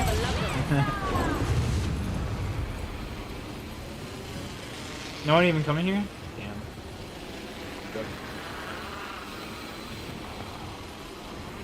They're all trying to show off their speeds. I was trying to fucking make you fall off the map. If you'd stayed with me, I was gonna make you fall off the map. Rip. Everyone in that last lobby reported you, so now we're in a fucking cheater lobby. That'd be funny as fuck. Bro, in Apex, you used to be able to see the amount of people that were watching after you killed them. Now let's get to that bridge. There was one time I had 24 people watching me. Because like, you killed them. That shit? Yeah. I miss that shit, bro. The good days, the old days of Apex. You going up here without me? Look at this guy. And the vault is open. Ladies first. Oh. Inside the next ring. Get ready for the mass. Wicked! Got me an upgrade, mates. Must have leveled up. We've got a new kill leader. I was stacked, Loki. Feeling upgraded and ready to take on the world. A few blonkers, please. Let's go fight those kids out there. Oh, you grab that purple thing. Champions out. How the mighty have fallen. Let's go I'm fight. low, but I grab all the purple themes. Let's go fight. Fight, yeah.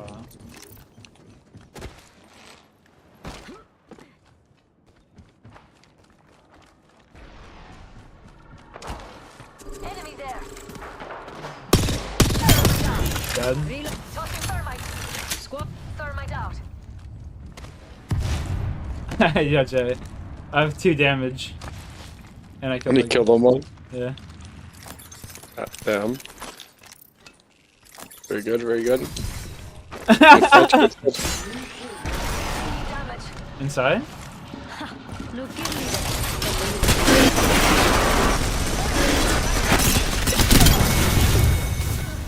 Hey, squad's white. If you were hiding, you can come out now.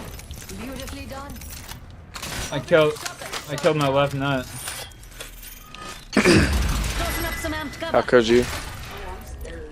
What's wrong, bro?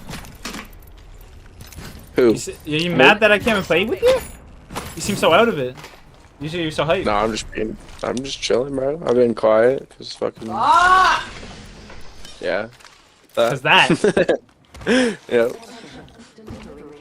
Cause that. I understand. Got a camp. Mama's got you now.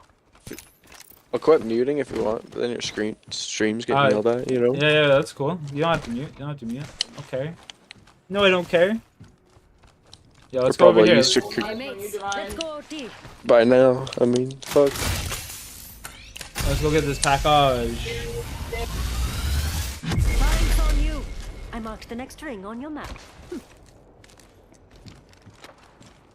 I'm 77 off, baby.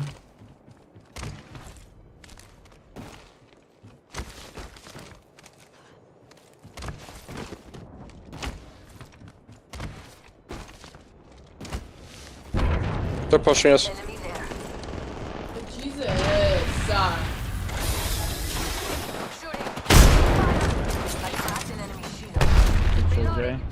Kill it. There's 2. Horizon already queued. They ran. No, straight ahead.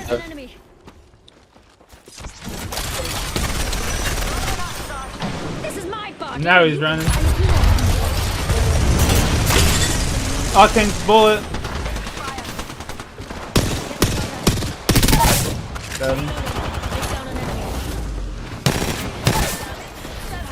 This is kid aiming at me. Now you good. Up and at him. I'm so ass, bro. One in the squad. You clean up good. Reloading. I'm gonna stop there for you.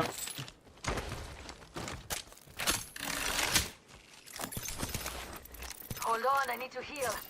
Giving my shields a recharge. Sean's just out here robbing them. Opening shop. You are kind of shitting on kids. No, Sean's out here just robbing the. Oh, that's what she said. I thought you said something else. I got a gold in the RE. Do you want it? Hang over here. Fuck it. Do you want it? Yeah, fuck it. Okay, drop what you got.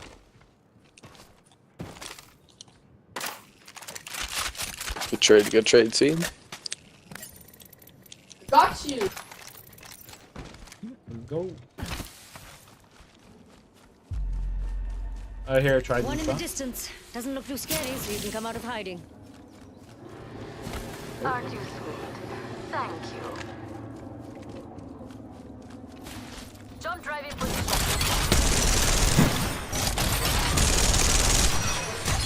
Hello, Sheila. There's someone over there. Taking fire. Recharging my shields. Oh, I see him. I'm cover for you, mates. Some buggers shooting at me. Recharging my shields. Putting up some amp cover.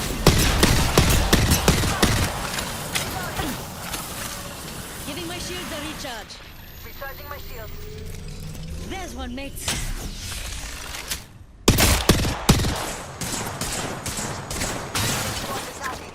Tossing Oxstar. Where? From where? Oxstar out. 330. Follow me. Third party's on him. Yep, follow me.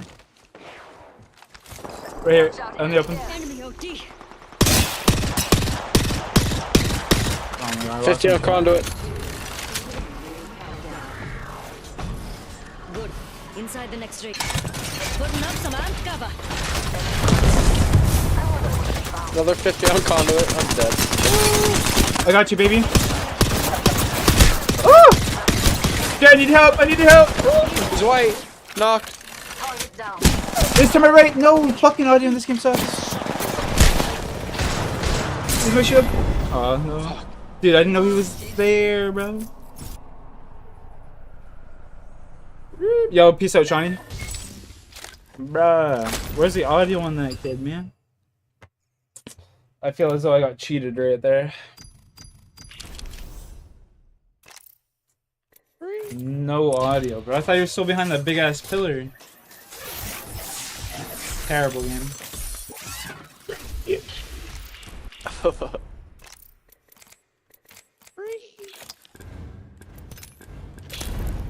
Well, I kind of wish you'd stop using this fucking godforsaken character. Oh, God.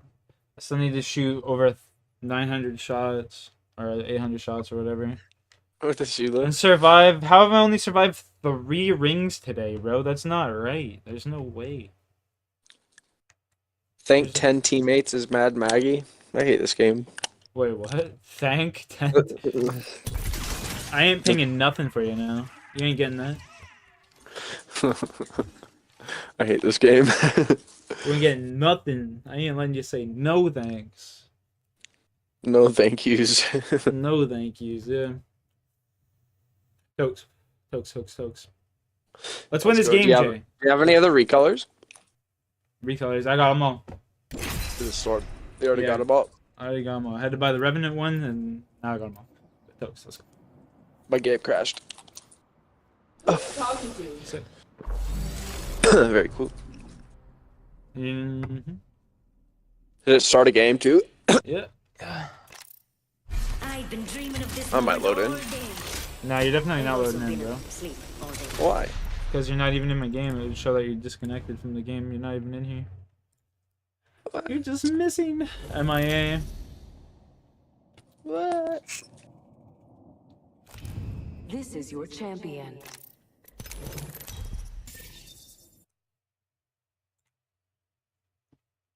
Oh, that's lame. Are you in my lobby though? What rank are you? Me? Like plat 3. The new game I was pretty high. Not gonna lie. It's pretty fun. New game. Yeah, you should try it, bro. There's 4 teams and you all gotta like get different zones. And whoever gets them up to 500 first wins. It's alright. Back home, they call me Salvo's middle finger. It's not bad. For like your first game to warm up or whatever, you know? Yeah, I don't know. I just like the classic. I do too. I'm just saying it's decent for an LTM. They need better like TDM game modes and shit. Like, you know what I mean? Yeah. It should have that. Well, you can run around and get kills too, and it gives you points. It's just to get more points for holding zones too. You just kind of get points for everything, you know. Points. And then whoever gets 500 wins. Yeah, it's King of the Hill. Yeah, that's decent. King of the Hill, invented in Halo. What's up, Rocco? What's up, Rocco? What's up, Rocky? The best Mad Maggie name. I'm just running around following you, waiting for you to drop small shit. Oh, thank you, bro. Oh, thank you, I'm not even here. I don't even care.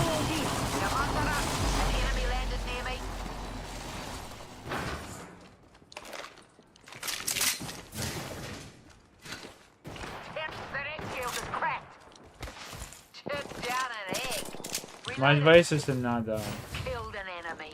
Thank you. It's not a bad idea.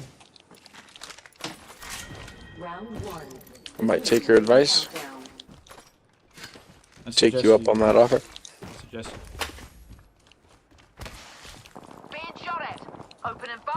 I suggest you take my offer.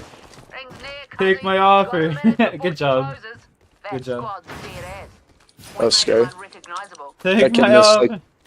That kid missed so many shots on me, bro. Me, take my offer, Jay. Take it. I beg you. Got 45 till she closes. Oh, we've got There's a team that landed back here. Spotted. Wanna go get him? Let's go get him. Let's go get him. You won your 2v1, bro. Let's go. It was kind of two 1v1s, but. Let's go. I definitely think that dude was fighting someone else too. Oh no, he's tripping. And they're shooting walls or something then. Hallucinating. Half the squad's left. Better put on your dancing shoes. We're headed to a funeral. Nobody landed here. I swear on my life.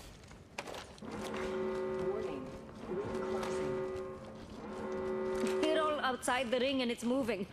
This is mad. I seen someone's fly back here, I swear to God. Maybe they're botting out. Maybe not. Maybe I'm a bot. Trash. Trash! I know. My call it was trash. Oh, you're dog shit.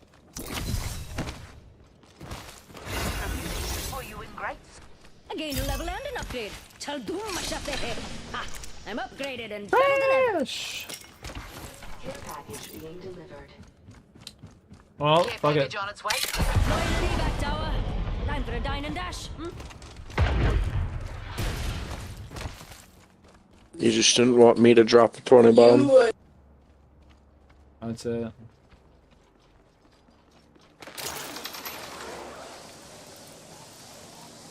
You got me.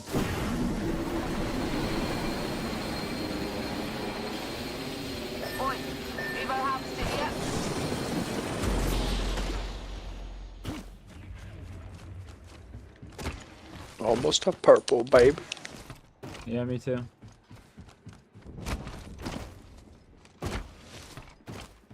They're right in front of us over here. Got a fool, OT. Oh, what? Never mind. I'm tripping. There's a leaf. Damn. That should just bounce off you so high in the air. I'm dead. It went like 10 feet in the air. Champions out. Gabba Nabba Nui. Mastiff shotgun here. Might as well just pick that up and say thanks. Or not. Fuck yeah. Pretty good character, I'm not gonna lie. Maggie is? Yeah, she might be the best character this season. Bro, if you get the auto shotgun reload, I swear to God, it's just so broken. That mode. Yeah. You grabbed that? There's no way. I'm fast. My reaction time is off. I'm getting old, chat. My God. I'm getting too old. Just becoming a RuneScaper now, bro. Save the Apex for the... I'm just good. Save the Apex for the pros.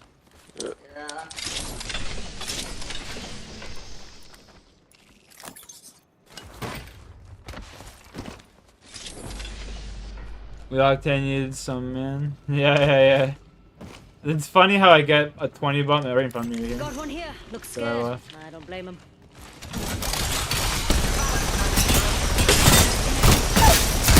These kids are bots, bro. Yeah, they are. Holy bloody crap. Took down an enemy. What is happening? Dude, I've been playing like the sweatiest kids. And then I come into these PC lobbies and it's like... Is this just duo PC lobbies? Is what it's gonna be? I don't know. Bro, these duos lobbies are the easiest lobbies I've had in Apex in like a long time. Like earlier we were in legitimately a bot lobby. Feeling upgraded and ready to take on the world. So the last team that killed us was the only good team in the lobby, you know what I mean? Even they were kind of dog shit, bro. I almost killed them. Yeah. Right behind your shield. They fucking just shot me in the back. Like, I agree. I'm just kind of stone balone and not the best right now. Stone balone, and what the fuck does that mean? It means I need to get more stone. Alright, I got actually some fire ass cards, bro, Loki. Let's go. Like when Canada's in a turn up mood.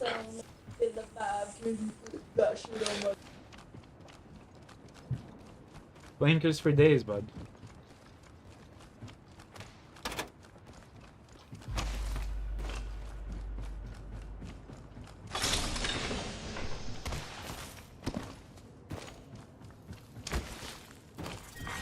Round 2. Big League Chew, yum.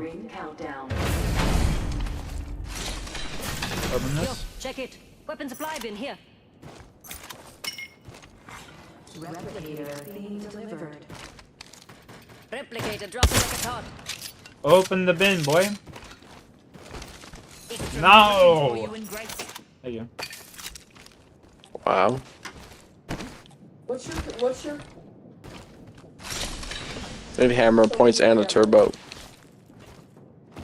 I hear him right front. This way, mates. Shoot, Q on that, Q on that. Q that, brother! Oh my god. God. It takes me a second. I'm sorry.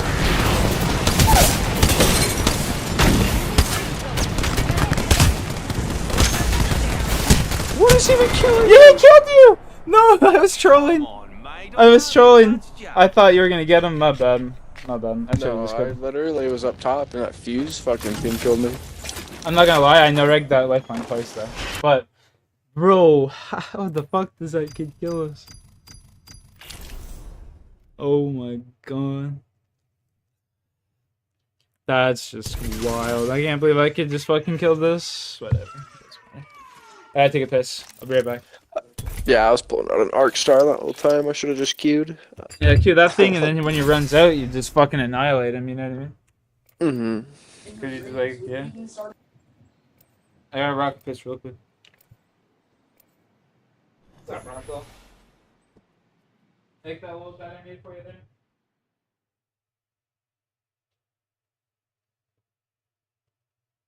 Believe me, kid. I ain't my name.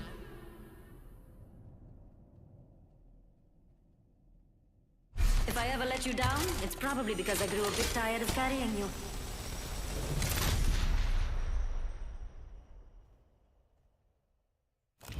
Introducing your champion.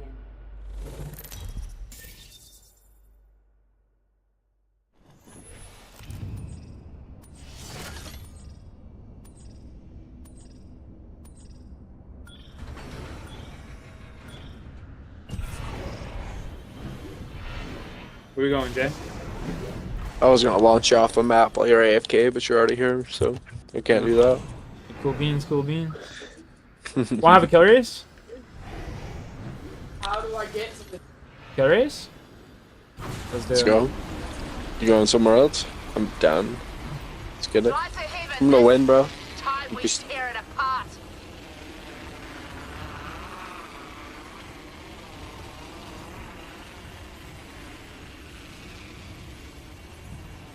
Oh, fuck.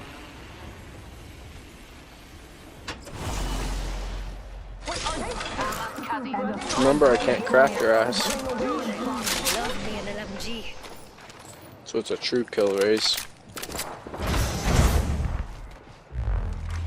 Attention. First First blood. And if I have my way, it ain't gonna be the last. New soul has entered. Do they have what it takes? Let's find out. Ring-a-ding-ding. Read out. Get here or get They're on the behind it. ropes. They're sliding down. Will this KO become a TKO? Rings near, closing in 60. Plenty of time for mischief. A lot of kids lining on me. I don't even know where they are though. Crack these open. A challenger. I don't know, folks. Does this look like a fair fight? Oh, they say yes. Giving my shields a recharge.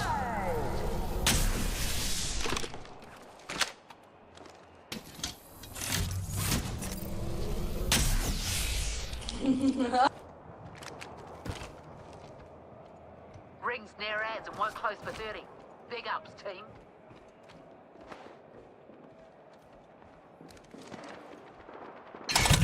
Tossing up some amped cover. Reloading.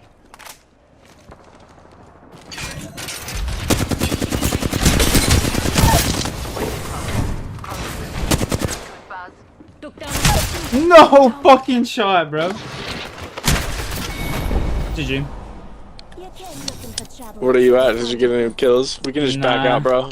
I've been looking for this Just team go. over here. They're not even here. Just play, just play. You ain't got. You want that shit? I'm scared. Your mic peaked so loud that I didn't even get to hear what she said. I'm dead.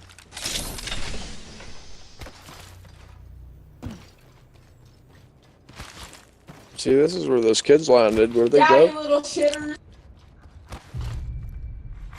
Attention, delivering care package.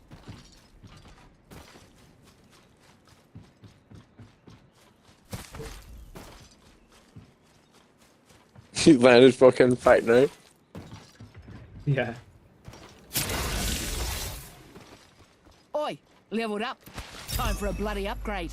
Oi, chose my upgrade. Straw Bella, that's the girl that killed me. Attention, there is a new kill leader. There's my gun, bro. I'm gonna win now.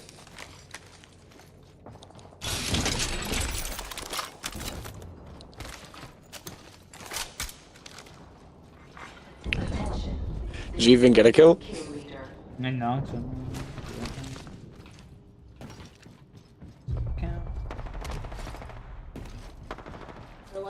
A moment of truth.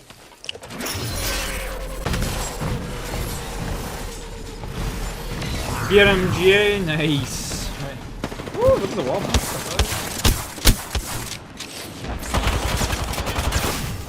See that? See the door? See the door? Oh.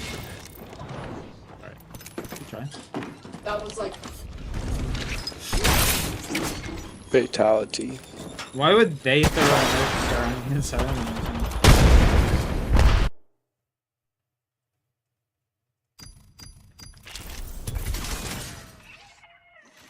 I don't know, I should have queued the door at any point. Yeah, if they key the door there, they can't open the door, right? So it's gonna get damaged. So this guy go around. That shit melts too, I just gotta remember that. I'm bad with my cues, bro. I'm a shooter, you know? Yeah, and if you're aiming down sight and then you use your cue, it will be dead accurate. So, you know, what the fuck we're playing 3 is. Oh, let's get this over with. Shop Do it, opens baby. soon and I haven't had lunch yet. Just do it. My Mozambique was hitting 45s, not 15s right there. I would have been doing it. I would have killed that kid. Science don't sleep. And neither do we, right, Newt? I should be a little bit closer, I think.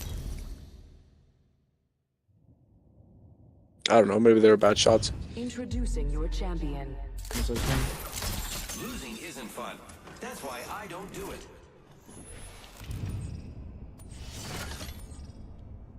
Rats can be taught. You are something lesser. Rats can be taught. Gamaya, Yamanawa Nui.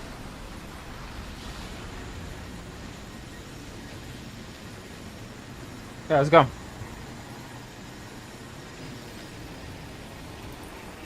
Probably gonna land bottom, right here.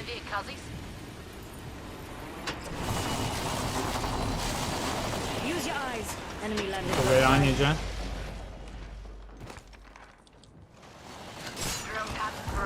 No fucking shot. Use your eyes. Enemy landed close by. I like this game.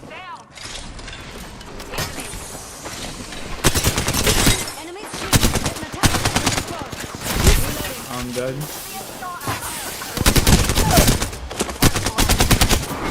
No. This loss. Ouch. I whiffed a PK shot. It's alright. Oh god, ranked as a Mad Maggie, bro. You're gonna love me. Don't worry, we got this, baby. Killing all the cheaters. Actually, you know what? I don't even want to play ranked. Play duos. I don't even want to ruin it. I don't even want to ruin the fun I'm having. You know? You're having fun? I'm just kidding. Yeah, Ron. That's hilarious.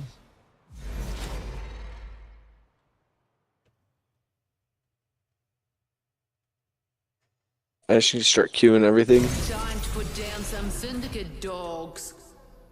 I'd be the best Mad Maggie main. I mean, if they're just behind cover, queue that shit, you know what I mean? Yeah, but it hurts me too, so when I like to push it, I'm dumb and then it hurts me. I just gotta get that shit down too. It's when I need to heal and shit too, right? Or if they're in a queue room, the you shit. get your ult pretty fast too. If they're behind a door, just throw your ult at the door and just bust right through that bitch, you know what I mean? Could be worse. Does that hurt me? Probably. Yeah, we'll stun you. Overarmed. What if I have the thermite shit? That shit'll fuck me up, right? Yeah, I mean, fuck the thermite shit. You should be using shotguns if you're Mad Maggie, because you just move faster too. You know what I mean? Yeah, so use the auto reload. Yeah. That's what I would be doing. Like, her whole kit is based around using shotguns, like her passive and everything too, you know what I mean? So it's just this doesn't make sense not to use a shotgun. Oh, what the fuck am I doing? I think I just got us killed, Jay.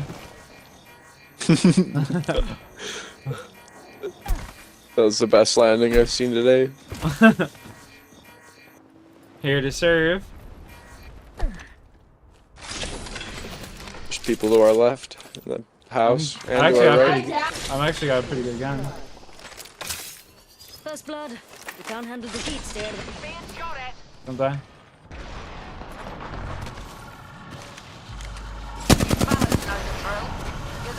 Come on, Jay. Dropping that book on you. Enemy's shield broke. I suck.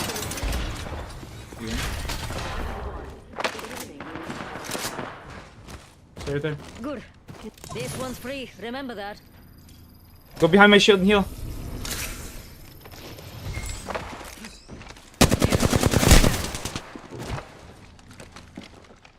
Tossing up some amped cover. No, no. He's weak. No, I'm sorry. I hit him for like 100. No.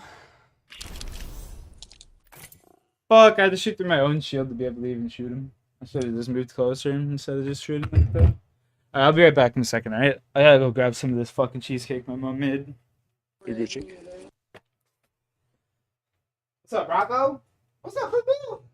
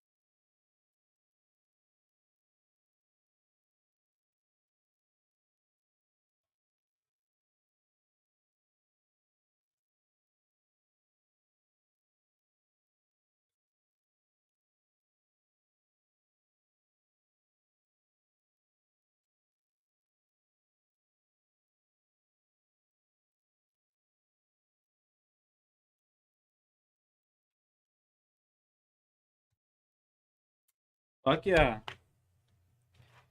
Fuck yeah, eh, bud? Let's go, baby. Did you already eat your cheesecake?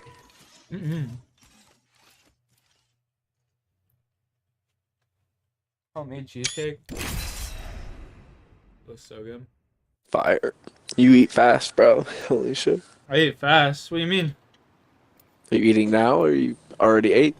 No, I'm eating it now. You'll see that. I don't know. This piece is huge. I can't eat. If I ever let you down, it's It'll take me like fucking 50 minutes to eat. Eat fast. Like, holy shit. I thought you like ate and then came back already, you know? I ain't that fat, son.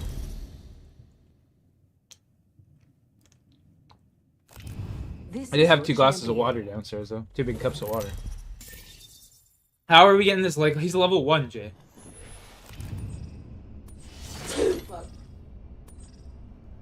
I couldn't tell you, bro.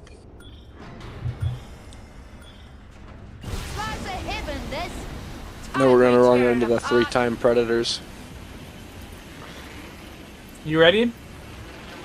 I'm always ready, bro. I'm locked in now.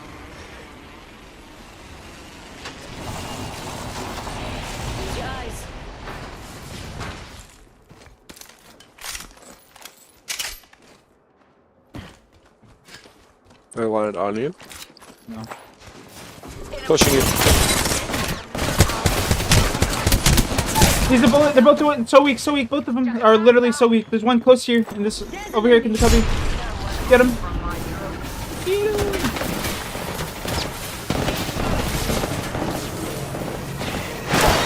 Last hit the bullet.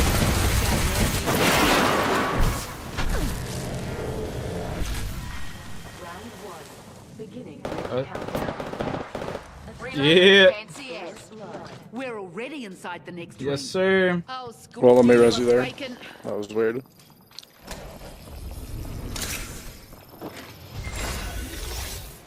Good job, Leveled dude. up. Ha, I'm getting to mod me. Can't forget the up. Yeah, nah, heal it.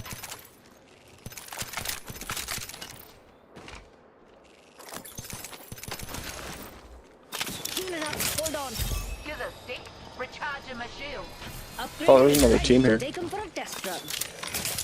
Could have landed in the backside. Healing up. Hold on. Recharging my shield, Guzzy. Yeah, they're coming in. Got one here. Looks scared. I don't blame him. I'm cover for you. Upstairs, mate. maybe. Shooting at me. On the backside here. Backside here. Found an You enemy ready? close. Any closer, I'd be behind him. Over here. Got one. A bit too close for comfort. On my door. Enemy's shield broke. 2 teams. Good work, mate. Yeah. Capped off that squad. Pathfinder in that building we were just in. Okay, I'm healing. Popping Phoenix. Holding door. There's another one over here behind us. Ready for the Mazza. Just grab something.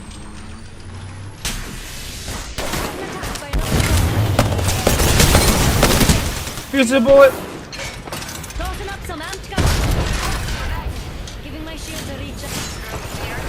Come here. My door's gone. My door's gone. Come here, behind my door. Come behind me. Knock one. Oh, they just put like the weirdest angle on it. No, man. I'm sorry you lost. I killed that first fucking team that pushed too. It's like fuck. There's even a 3rd team after them too.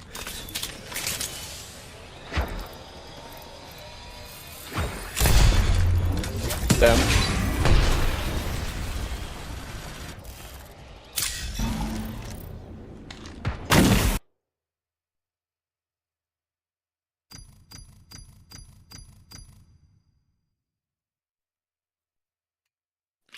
I wish a hacker would hack me and give me 5,000 packs.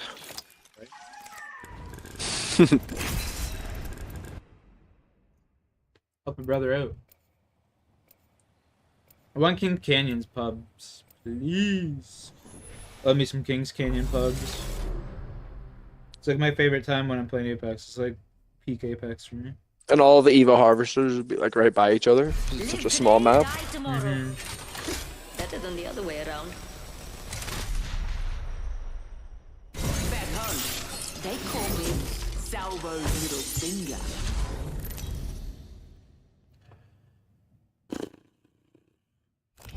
Introducing your champion.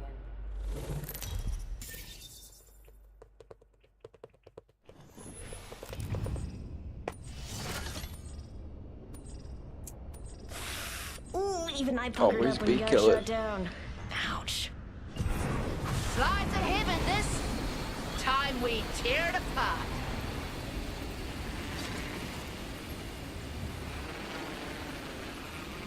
Always be killing. Watch out.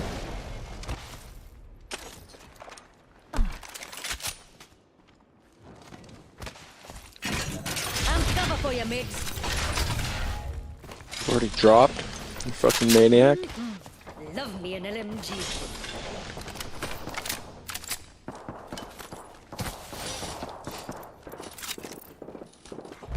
Attention. First blood. First blood. Enemy's shield. 39 flash on one. Here's a bullet. Reloaded. Oh no. Don't die. 21 blue on that kid up top. Don't die. Reloaded. What? We're filling up the hospital today. Was it Gibraltar? I gained a level. Maggie. There's a bloodhound somewhere too. They're rezzing, they're rezzing, they're rezzing. Plenty of time to jam. Got me a new upgrade. I'm going from up top, going from up top. Gibraltar's cracked, Gibraltar's cracked. Ring ain't far at all. Move it or lose it. Inside. Last one in the squad. We clean up good. Rings in our neighborhood won't hurt for good. Healing. I don't mind. Everything is car pipe. Good shit, bro. Good communication, Jay. That was done, baby. Let's go. Woo. Right, 10 seconds. Rings nearby. Also wanna Get be that dead, blood bro. pumping. Holy shit. Here's a sec, recharging my shields. Warning. Movement in progress. Crafting. Do not bloody disturb. Ring closes and we exit. Got a fix on the next ring. Check your map. New kill leader. Bet they use a rampart for them shots. Hold your butts. It's gonna be there. Cracked him. Shield. Reloading.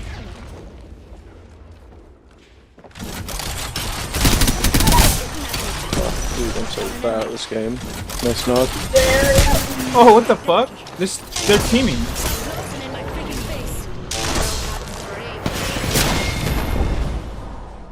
No way. They're definitely teaming.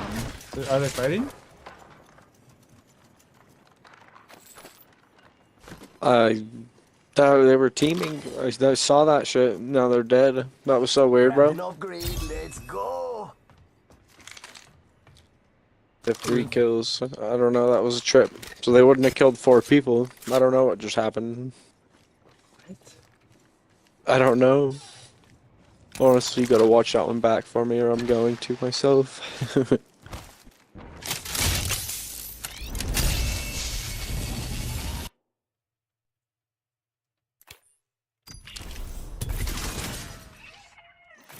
They were all just shooting us. And then the other team came up behind the other kid and like, what the fuck? That's so dumb.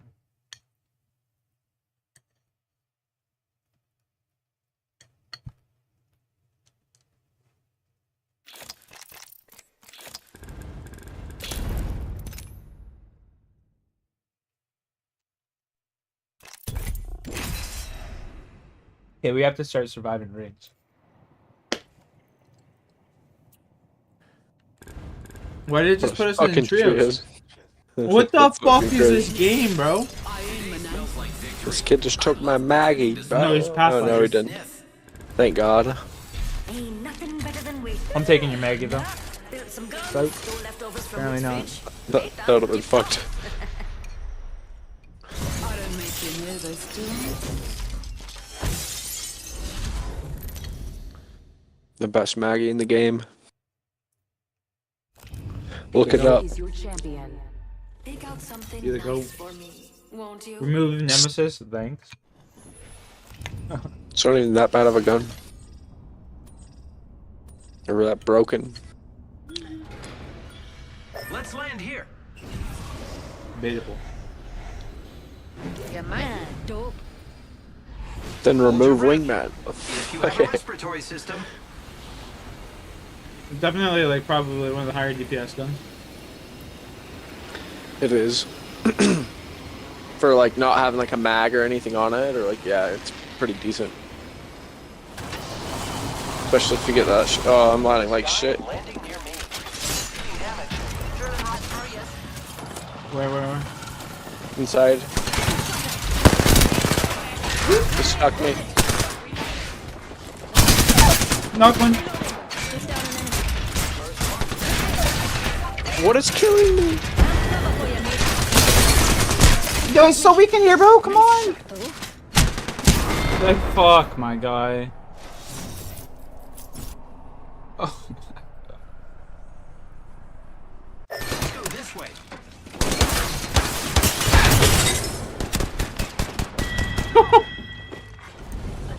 This guy's got to turn down his sensitivity. Jesus Christ. Oh, it's just fucking unbelievable. Bro, I let those kids up too, Loki, a little bit. How'd you die? You died with Honestly, those a nades? nade. There was a nade. Yeah. I did about 70 at least. Yeah, I figured it was a nade that kind of fucked you. I put down my walls, bro, so I didn't get hit by him.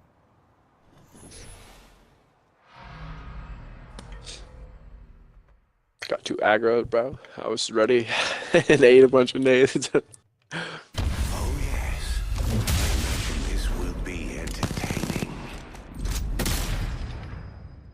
Can't make an omelette without breaking a few spines, eh? You know, this match is gonna be extravagant. Extravagant, that's it.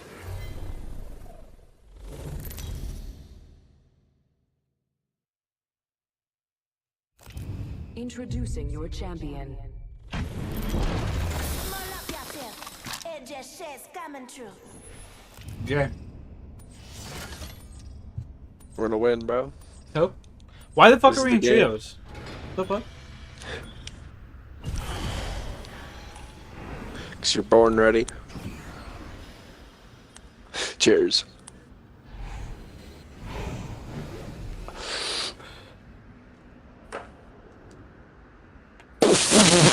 I need to thank my teammate. Jump. Flies of heaven, this. I will tear it apart.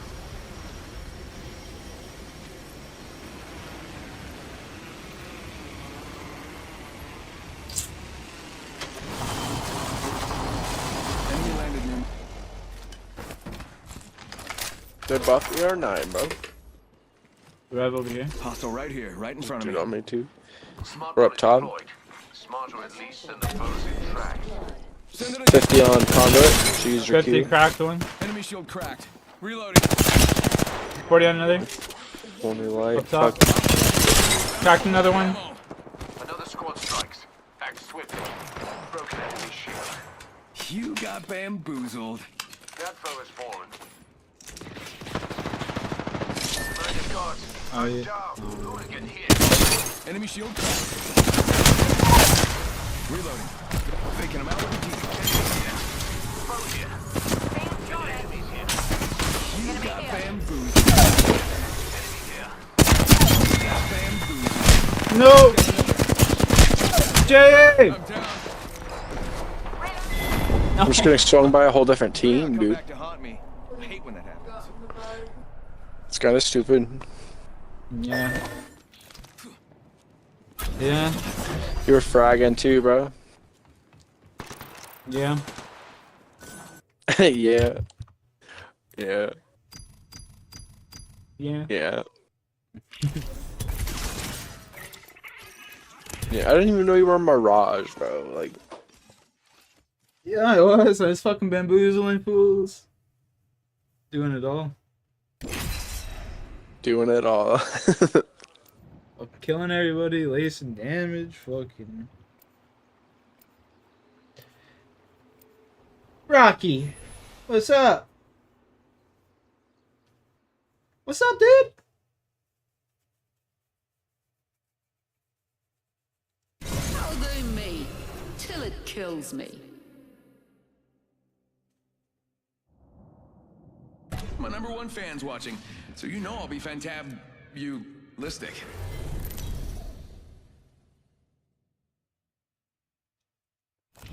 Introducing your champion. Run fast, hit fast, win fast. Gun's just milking it.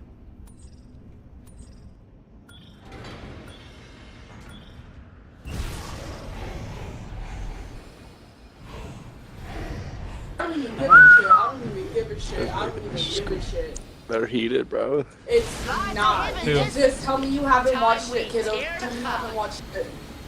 You have Oh, not. lady. You have not. About There's fucking no fillers. One Piece. There's no fucking fillers. There's a team lining top. Why is there so many people here, bro? No, that's my Mirage. No, there's definitely fucking 50 I teams. love you, Sully. You're a fucking idiot. Oh, You don't realize the whole.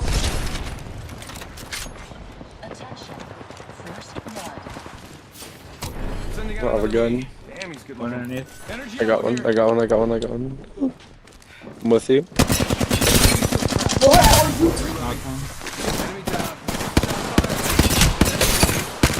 A little bit of help would be awesome. Okay. You win these, baby. On your feet. Carry it. That squad's dead ass. There are people yelling in my room. Like awards for that or our name on the chocolate. Oh, we get upgrades. That's even better. Reloaded.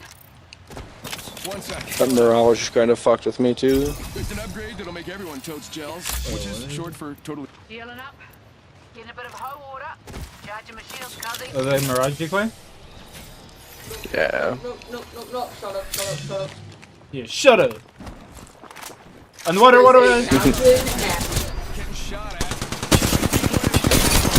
Light punch a bullet. Enemy shield cracked. No, fuck! The shooting thing through the wall. Shoot through the wall. So I already did. I shot one up top.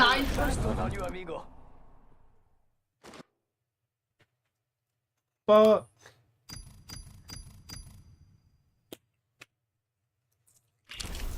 I should have just reloaded my flatline. I could have killed them with it.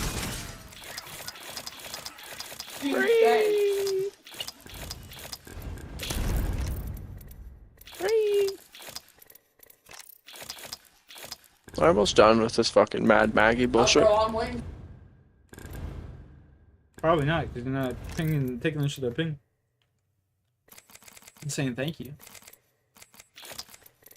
Thank you. Thank you.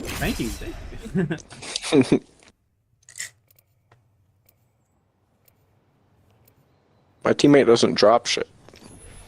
I ping stuff for you though. You don't need to drop shit. I just need to pick up the stuff I ping and say thank you and then pick up your gun again or whatever. Thanks. Hey bro, thanks for the shield back. Hey bro, thanks for the shield cell. No.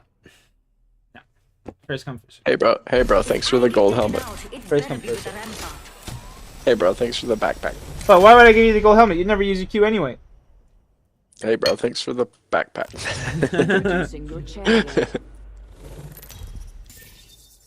Will trim armor. That's a RuneScape reference. I'm Jumpmaster. Oh my god. That's what people used to say. They'd be like, yo, give me your armor and I'll trim it for you. And because there's trimmed armor in the game, but there's no way to actually trim armor. It's just like an in-game thing, right? Like they just generate it out of like the Grand Exchange. There's no way to actually trim armor, so you'd have like all these noobs Just give you their armor, and then you'd be like, yeah, thanks, sucker. Run off of it. Yeah. Dude, I just bounced off a fucking enemy. This game's crazy. This game sucks. There's no fucking gun! Oh my fucking god, what are these supposed to do? Reloading. There's 2 T. Why, Octane? No, bro. Fuck. Octane's the one who I bounced off of, bro, at the very start.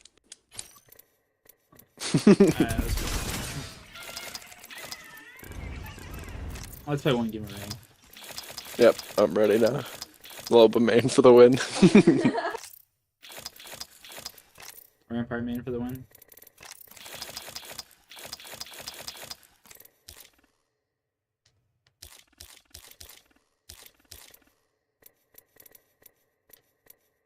I am your left, not this game. Or what was that kid's name? It was something like that, right? Yeah. Yeah. I am your left nut.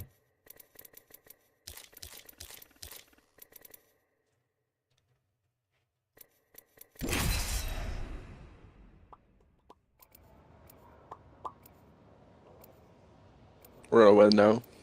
Star point. What? Yo, what's up, bro? Saw, dude. I've got what you need, if you can afford it. Let's show these pampered celebrities what a real legend can do. We rise. Nice skin, dude. It's just crazy. Ew.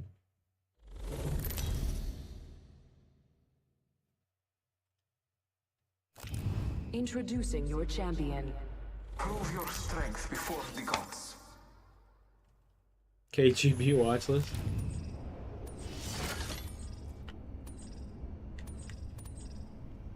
I will choose our location for battle. Battle lies below.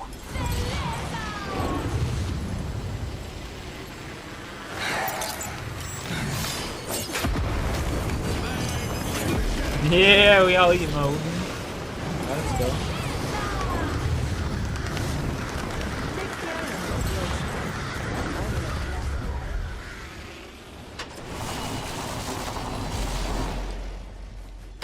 Extra supplies here. Excellent.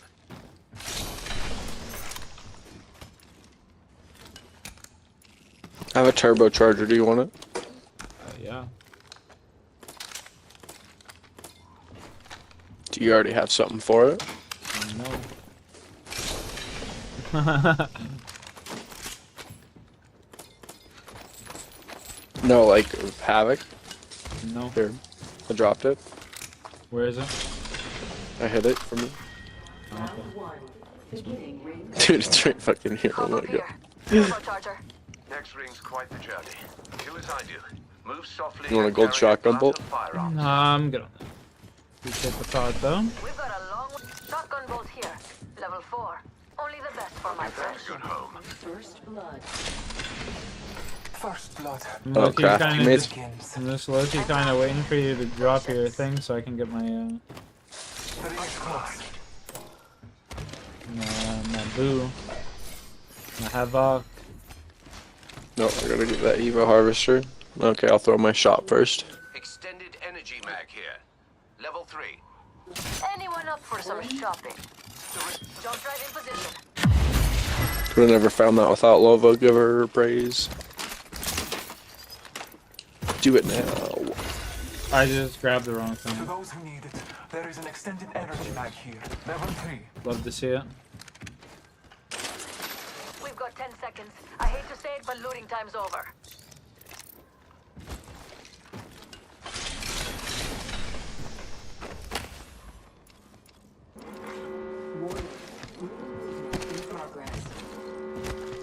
Focus. We're all out. Mama's got a brand new bag. In Mazam. I've chosen an upgrade. Snazzy, Aren't you as sweet? Walter would say. Thank you.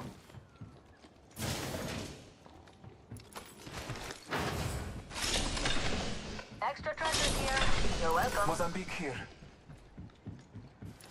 I'll give that a good home. Attention. Delivering care package. Care package on high.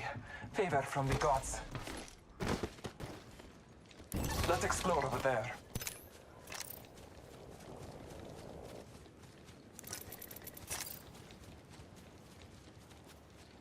Me, wingman? What do you mean? Everyone's saying what guns they want, bro.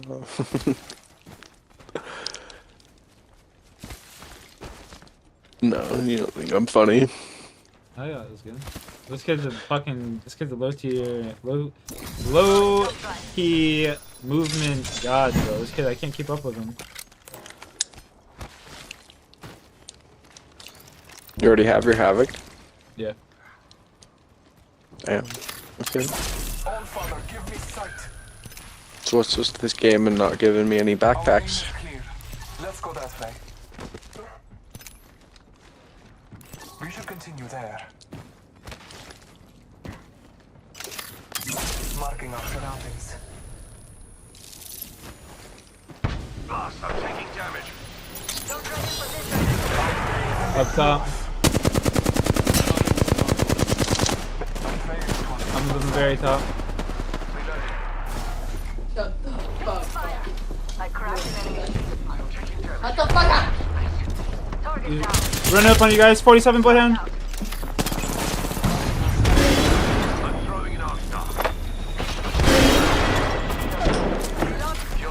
Bloodhound went up top. Enemy dropped. Enemy killed. I'm popping a medi. Okay. Bow here. Hostile right here. Scan 3.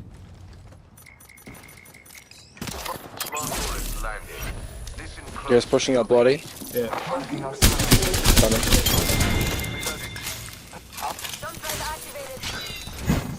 Good shit, boys. I'm gonna grab this. Come up here, Jay.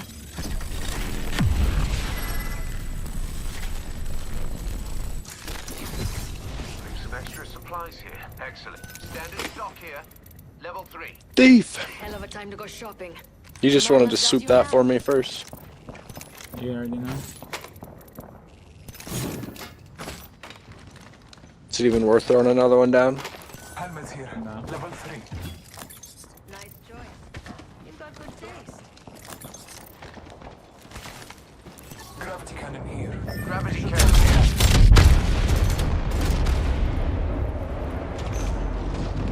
There's an enemy over there. Smart bullet deployed. Our foes felt. I'm taking fire. Call it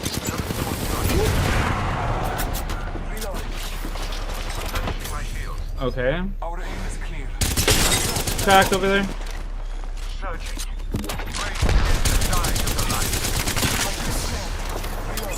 Marking our surroundings. One down. One's knocked over there. Target spotted. Recharging shields. Taking a moment to recharge my shields. Making contact with enemy. Broken enemy shield. Marking our surroundings. Reload. Replenishing my shields. I'm talking enemy's line. Nice one. I'm taking fire. I'm with you. Recharging. Let us go there. Using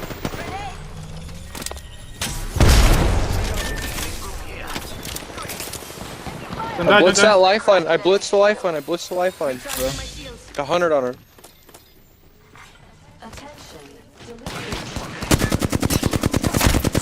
I'm a fucking fire hydrant.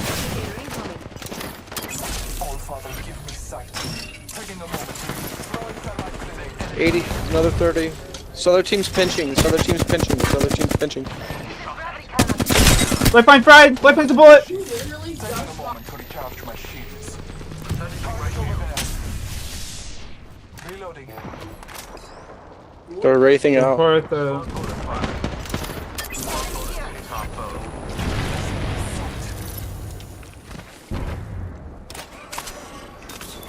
I'm taking this kid's package.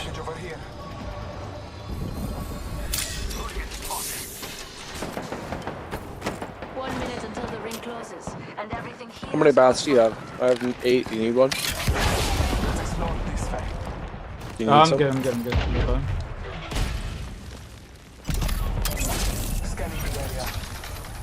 We have 45 seconds. Let's kind of mirror these kids and we can kill them. Oh, they're shooting at us. I'm and going shit. over. I'm going over. Smart bullet landed again. Very palpable hit. Recharging my shield. Big shot. Rude. Their weapon overheated. We've got 30 He's so white. Knocked one. I knocked one. Replenishing my shield. Good shit. Was it lifeline or who? Lifeline sealing. Lifeline sealing. They're lifeline. I'm dropping on him. Do it. Crack, No, lifeline's a bullet. Lifeline. You got this. Yeah, baby, let's go. Let's go. I died right away. They just focused my ass, bro. So hard. Yeah, I focused one and then shot the other because I thought you were gonna get him. And that almost got us killed, you know. Yeah, for sure. That was fucking huge for us. They focused my ass so hard. Teammates shooting. Yeah, I'm going over to help him. We just might want to hold this choke. Yeah. All Father, give me sight. Recharging my shield. Jay, that was huge, bro. Let's go, baby. Watch behind us real There's quick. still so many teams. Watch behind us real quick. Just flying in. Ooh. I bathe in the blood.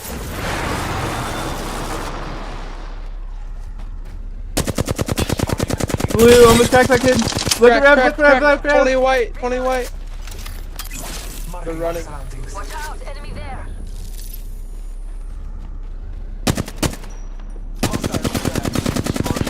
Look around. White. A very palpable hit. Nice shots. That was him. Are they just gonna go around? Yeah. Poor Rev.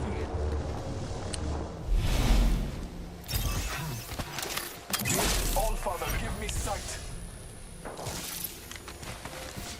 I killed that hooligan. This way, let's go. Holding ground.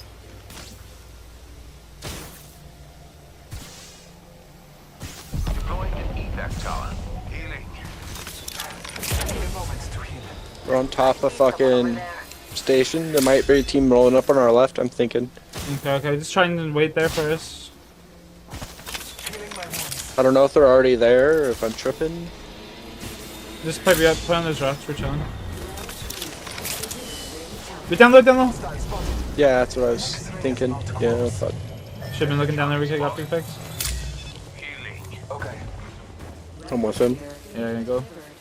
Hope we don't get pinched here. No, we won't. They're fighting right now.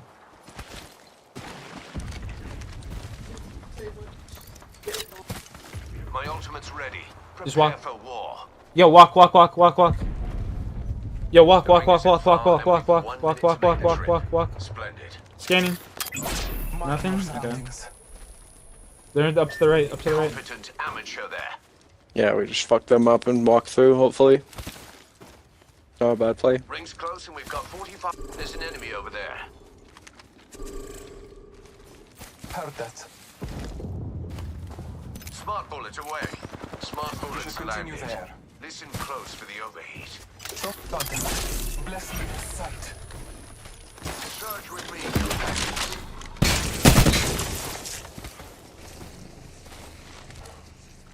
I'm going for this thing.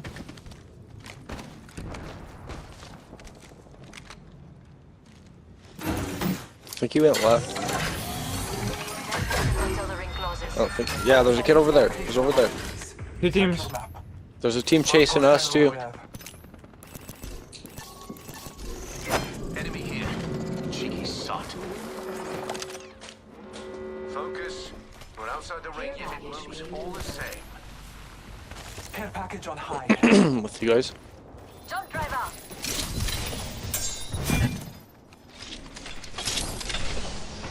Optics here. Mid-range. An enemy here. Grenade.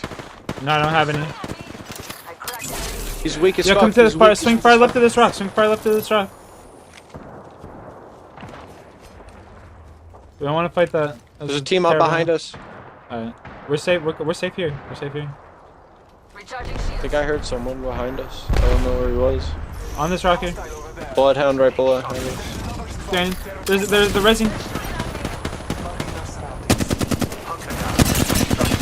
Lifeline 104. Lifeline right down low. Right behind this box. 14 flash. You're gonna die in storm. I'm gonna die. I'm gonna die. I'm gonna die.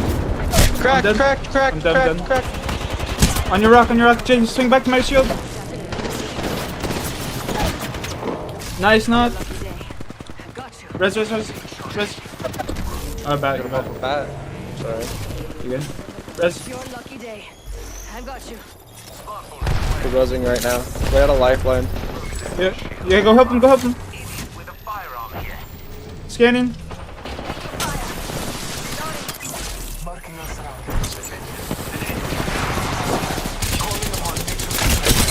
Lifeline's dead. Popping a bat.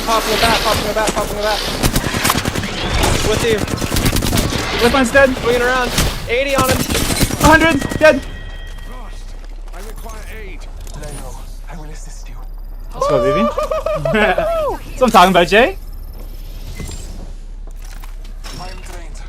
Yeah, here's the Phoenix kit for you, homie. Pick up above us. Bangalore. Scanning. Bless me with sight. We gotta swing far left. We gotta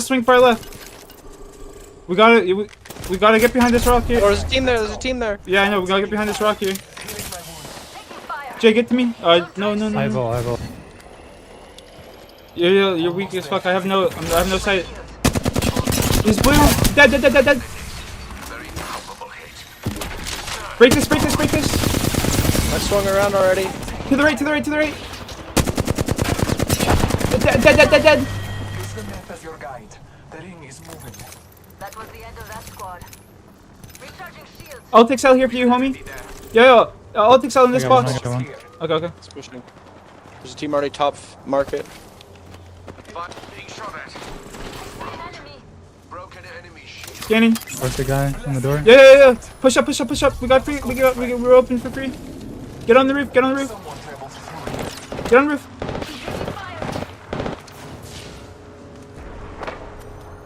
Setting up shop. Yo, left. Left, right. Oh, I'm dead. There's two up top. No. I'm just dead. Yeah, just hide. Fuck, man. That was so bad. That was bad timing. I looked just away as he climbed I in. could eat a Leviathan.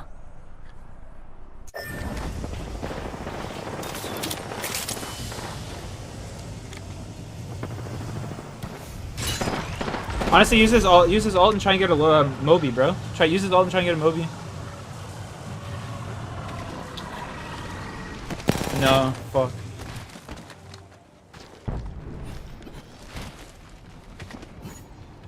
Yeah, good shit.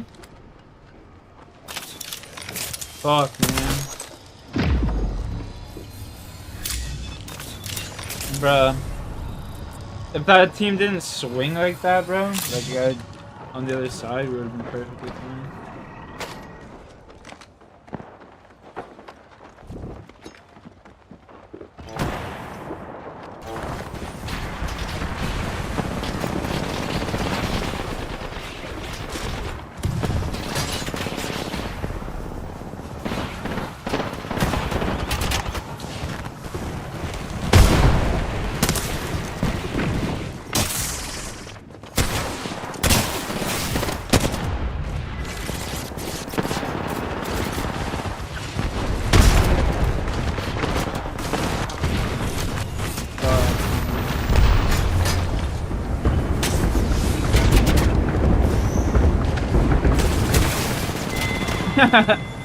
The kid was just sitting there staring at it.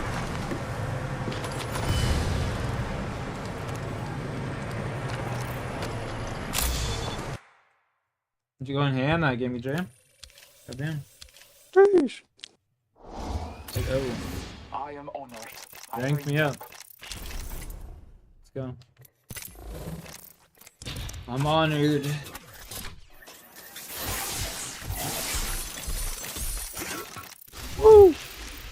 How many more days of this? 3 days? Damn. I just want to get diamond, honestly, and I'll be happy with that. Fuck about masters no more. But in the meantime, let's play Olympus when we can. Yeah. Yeah, we asserted dominance. Back to duos. You asserted dominance. Nah, we did good. It was a team play, bro. You were fighting everyone there with me.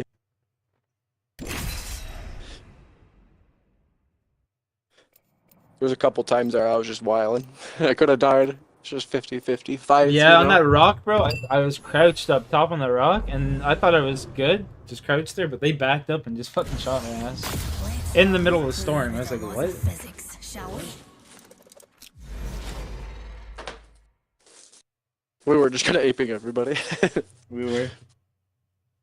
Up top, If though, I there thought to we be were 8 gonna teams left, I thought we were gonna be. I I thought we were gonna be fine up top there on that left side, but just as I looked There's away a whole from, trio. It's just so unfortunate. just as I looked away from that left side, bro, I literally just fucking seen that Loba. I was like, damn, this kid's 669, Fred. I'm jump master. That's a nice number. Bless these jump jets. That's a nice Everybody number. tried hard. We tried hard for that number. You tried hard for that number, yeah. You already know. Damn, Horizon, let's go. Craig, I got her heirloom, might as well play her. There's a whole team line in here. I'm going fire. That way calls to me. Thanks, jump jets.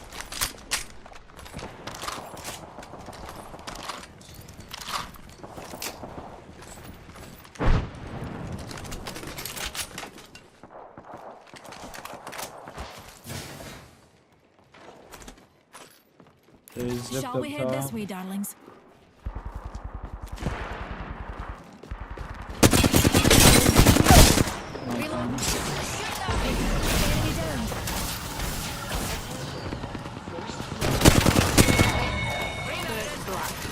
And if I have my way, it ain't gonna be the last. Move zip. That egg shield is cracked.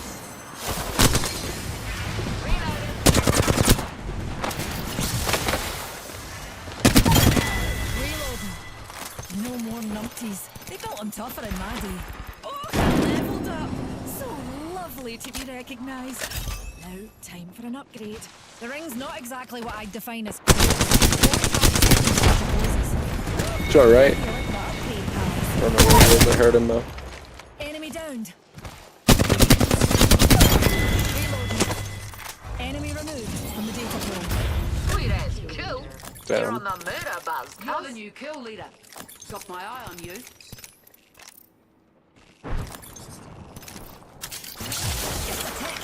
Heal it up. Came up here. Enemy, that away. Reloading. Being shot at. Shields recharging. Rejuvenating. Scissor stick. Recharging my shield.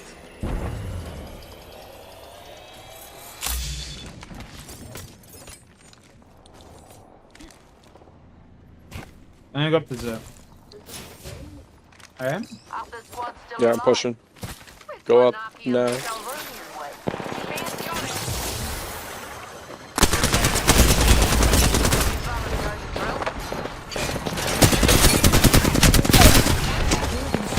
He's so weak. Ah, my fucking ball came back and killed him. That's funny as fuck. Dude, I Maggie balled at the start of the fight, bro. We were sitting there fighting and it bounced back. I clipped it, dude. I'll have to show you that one day. Yeah, you got to. That is fire. Mega ball coming in clutch. Never hear that. Never hear that. Look at it looked bounced around. Look at the path of this thing, bro. It bounced clear over here and then back to us and then killed this kid. You see it right here. You Another see team, another team.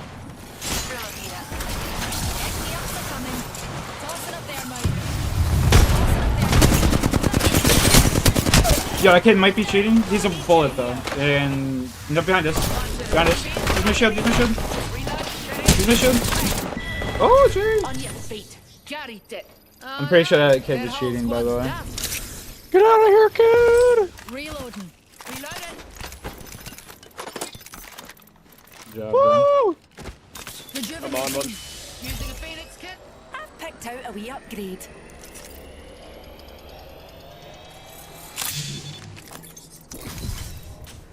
Backpack here. Level 4. Say I just needed a couple games. Blood's flowing. Riveting gameplay. I'm actually playing this today too. Kind of helps me actually have fun, you know? The other day I was playing like shit. I'm not gonna rock the PK. I'm rocking Volt Prowler. It's kind of going crazy. Yeah. BL bang 21. Depth unknown. Drills tearing through. Killing and drilling.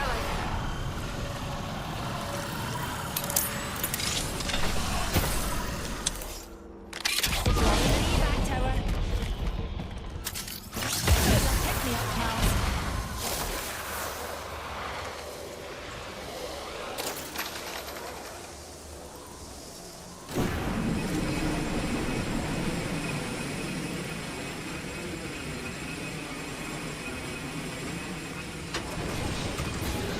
Another soft landing. I'm going for the silver harvest over here. Back at the Apex range? Yes, sir. Survival of the meanest, I'm afraid.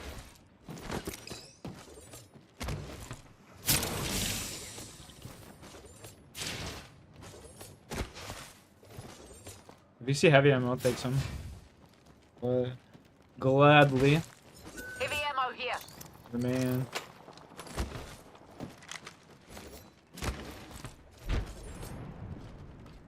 Go, Jay, go. I'm gonna QS right as soon as we get across and then ult, alright? You're the team down low. Spotted a wee hooligan.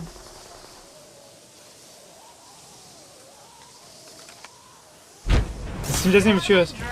Oh, you just shouldn't have shot your drill. Another window. 60 on the one kid. Reloading. Shields recharging. Inside.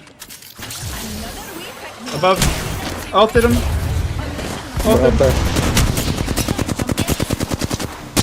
He's in the middle.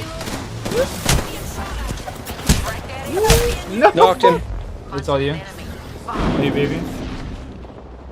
Oh, they're dead, they're dead, they're dead. I ain't letting you die. Not till we've won. Another one. I got stuck. Pathfinder dropping. No. 150 on him, no. I'll fill my water bottle. I'll be right back, right? Bro, we just can't get a dub, man. Fuck. I'll be right back. Get a toke ready. You Gucci. You Gucci. You Gucci.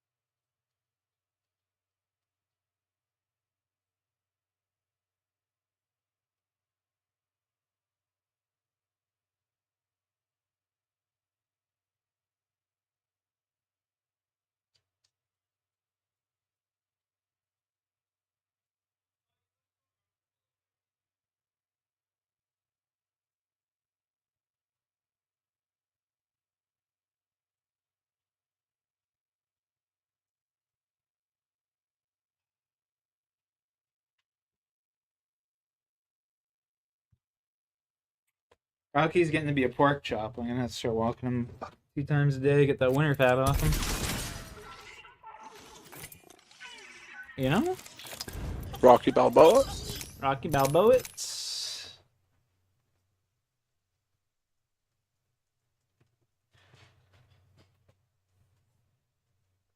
Using the octagon. Cheers. Cheers. And it's the ring. Alright, we're dropping a 10 bomb each this game.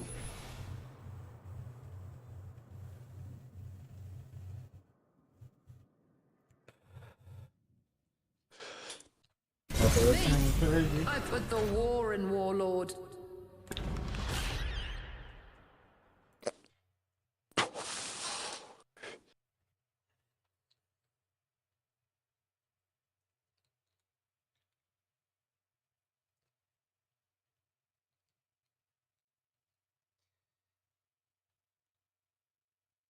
Wait, Daddy, chill.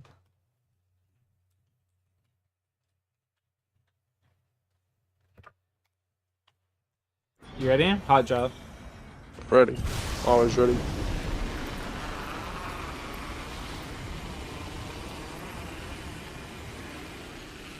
One team left, one team right on us. I'm going for this building right here. That way calls to me. Thanks, jump jets. This motherfucker didn't go in the building right there. I thought you were an enemy, to be honest with you. So it's like, I'm not letting that kid get those guns. That's literally the thought process that went through my brain.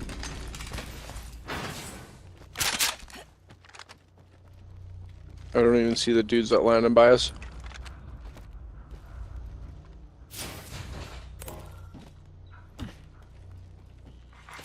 Attention. First blood. Oh, first blood.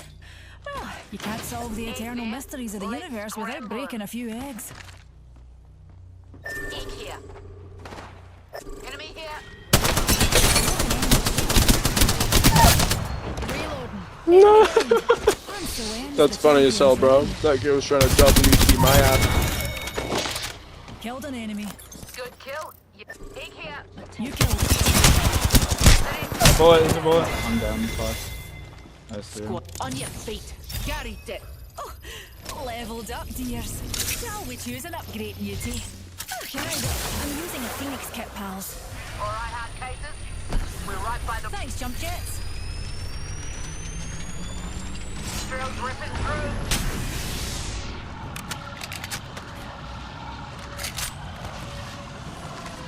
Rings in our neighborhood won't close for 30. Good shit, good shit. Hit the thing. The maths say that the odds are in our favor.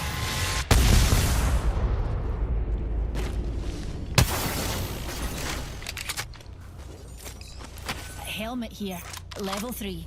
Rings near, closing in 10. Hold up.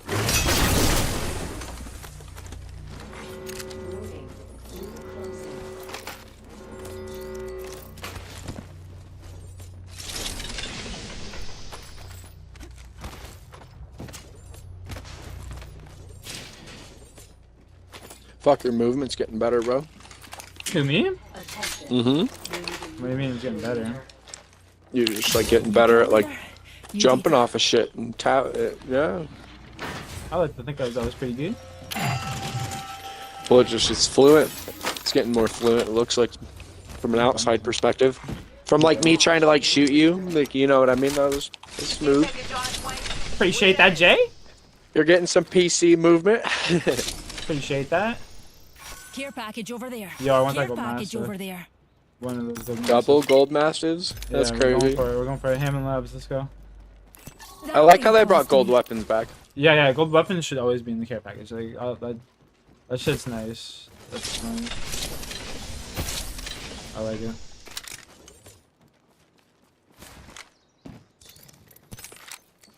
Yeah, fire update. That's a good part of that, at least. Right. Oh no, they scanned that beacon. Fuck those kids. We're going for it. I don't care. Do you have controller paddles? Nah, I don't play with paddles, Alex. That shit is just too complicated. I would just play with a regular controller. Regular PlayStation controller. Okay, Claw uses. Getting this little pack. Extra munitions for you in Grace. Another soft landing. Just very worth it.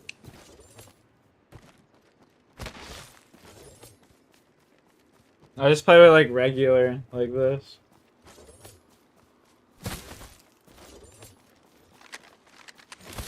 I'm dropping the fully kitted, what's it called? He actually plays with his toes.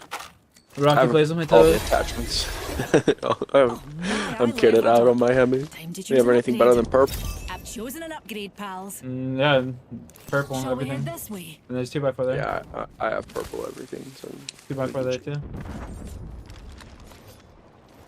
They're fighting behind us over in these sides. Oh, let's head in that direction, darlings.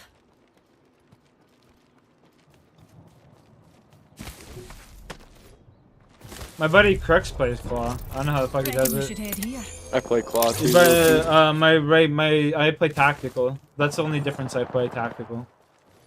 You know what I mean?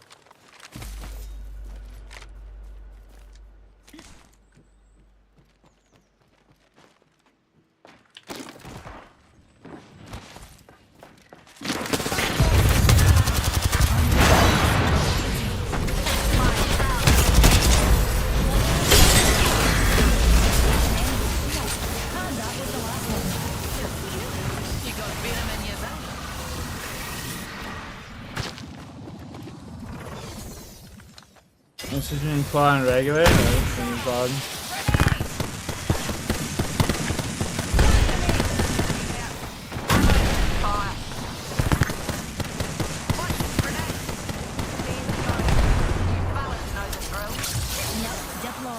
There's a sick recharging machine. Grenade.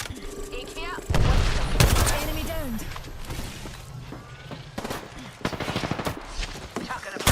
Crack that hooligan shield. An enemy.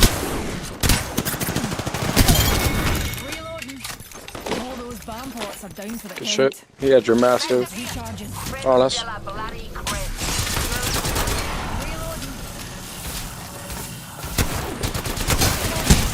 Oh no, Jay! I have him for 50 purple. He's inside popping. No way. We ain't getting the double, tell you that right now. Should have been I should have had my SMG out. Oh well, at least the 8-ball knows.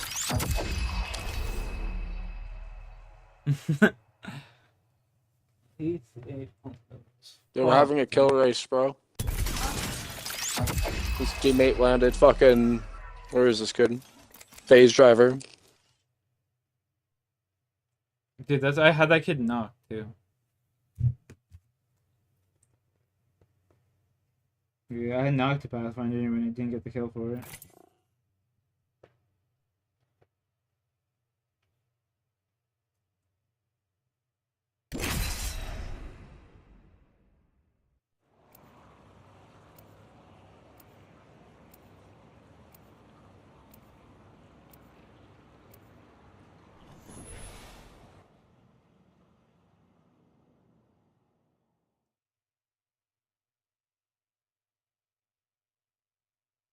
You can't spell problematic without M-E. Repulsors, check. Stabilizers, check. Best buddy, check. Introducing your champion. Shine bright or fizzle out. Shine bright like a diamond. What? Broken Moon? Oh, okay, we're going to play ranked after this, homeboy. We're going back to ranked after this. I'm meeting Chubs. I don't think I want to listen to that. I want to hear those lips smacking. Hell no.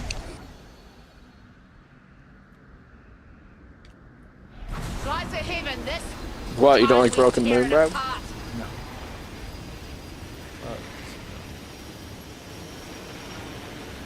You can't spell problematic. M-E. Why, bro? Everybody lands in the same spot.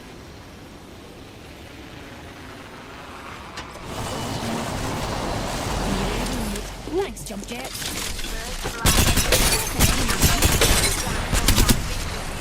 Broken enemy shield.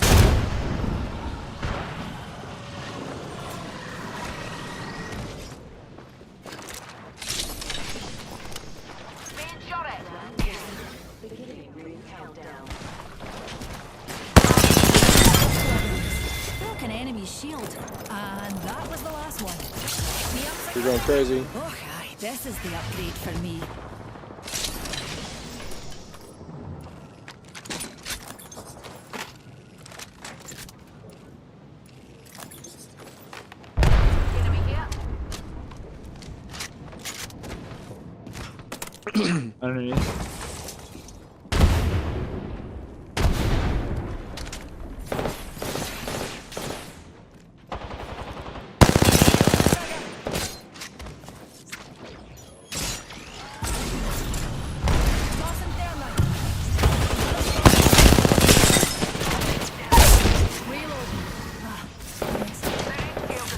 Cracked up top.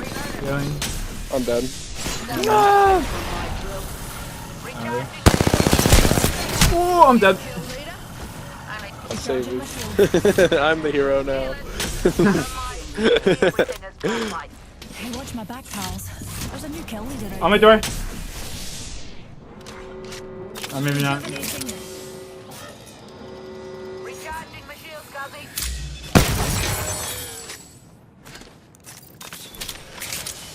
I had one kid knocked. Is that yours? No. Okay. Champion's no longer part of the data pool, darlings.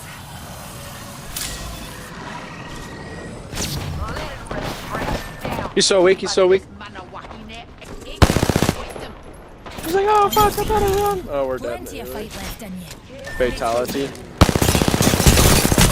No way, I hit him for 142, bro. Same expression as my customers when I was a waiter. Or nice. Hostile. Danger close. Free. April's almost there.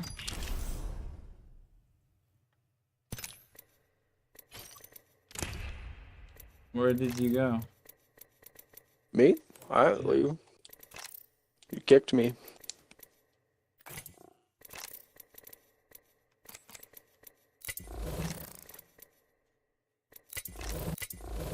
I work hard for the money.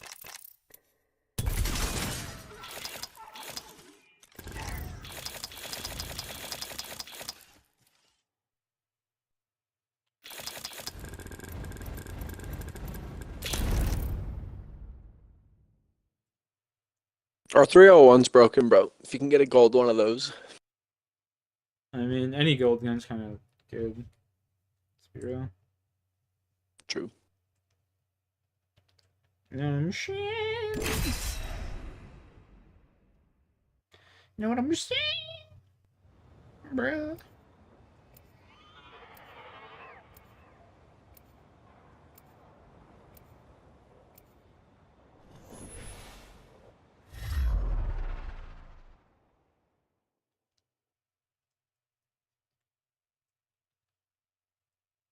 I don't settle. I'm not made that way. You getting him a bait? What kind of bait? But I just keep on disappointing them. Death is not on our path. Not yet.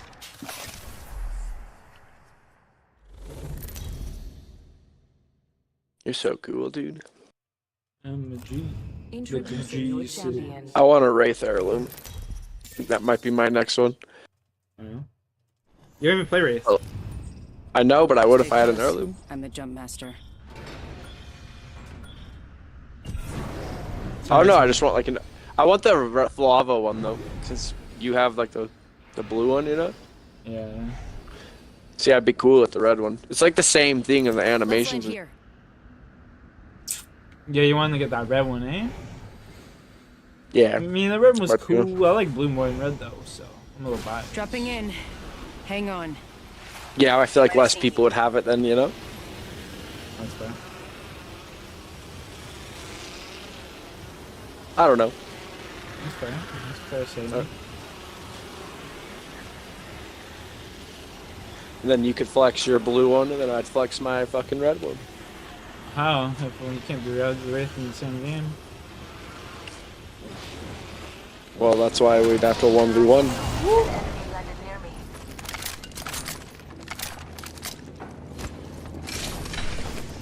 See?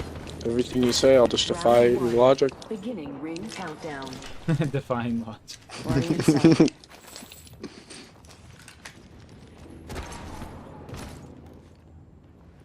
Shattered an enemy shield. Reloading. Bop!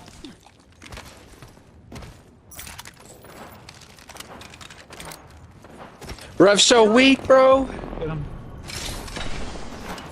42 on conduit. I stopped putting him. Bullet in the corner, dead. Two teams. Two dead.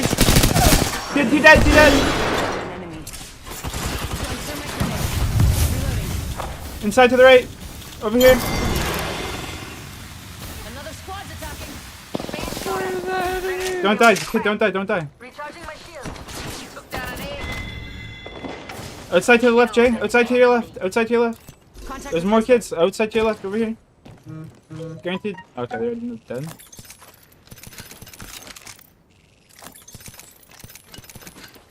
I just wanted to loot. Oh my god, I'm dead. That's the funniest shit I've heard today. Honestly. We're already inside the next ring. Good fight, good fight. Dude, you and I always win our spawn fights. I'm gonna say that. We're honest, I think. I've got your back.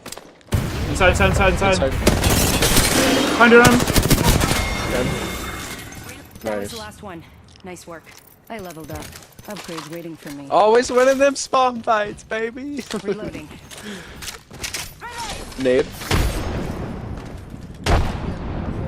More people? Yo, heal up your health, homie. Yeah. Inside. Revenue up top. I got you. Come up top. Down one. Now you some batting. I'm dead though. Fuck. No.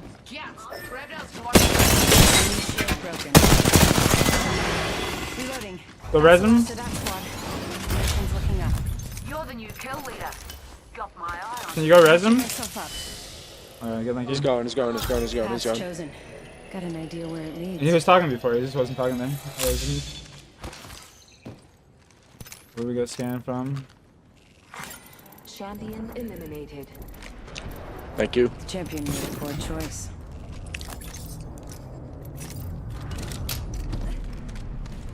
Can you heal your health, homie? Care package over there. I'm not done yet. Let me hit my box. Yeah, do you think? Might be a team here. Let's explore this way. Healing. I don't mind. There's a team here. Target spotted.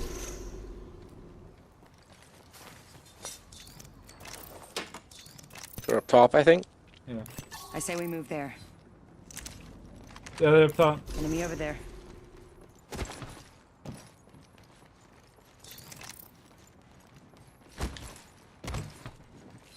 Don't go up. Teammate doesn't like healing his health. I know. They dropped on me. The two dropped on me too. Caustic almost dead. I'm taking shots. Reloading. No, I'm fucking. Crack Newcastle. I'm dead. On me, Caustic's around this corner. Dead. Two right here. Caustic's around this corner, popping shit down. Jay, just get out. Jay, just run. Recharging my shields. Just run, bro. Please. I'm down. Go launch pad. Replicator there. Use it if you need it.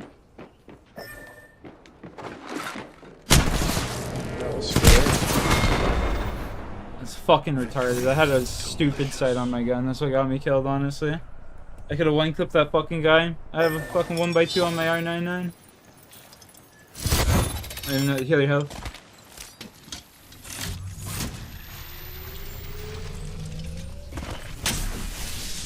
Stupid fucking sight, man. Especially for the R9.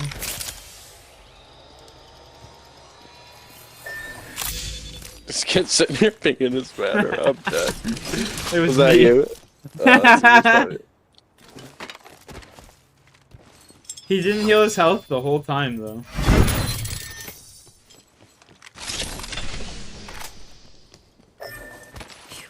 Watch him leave.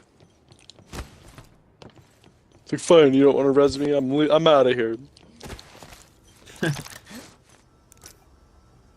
Crafts ammo. You wanna be surprised? You can keep up? 2 seconds on it. Brother. Hard reset, let's go, baby. We're the best. Loba's just the best This reset kid didn't character even in the grab game. the fucking Evo harvester over there, dude. Didn't even grab it. Someone yoinked mine 3 times too. I wouldn't be surprised if it was him. Don't mind if I do. Now I have no sights. Someone took Fuck my me. gold. Got good taste now. Good, we're inside.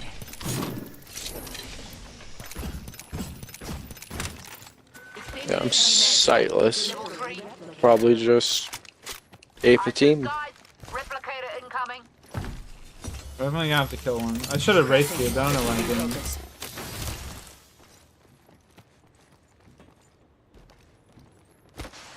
I just thought of that. Terrible. I bet this kid rats the rest of the game.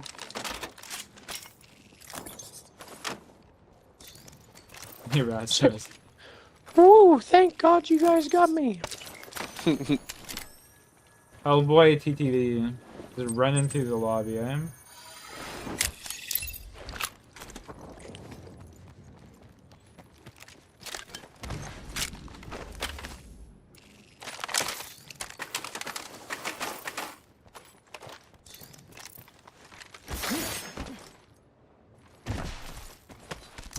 Taking fire. Don't die. Recharging my shield. Using jump drive.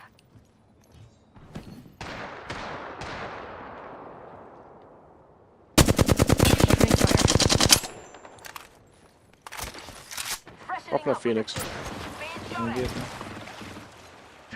Goodbye, Maggie. Another team behind us. Okay. Getting shot at. Shooting. Recharging my shield, guys. Almost cracked Maggie. Charge my shields. I'm healing. I'm not Just getting up close. top. What the fuck? In a bit of hot water. Setting a portal. They're pushing you hard. Yeah, yeah. Hit him 3 times. He's in a rev shell. Portal placed. Target there. Recharging my shields. They're shooting at me. We're already in the next ring. There Recharging. might be a team down low, but Patching myself up. they're over here more, I think. Over there. Yeah, pizza, tell them how you really. Shops open for VIPs only. Care package on the Yeah, I can way. hit that. I like the sound of that. The other squad's attacking. Focus. Another Gucci. team. I don't know. Kid just Oh, I yoinked fucked my up my shit. jump. You want me to come down there? No, I'm good. But Next time, put this aside. we're gonna catch that dub, my boy. Next time, put this thing inside, though. Need to recharge my shields. Healing up. Eyes are open though.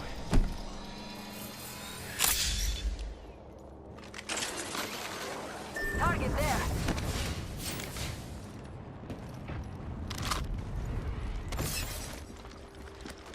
They just They're call it resin over Moby? here. Someone over Yeah, there. You let's wanna go push? get 'em. Throwing jump drive. Yeah.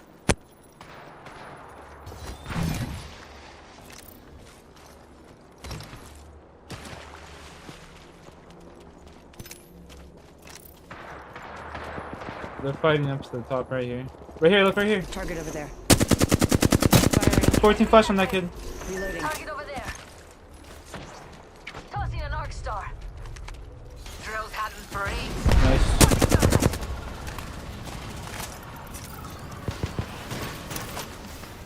Careful.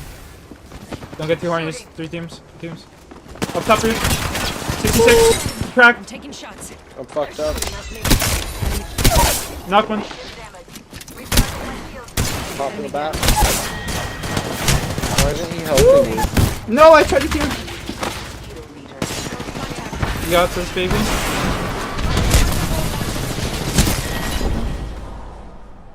So weak, bro. Kill him! No! First kills. Come on, baby.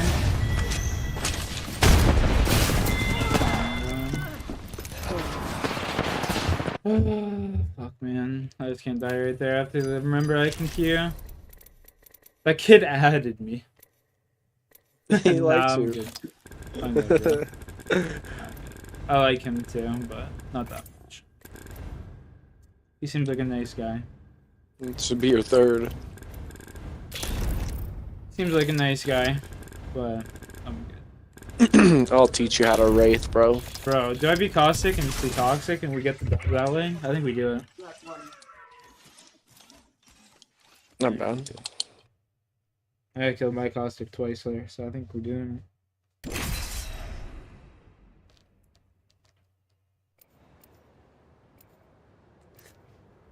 Chat, this fucking meme has a point. My game crashed.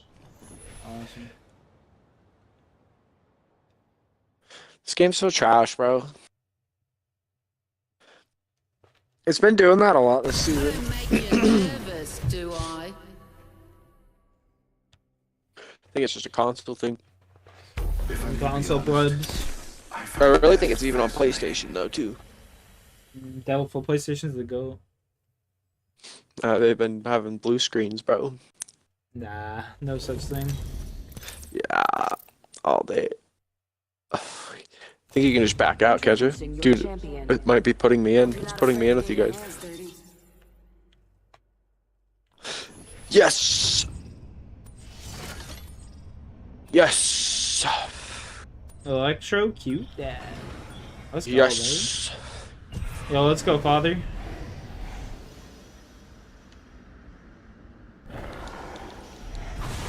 Also, Jay, you said before that we always win our off spawn fights. I really like off spawn fights. Specialize in them, you know? Yeah, fire. Where I suck is like mid game. So I always be dying. You know? Then you're pretty good at end game. This kid's going to my favorite spot on the map. End game, yeah, usually alright. Not too shabby. But not as good as your start games. Off spawn, bro, you're a demon. Attention. First blood. We should be winning all our spawn fights. They got a cool Loba skin, so it's like, yes. Round one. Yes. I can have the thing cooking off. Fuck. The next ring's far. Come on, loot as you go. I've located the next ring. Inspect your map. Just did it. We got 60 seconds. Remove the flyer from the equation.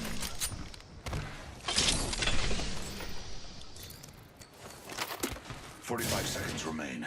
The ring is some distance."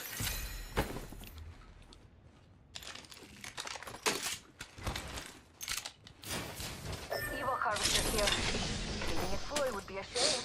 Nothing short Wow. I have a turbocharger if you have a Havoc. I have a Havoc in my pocket. You want it? Yeah. Okay. Yeah, I'm dropping it. It's kind of fire. The gun's just fucking broken. Coming to you. Dropping everything I'm doing. Just what I needed.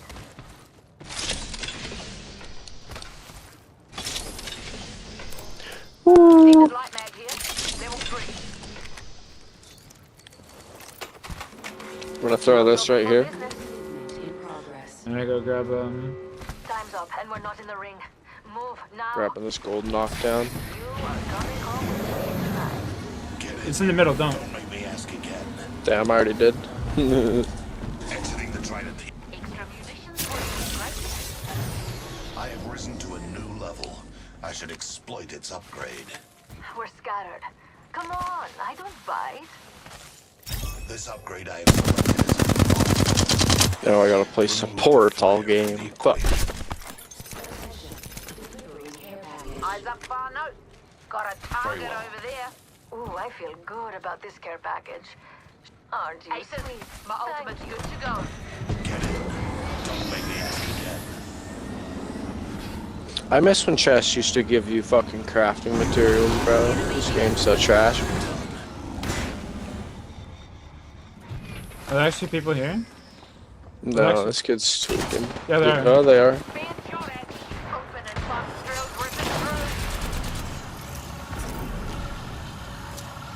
These fucking kids are tweaking. Cracked him up top, yo, huge damage, huge damage. Recharging my shields. Huge, huge, huge. Trap set and waiting.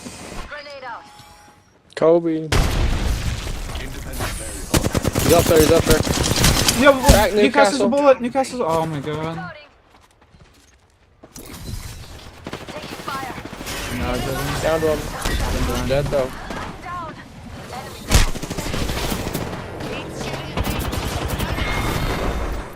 Fuck's Our sakes, Maggie's man. just a fucking bot, dude. Lucky.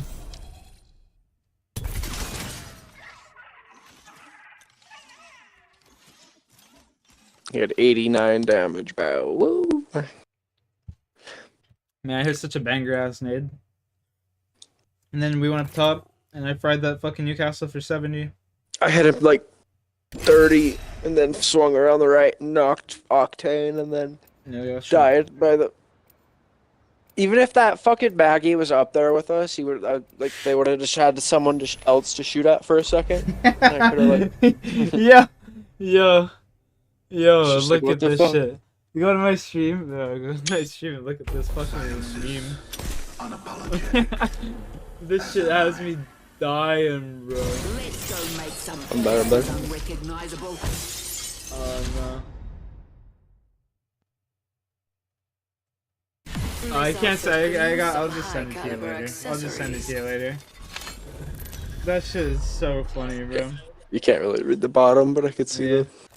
There's like a picture. No, I'll send it to you later. Anyone else It's just wielding so the fucking unfathomable funny, cosmic power of a singularity? Anyone? No? Just checking.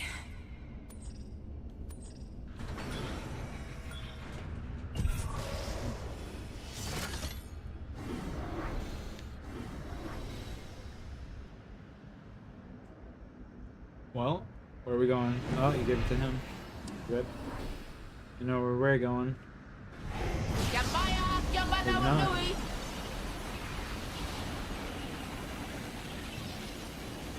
Rolling that way.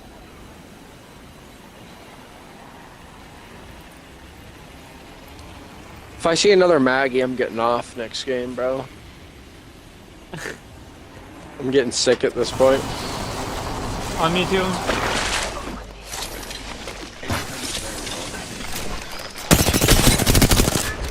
Felk's a bullet. Felk's a bullet. Coming. Oh, look at this. Wyatt hit him for 41. Oh my god, man.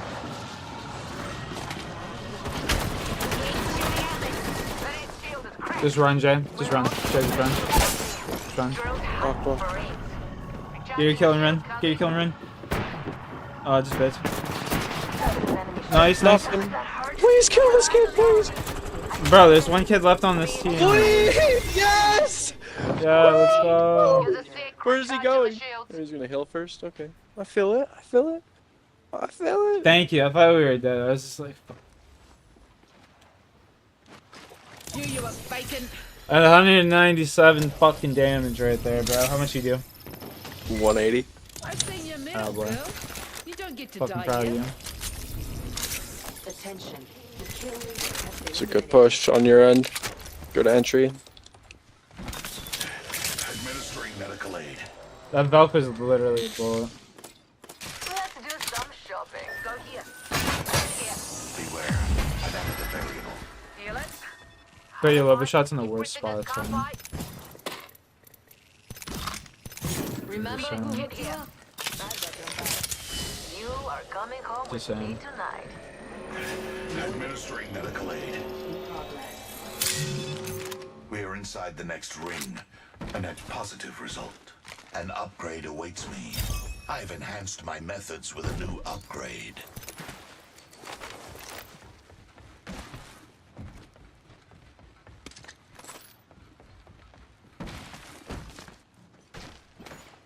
Heal your health. What are you doing?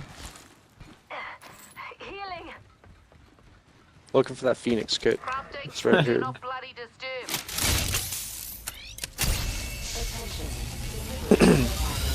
Located the next ring. Inspect your map. I feel good about this care package. Shall we? Tossing shot drive.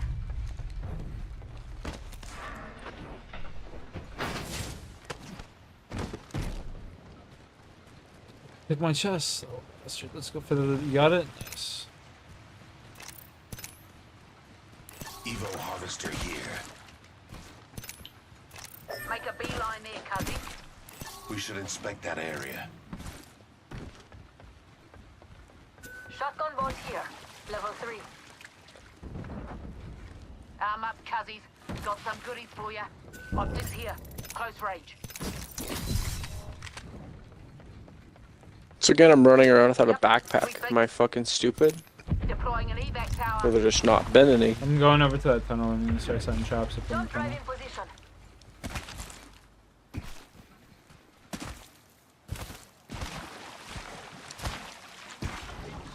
Dude, that was a really good video earlier on. Shit was fucking crazy. Yeah. It is really in depth. It keeps you like wanting to watch it, you know? I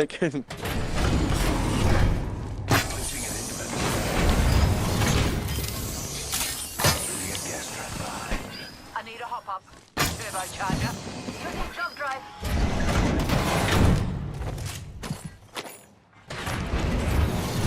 Yum yum. Open up shop and shut them down. Placing gas trap.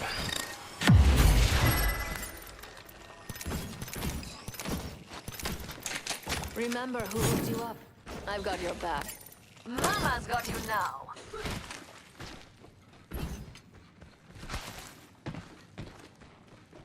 Evo harvester here. Trap set. Waiting. I'm literally 3 off of getting it.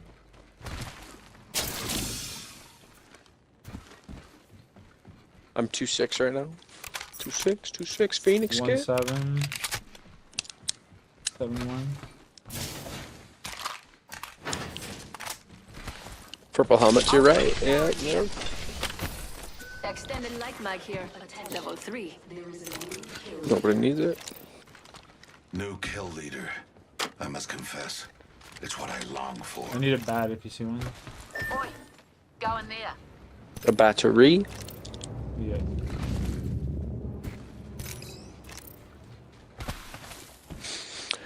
Seeing shield battery should be a Lova perk. Just gonna be real. Yeah, I agree. Not fucking conduit, whoever the fuck. Shield battery here. You know? There should be like C shield batteries or C. Thank you. Level 2. I don't know. The other one should be C something else though too. I don't know. Sick. It just sounds like a local thing. I don't know, when games drag on like this is when I suck ass too. Drag on like this is the first ring, homie. What do you mean? That's what I'm saying though, but like, nah, never mind. When we haven't like seen anybody for like. Yeah, when the 3 fight is minutes. constant. I know what you mean. Giving you a hard time. I have 4 nades.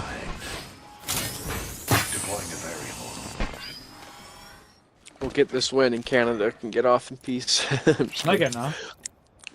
I was trolling. Getting off. Round 2. Beginning ring countdown. We're already. Another variable for the lab rats. I say we rat here. Delivering replicator. God spot, bro. Open up shop and shut them down. This is a spot where like Watson would be better than Caustic. Is that crazy to say? That's not crazy. Well, I just feel like you could put a fucking pylon down right here. No one can really shoot it unless they're in the building. Gas trap deployed. They're in the building. You have that shit already Watsoned up. So it's like, you're pretty much untouchable. Literally just gonna rat right here. I have this. I suspect we will find something here. Some can you tell me- research. Sweet bakes. Yeah, you can. Taking a look over here. I'm just gonna rat in here, bro. On God, no fucks given. He's holding that choke. Ultimate rat. How Caustic is made to play. We should even probably go deeper in the barometer, but They're fighting right now. The jump tower. If we see these kids fall off at jump tower and take high ground, what do you think? Oh fuck, you're already going? fuck yeah. I bet we'll find something good here. Yep. They're fighting inside here. Far. Participants have reduced by 50%.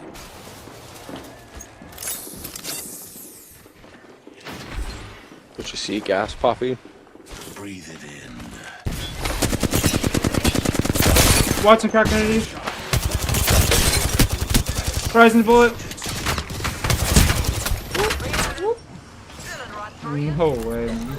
Whole different team starts shooting at you. No, that's simple. Quick over there. Never mind. Should've just took their high ground, low-key. Yeah. I just wish my teammates with me, we could kill them. I was just late, bro.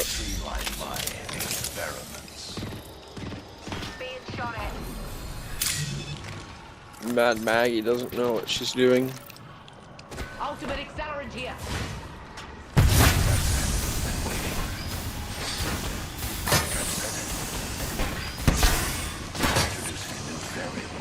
Let's do some shopping.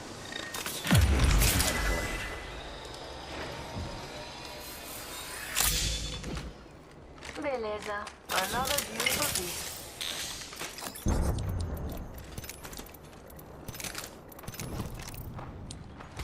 Shields are recharging.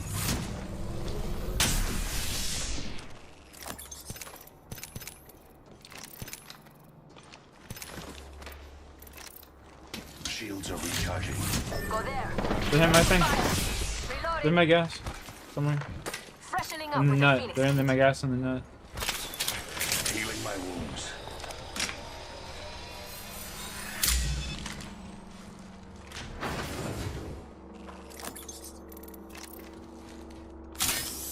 Beware.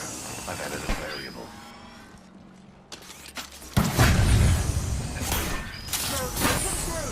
Trap set and waiting.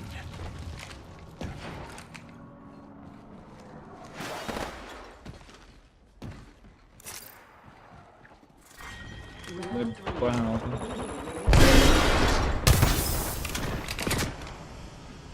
Shooting. Target here. Another squad's attacking. My vision is clear. I cracked 2 of them.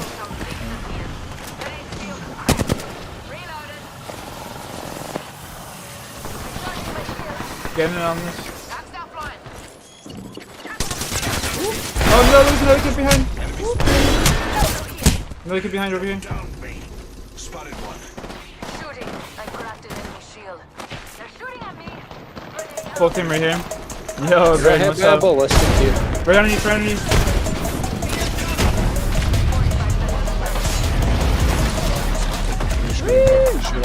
I can't get shit.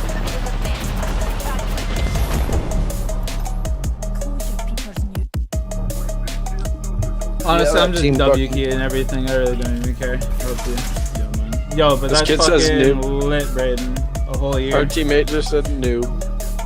I don't even care, bro. It's just pot. I'm W key and everything. Fucking not waiting in buildings and shit, even if I am caustic. You know what I mean? If we get matched against this guy, I'm going to game chat. You're with this guy with Electro Cute Dad. Electro Dad. Electro Cute Dad. Jeez. What does NTC, man? Shit ass fucking Maggie players. Anyone who plays Maggie's dog shit. You were playing Maggie. When? It's earlier. I don't recall. Oh, no thumb screw? That's sick. Millsy. Fuck! Yeah. Oh, yeah, MLZ. Yeah. I see what you're saying. Hopefully he's in our game. I talk You're so in the much smoke shit. lane facing button raised. Which hand would you choose to defend? Ace Queen. Midday. All good with me. Ace Queen, baby. All day.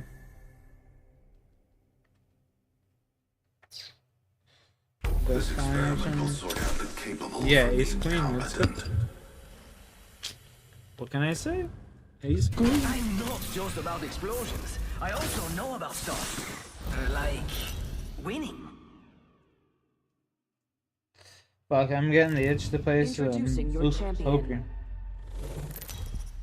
I'd honestly watch your stream if you did, bro. I like watching that shit. Not really watching, but you ever watch like pro shit? Like pro Texas Hold'em? Oh yeah. I used to fall asleep to that shit. That was like... Same, bro, as well, that's good. It's just shit like that I can fall asleep to. I can't sleep without like something quiet going. It's a brain thing. We're gonna have to go inside, bro. Go inside the thing so you can get your gold res. Sword.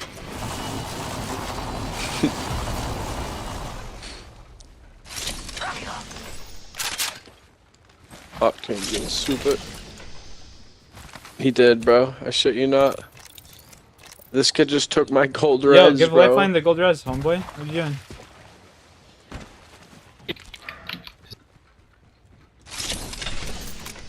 Weekend.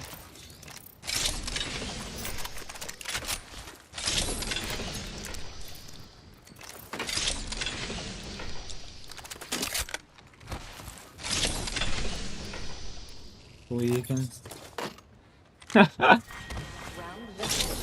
Knockdown shield here. Level 4. First fatality. What a peach. Next ring's not close. Spotted one. Distant. 1 minute until the ring changes.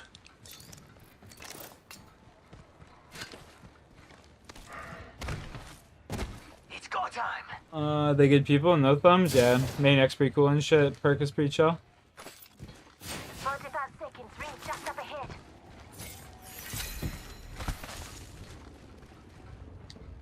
Inside.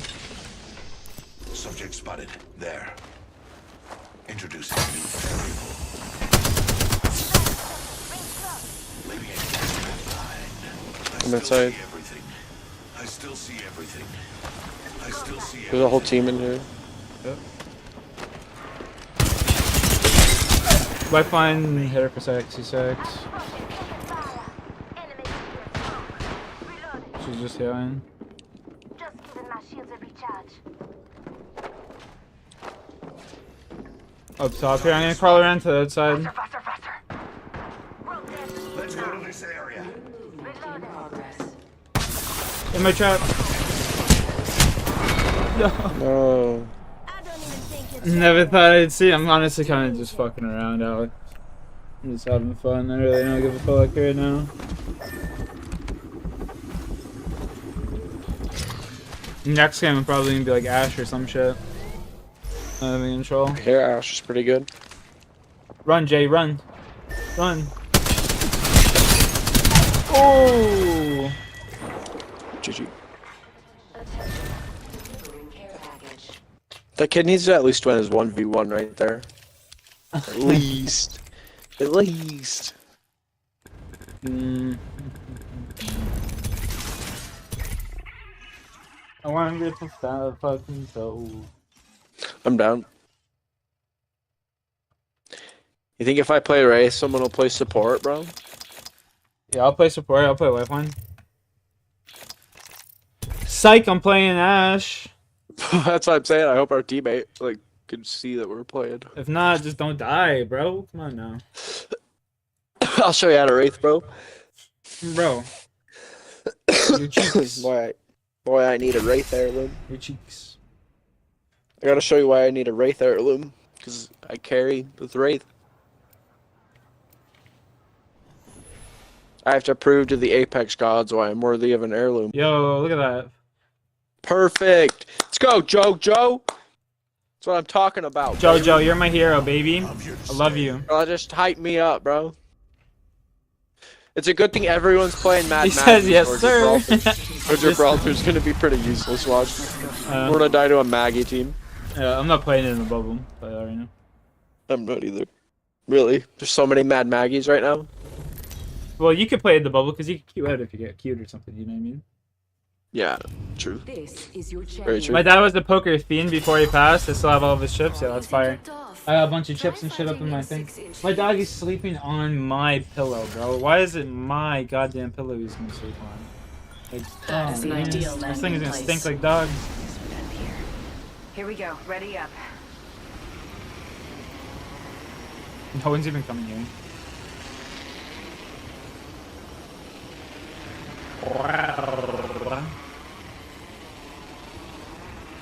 I just don't get what took our octane so long to get to our fight, bro. Like, you died, and then I drug it on, and then, you know what I mean? And then, I don't know. Like, I dealt like 500 damage those last Kill issue. Not you, though. Yeah. Extra supplies here. Gotta love that. We're in plat right now, and plat right now is probably like gold. You know what I mean? With the amount of like people are in it, and they're just leveled up and shit. They're like playing the gold lobbies right now. You know? Yeah. I can play this really loose and freely and just do lots of stupid shit before I die. Same. You can't play this game with like the I'm gonna win every game mindset, you know? It's kind of hard to. You burn yourself out. It's a winner's mindset. It is. But it's also about like kind of Hop up here. it's about Turbocharger. pacing your wins, you know? And taking less losses. It's kind of like gambling. Taking smaller losses and bigger wins, you know? I mean, on this account, my win-loss ratio used to be 0.5. Now it's probably like 10. It's like playing poker, brother. Backpack here. I'd read you like a Level buck, 2. Canada. I'd take all your money. Oh, yeah? I'd probably beat you at chess, too. Brother, is that... Yeah, let's play a game of chess after this.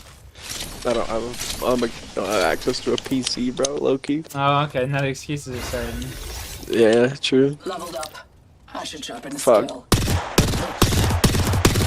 You got your phone? You got an yeah, you got an iPhone? You got your phone? No, I You don't have have an an iPhone? iPhone. No. Damn. You got your regular ass phone. You can just go on chess.com. Can you really? Yeah. An upgrade has been selected. Just download the chess.com app, and then I'll add you and we play a game of chess. Reposition now. I need a Havoc. You guys see a Havoc? Anyway. Bet I'm looking. For some reason, I feel like I passed one somewhere, but who Havoc? knows? Yeah, yeah. Havoc here. I can make use of that. He dropped it for you, bro. Hey, care package. An excellent select. We'll be well positioned here. What a G. You're a fucking you're a homie for life now, bro.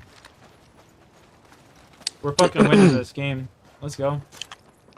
No cap. There's a team that Hype pinged this us kid north played- pad. They're scared shitless, bro. They're rats. That's why they land north pad. You can have it. Let's go. Alright, You I can gotta have it, lock you in. can have it. Let's go. I got three.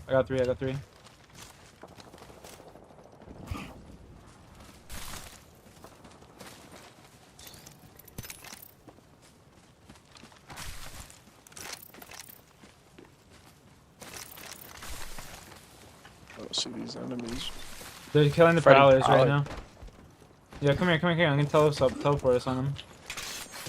A tear to give us an edge.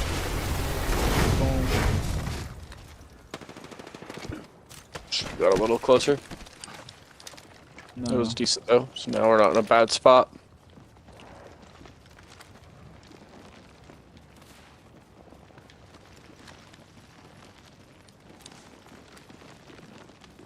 Where are these kids at?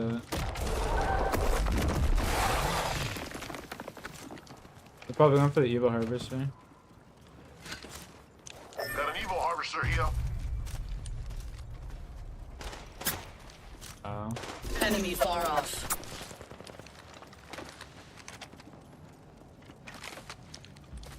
There's low ball. Check out that way.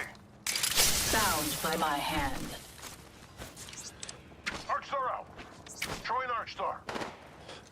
Enemy far off. Get shot at.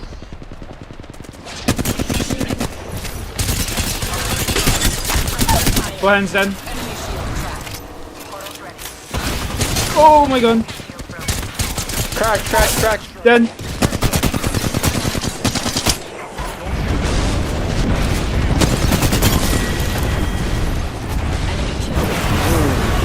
That's how you wraith, baby. Come inside, buddy. No, Jay, we got bounce. Bounce. Target landed near Another me. team. This way. And fatal. Yo, I got. Squad is on us. I'm on fire. A phase tear. Nice. That was pretty clutch. No. Recharging shields. Run, Jay. Get through. You can shoot the spiders, or I will. Not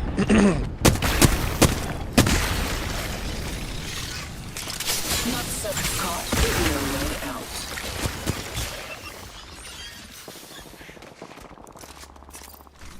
Using a Phoenix kit. Cover me. We're out of there, baby. Traffic Cascade and Cedo. It could be of use. Listen. They're shooting up here though. Is there shooting up there? What's the casino then? Moving that way.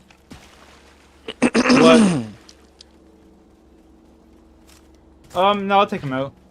Dude, you saw me fucking port and Wraith right when that Bloodhound started. That was so. There's people by us. They're aiming at us. Whoa. Oh, bro, I fell right into the trap, bro. Nice. Well, dude, shield. No, you gotta block the nade, man. Oops. I tried. You on purpose. I would have laid on it for you, bro. You gotta lay on that shit with your fucking shield out. I did. The You weren't Pathfinder looking shot at my it. shield out. You weren't The looking at Pathy shot my The hell shield was out. Pathy was dead, boy. That was. I swear to God, I shot my shield out. I swear to God, motherfucker was dead, son. Somebody shot my shield out, bro. I swear.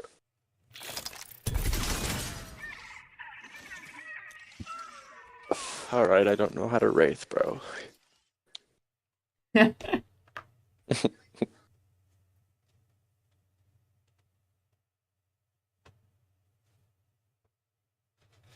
can be Wraith?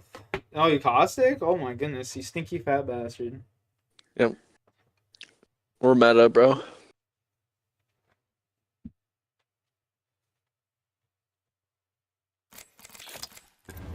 Caustic's such a broken character.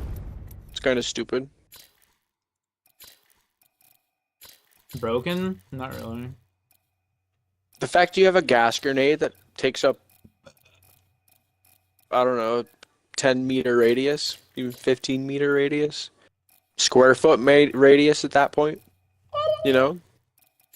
Imagine you had a Horizon or like a Octane on your team. You're just like jumping on teams and throwing gas back grenade. in the day, yeah, homie, back in the day, you used to be able to hold out Gibraltar's shield, like his little gun shield, and then stack fucking Nox cans on his shield and walk around with them.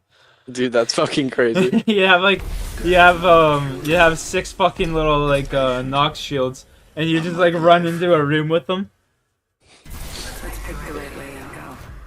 That's actually genius. Oh, dude, those were the days. Now it's all patched to shit. Season 0 days, bro. You just holding out his gunship and you run into a room with that shit. It was so fucking funny. If you think about it, this game got too popular. I'm going super hard this game. I was kind of fucking. I've been fucking around a bit. Let's go hard. Well, now that I'm caustic, bro, we're take a gonna double toke. Taking a double blinker. Let's taking go. a toke. Double blinkers. Let's go. Through his nose. We got our homie. We got our homie. Rank this for fun. We ain't taking it for. We ain't playing for fun now, son. We're playing for fucking try for realsies. This for $1 million, bro. I don't even know my. For $1 million, fucking make or break, alright?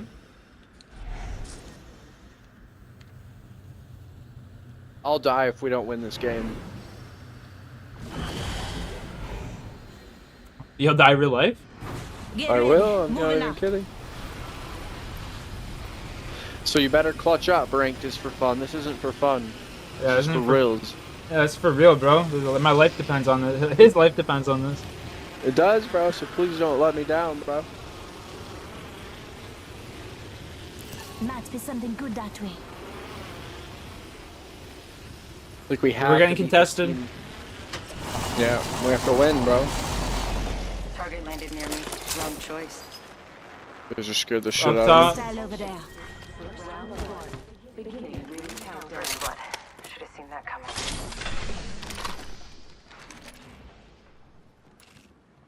Can I fucking pick up the gun, bro? I'm lagging so bad.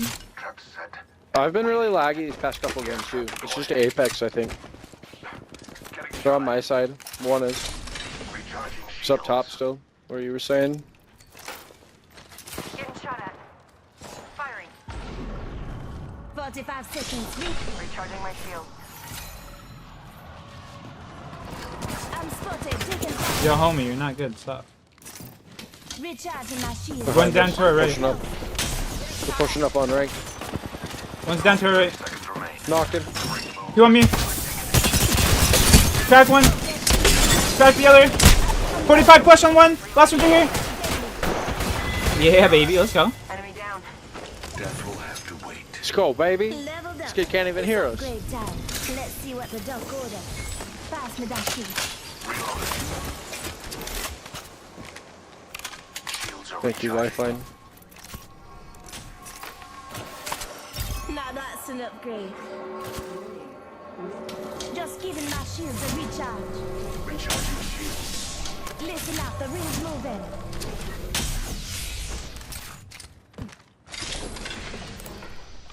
Bro, your fucking classic barrel was so good right there because I could just hide behind it.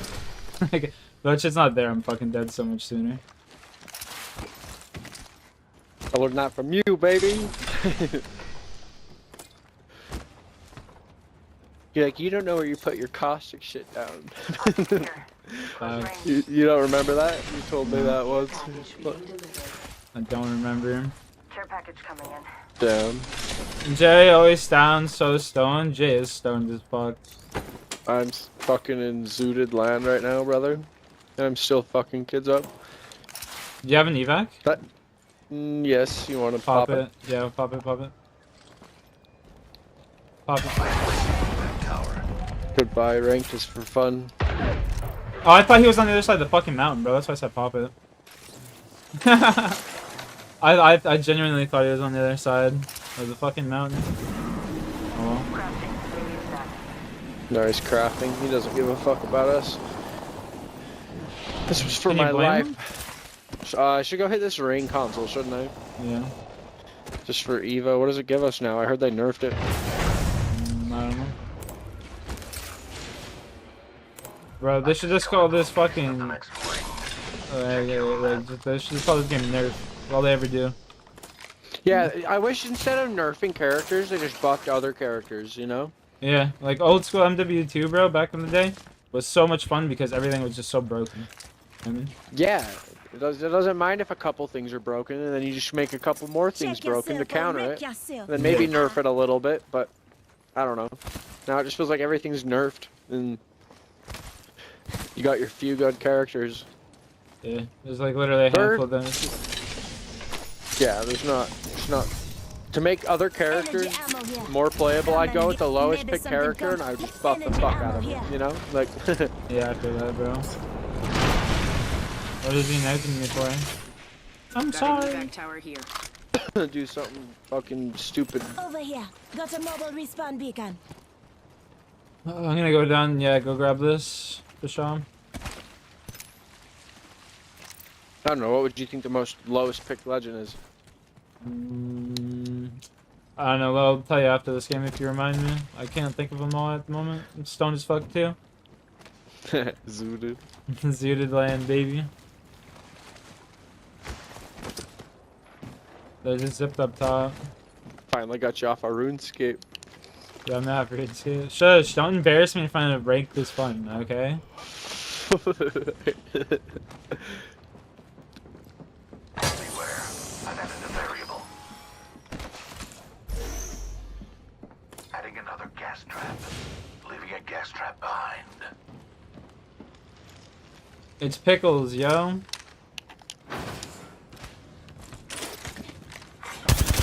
Are they up top? Yeah. New kill leader. Go Come on, down. watch out. Post speeds.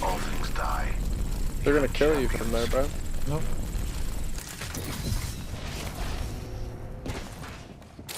I can't believe they just let you hit that like that.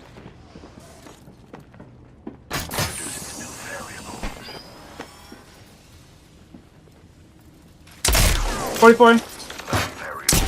Crack. Leigh finds a bullet. Leigh finds a bullet. Nice. Down, dead. Lifeline's dead. Go, swing. Leigh dead. Up top. Fried, 45, fried. Climb. Good shit. Caustic plays. Yeah, bud.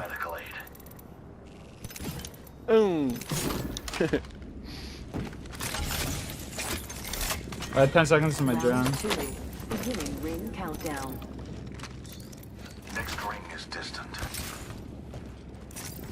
Just a sec. 1 second. This isn't for fun, this is for realsies. This is for real. Replicator coming down. Someone's here. I heard someone. I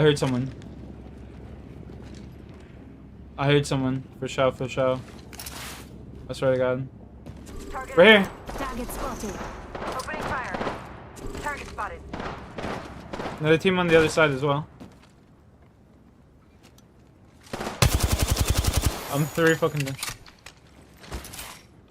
Have your drone as lifeline. Always have your drone. Just evac. We just go to evac. Yeah. Her upgrades are gain a solid res, increase res speed by 20%, and get an automatic gold buff. We need to get in front of these kids, I think. If they're not already. Yeah, we gotta go. We just double evac. I think we just double evac. Which way? This way? Yeah. This way. Yeah. We just double evac. Go to the right over here. Let's explore that way.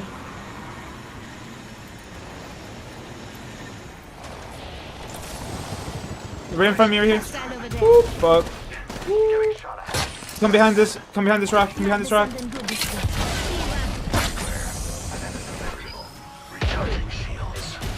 Let's go. I'm out of there. Oh, I got stuck on the rock. I'm so bad at this game. Yeah, you are. Baby, don't hurt me no more. Go, Rings, go. Carry on our legacy. I ate too many cheeseburgers before the game. I can't catch up. Shields are recharging. You got enough on this roof. Go inside. Caustic can't climb as high. Alright, it's him bro, 'cause he's inside. big. No, you can climb up. Don't be a fucking fool, boy. The rewards in that care package could be a deciding variable. M&M, peanut M&M. Sean, why you gotta do me like that, bro? Where's all my climb ups? I think like right here, right there. I'm in the side here. Let's go this way. This side here. Gas trap deployed. Oh, let's go. I leveled up. How many of those can I have down? Like 6? 8? 50? 79.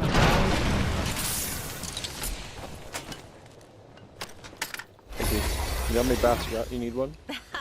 I'm at max level. Big of myself. Yeah, I'm dropping 3 syringes, boys. You need stamina up? Stamina. Care package over there. Just fucking around. I have 6 bats. You need one? I got 4. So there'd be no reason to like double up on caustic traps in the same spot, correct? Depends on the situation. Has anybody checked inside of this building? No. No?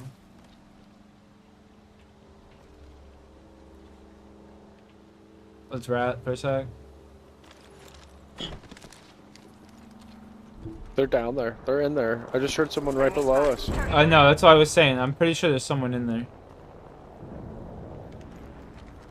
I just heard him try to climb a wall. There. Enemy over there.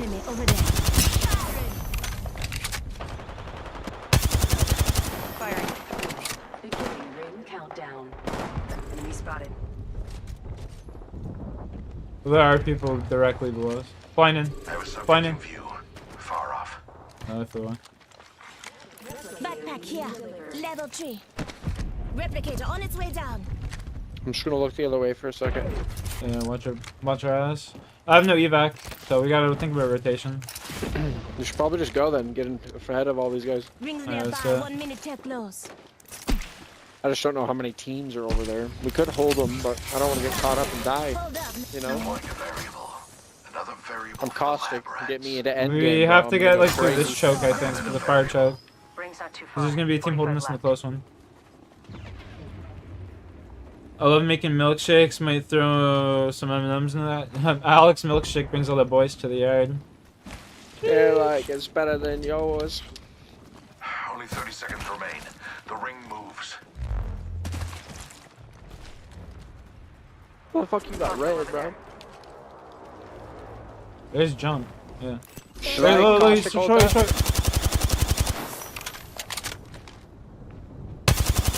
That's a mirage. Oh my god. 10 seconds to the ring. It's close at least. Yo, start Like caustic. caustic. Setting up some caustic traps over here, Jay. In this choke. In the choke. In the choke. Okay. Like right at these corners and shit. Let's explore this way. Placing an independent variable. Delivering care package. Introducing a new variable. Looks like a care package is coming in. Big These danger. kids are gonna. No, they don't have to come to us, I guess. You gotta throw as many caustic traps as you can on this like alley. You guys gotta come to Let's me. go this way.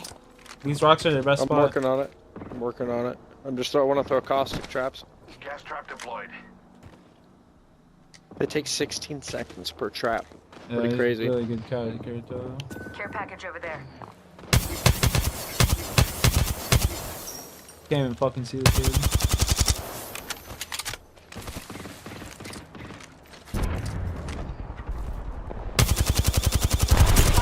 Enemy over there. Behind, yep. We fight behind. Getting shot at. Don't die, Rebel. White. Squad white. That was the last one. Nice work. You got him. Yeah. Here's your birthday present. Yeah, they're on these roofs in front of us. Both there's two teams in each building in front of us. One here, and then one on the other one. They're fighting in that other choke. Alright, there's tons of bats. Helmet here. I got 6. Level 3. Take that helmet, whoever needs it. I'll grab it. There's tons of bats. Replicator on its way down.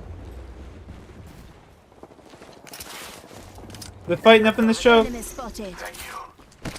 Hostile spotted. In this building here. Target. Rings nearby. I have a 1 minute caustic till ult. close. What do we do? Right in front of me, right in front. Lifeline 50.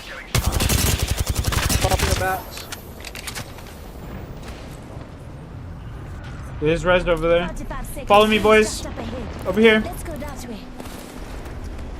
Yes. We're gonna go underneath. Caustic this shit up.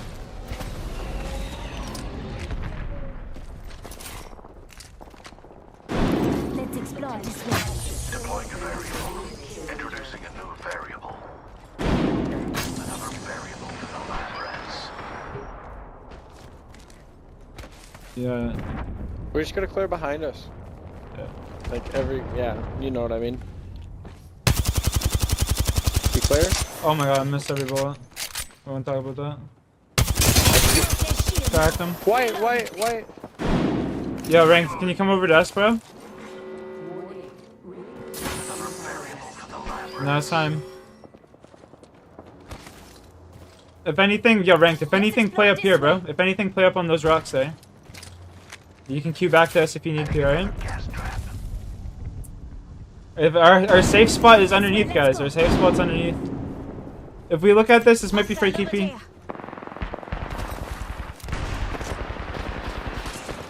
Throwing nades inside. Flying in. Okay. Right over us. Okay. Coming back. Enter your gas, enter gas. Right. Underneath. Going in. They spotted me. I'm taking shots.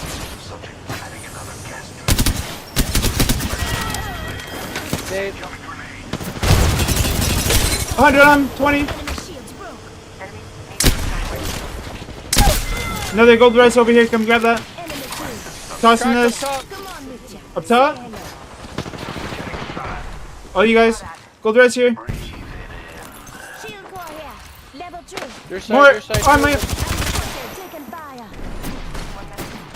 He's so white. Charging shields. Need to recharge my shield. Let's go, boys. Reloading. Just giving my shields a recharge. Does Lifeline have the other gold res? Yeah, I got one. You were calling that out. I'm sorry. I just. Yeah, follow me. Follow me. With you. I see a few teams are fighting right here to your left. Look to your left. Look to your left. Oh my god. Jay, back up a bit. Jay, back up a bit. No.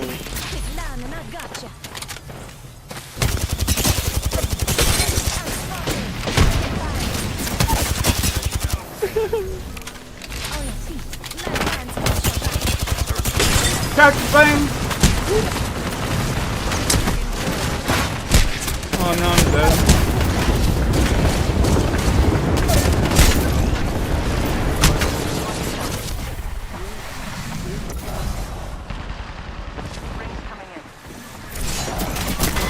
No.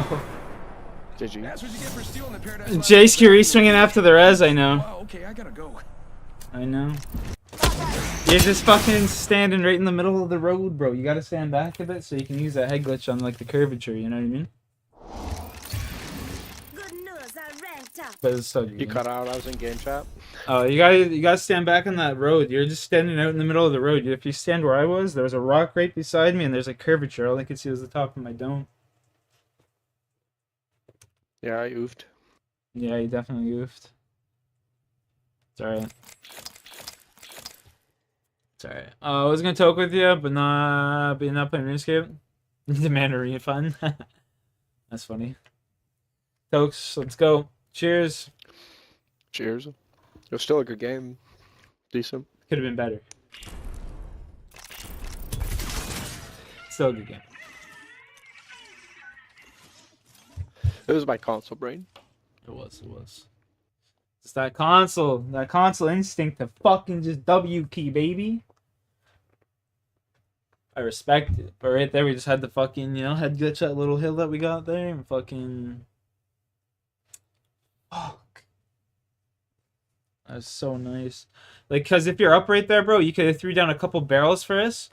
And then, like, we don't get hit by that Bangalore ult. And then, you know what I mean? Compounding things. Yeah. Compounding things, yeah. Yeah. Yeah, but cheers. Cheers.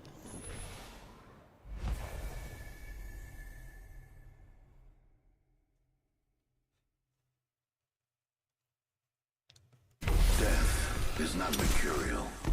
It's patient. Unlike life. Battery? Check. Vitals? Check. Mostly stable. When they fall, we rise.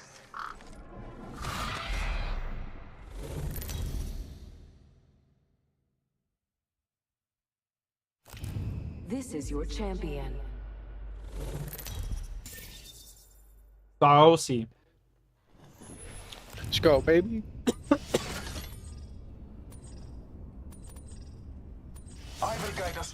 Okay, one more toke here. Save some oil because I'm playing with Maddie tomorrow. Woo! As Jumpmaster, I alone decide our fate. Gotta make sure I got Study the land. Find our advantage. Then we some jump. tokens.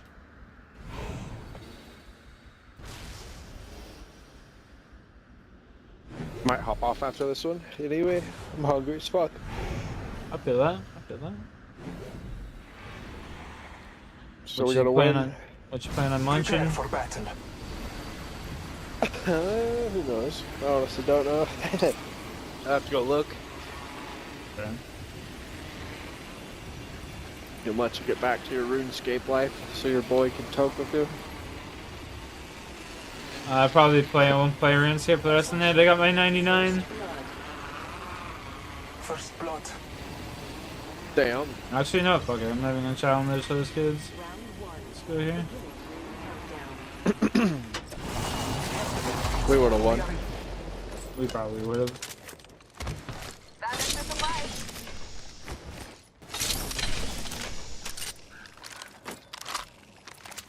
Independent variable added.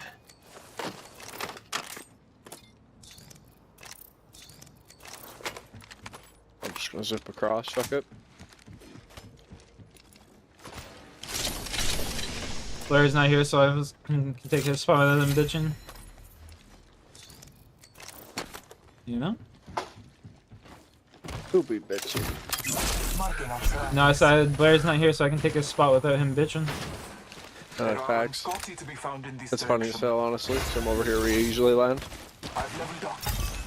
I should choose an upgrade to, as Volter says, parquet.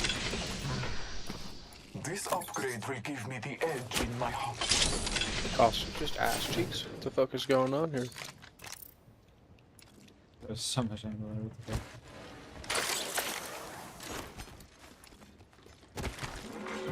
Warning. Ring closing. The kid right here. Explore over there. Enemy spotted.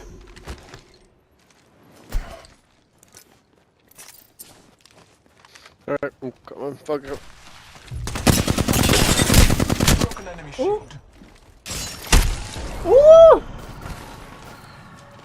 My 5 minutes are fucking miles away. Reloading. Marking our surroundings. I see you both. I see you.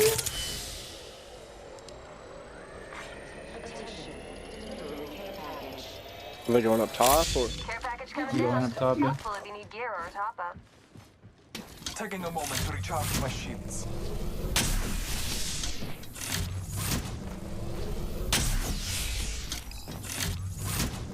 Placing an independent variable.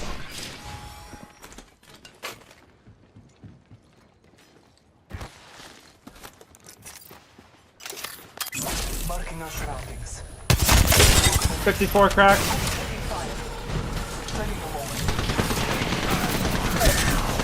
I don't know how I'm dying to that kid.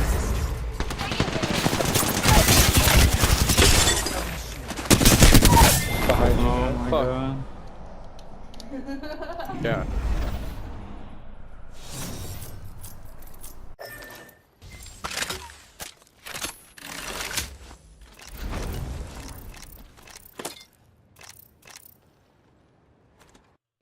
Whee! GG's, bro. Oh, he left. So he didn't even say goodbye. Jay, how could you? That hurts. That hurts. Yay. You might be back. Alright. If you come back, hit me up, brother. You feel?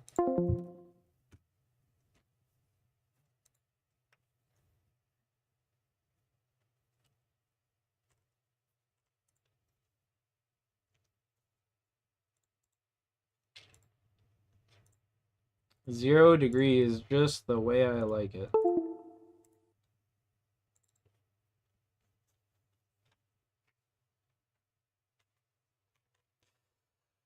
Brrr.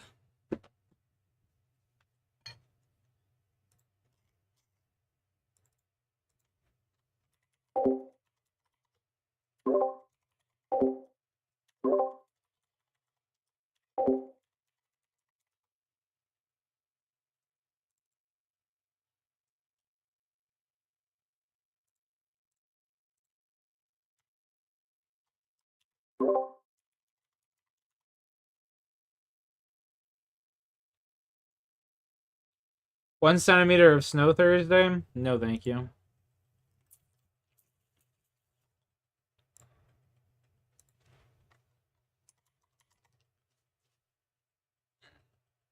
It's all good. I can carry Maria. You just got on too. Ree! Sorry. Sorry.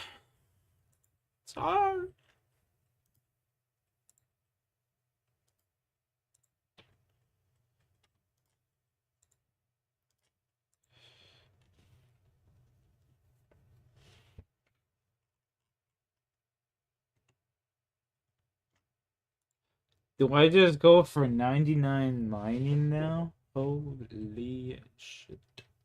That would take forever. That's what I was doing through tech. 190, fire making. Now I've got three. I've got 399s. Let's go. That's what I'm talking about.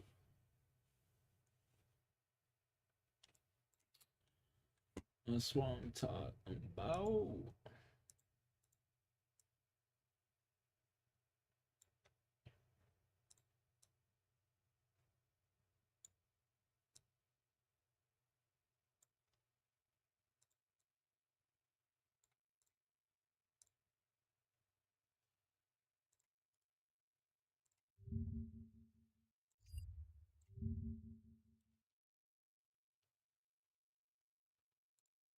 Yeah. Hard commit I'm building, not hard zipping. commit building, hard commit building. Okay? I'm just gonna Alright. slide. Oh, this team's trying to take it. I'm smoking them off. I'm taking building from them. I'm bangling these guys outside the building. This door's cap locked. These guys are going to be on their edge. Look southwest first, then look the other way. Our Bengal should stop them from taking it. They went back. Look now southeast. They're dead. Yeah, on my door, We're coming. One top, front, behind you. I'm just dead behind the wall, like, bro.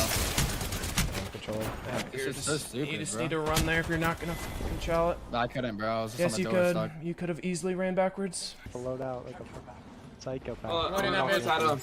Go in that bitch. What's up, guys? Yo, what's up, guys? Where's the party right here? I'm getting out. Running right in front of me. I'm sliding in, bro. I don't give a fuck. You're all dead. One more.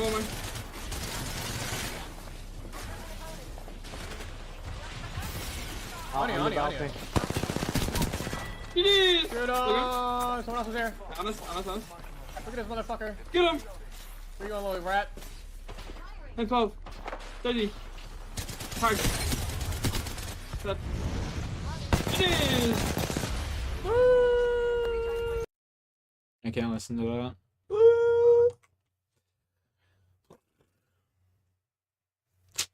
Maybe I do rune crafting actually.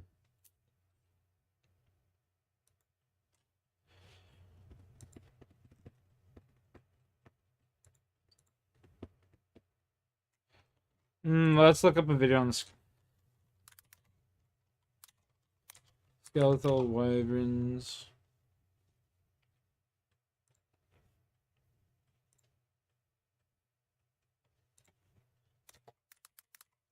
And run southeast. I'm gonna break the internet for you guys here, okay? Let's hear it. Wait, there's no argument. You wear proselyte. You wear. Let me put some music on so I don't have to edit that shit in later. Proselyte.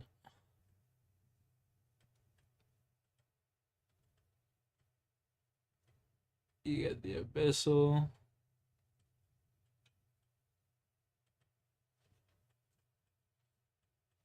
Some prayer pots, some allocable. Okay. Hello everyone, I guess hopefully you guys are having a wonderful day, and today we are here with a Fossil Island, a Wyvern's Guide for Old School Runescape, and my endless adventure to make his task are short though, so when you bring here down below we have 3 different setups ranging from the lowest on the left to the highest on the right. You can mix and match that as you may. All of the items are listed every there down there that you can take a peek at. On the left, some again purchase that through your need to make our way crossbow. Now, to get to the Wyvern Cave, we'll need to make our way to the northwestern side of Fossil Island. However, you can't just teleport to Fossil Island, you have to teleport to the ferry.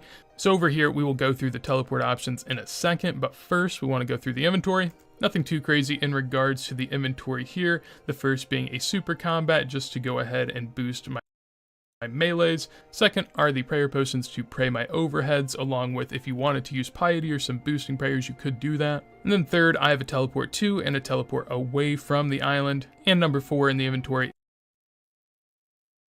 is just a bunch of Cool. Let's do it.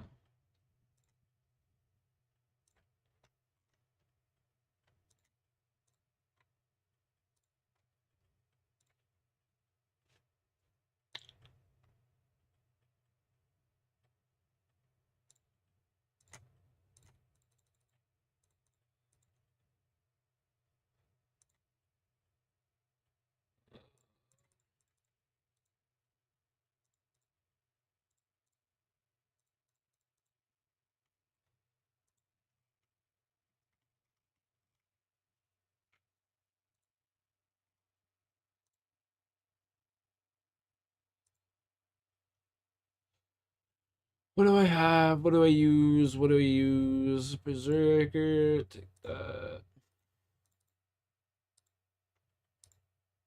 What do I use? Where's my... Take that. Potion. Well, we'll just take them all.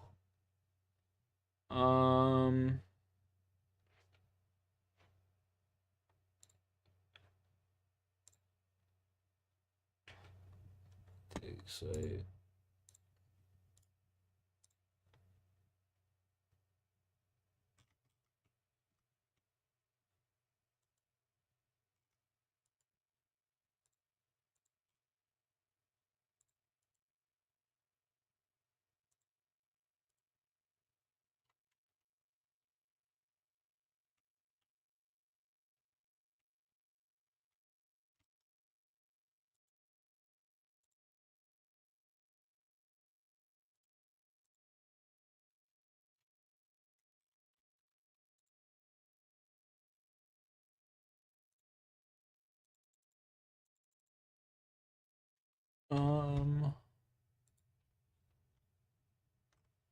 Wyvern test only.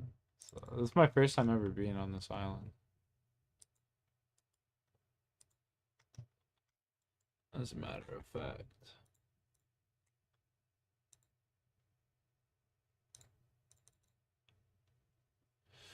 Damn, Alex is the only one that won. Rip Sean's 10K.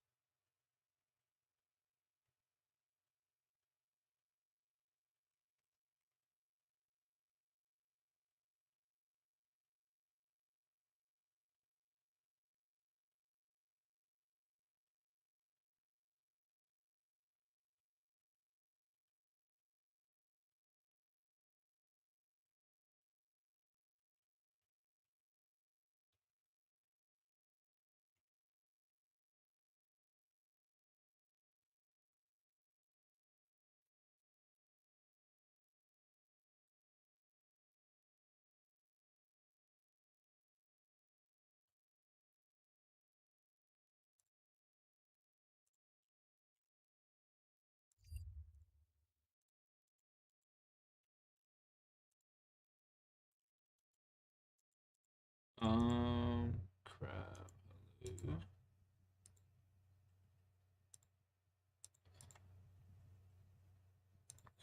Oh, what the fuck? No, what the fuck? No shot. I have no prayer. I just realized, oh my god. I have no prayer. Rub. Oh. Oh my god, I got out of there. I just realized, holy shit. I just went there. Dude, what the fuck? You can't get event skins outright? You have to buy packs? Wait, what? Oh, yeah, yeah. Yeah.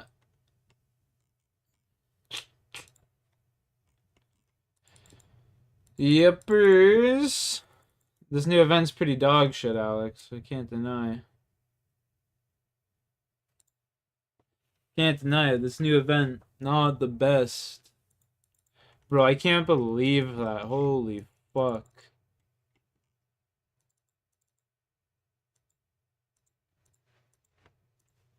Sharks, it could be whatever food you desire. Setups ranging from the lowest on the left to the highest on the right.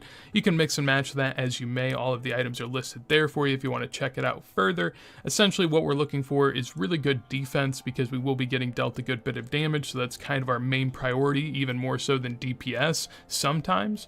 Most Slayer tasks you'd rather just, you know, throw away the defense, bring the DPS here, kind of the opposite, so that's what we're looking for in regard to that. For the weapons, you can essentially use what you like. They have the same defense to every single style of melee weaponry, so just bring what you have. And for the defensive options here, you could also switch up the items that I have down below for some prayer-based items or for some strength-based items. Essentially, if you're going to be killing the lowest level ones of Onto the range gear set. Of course, Fossil Island, you have to time into if you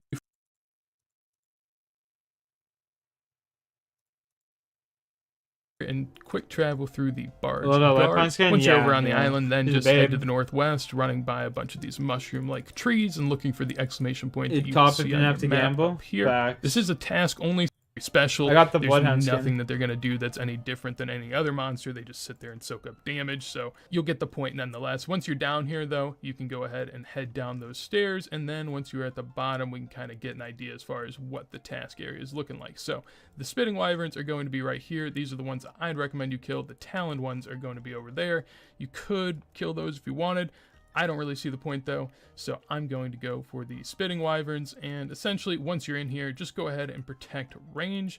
Throw on your piety if you would like. You'll need a little bit more prayer potions per inventory, I'd imagine, if you're going to throw on that piety. But once you're in here, I mean, as you can tell, they don't hit too much. If you're standing within melee range, they will mix up between melee and range, so it'll be a little bit more damaging. But again, like you can see right here, I mean, it's nothing too terrible. The tasks just aren't that great because they do have really high HP, and I mean, you can tell they're level 140, so they're nothing to be messing around with. Luckily enough, though, you don't get assigned them in big loads. Luckily enough, though, you don't get assigned them in high quantities, so you don't have to worry about too much in that regard. The Talon ones, as I mentioned before, are over here, and for these, you'd want to go ahead and just pray melee and use some more prayer boosting armors. Again, wouldn't really recommend you kill these, but it is up to you. And then finally, the only other one I could really see people killing would be the Ancient Wyverns up here, level 210. Again, just way too tanky for me, not really a fan of it, but if you wanted to maybe just get some extra loot, you could go on up there and give it a shot. Personally, again, not a big fan, as I am not a big fan with much of this task. The only thing I really see worthwhile is just running through the spitting wyverns and just getting the task over with for the free points that you could potentially gain. I do understand that the Ancient Wyverns have a bit better of a drop table. I just really don't see how it's worth it in any regard. I mean, you know, people play the game differently, so I'm not going to tell anyone that they can't do something, but it just seems... Close that. Boom. Alright.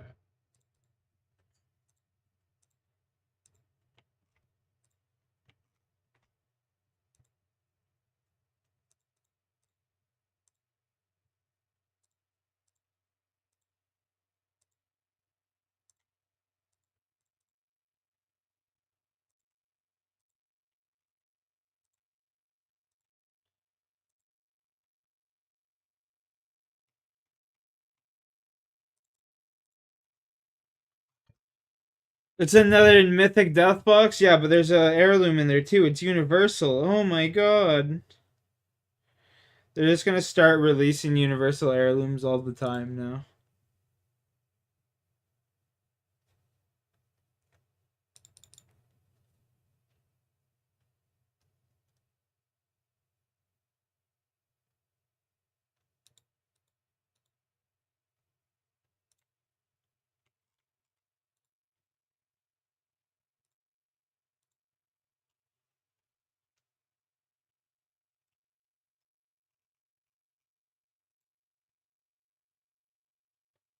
The term heirloom really lost its value. Facts. It's funny because they're talking about making it so that every heirloom in the game you can just use with every character, which would just completely defeat the purpose.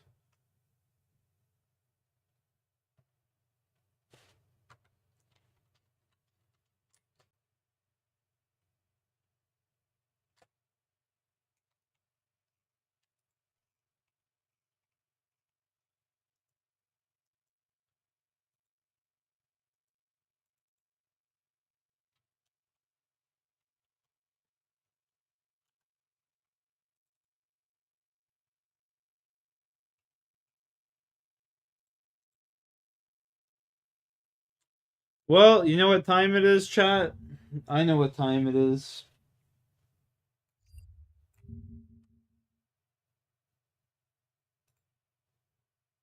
True crime. Let's go.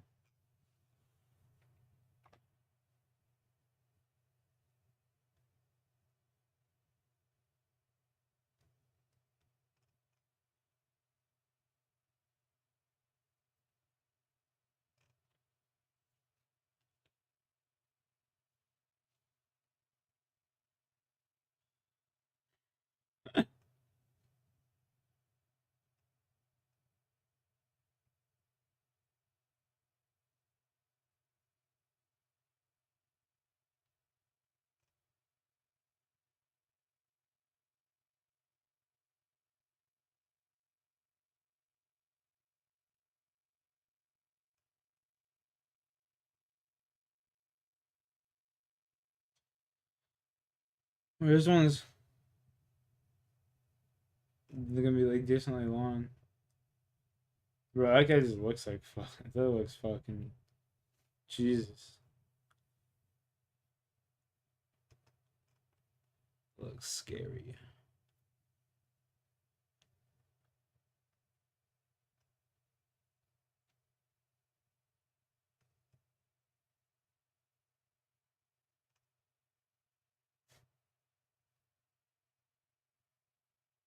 Yeah, the guy performed plastic surgery on himself. Could you imagine performing plastic surgery on yourself? Holy fuck. That shit's crazy.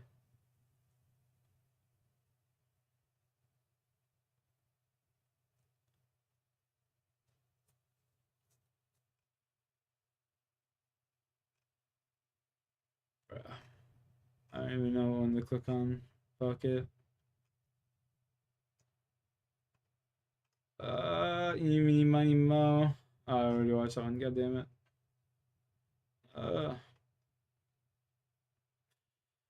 Where's one that's like 50 minutes long? There we go.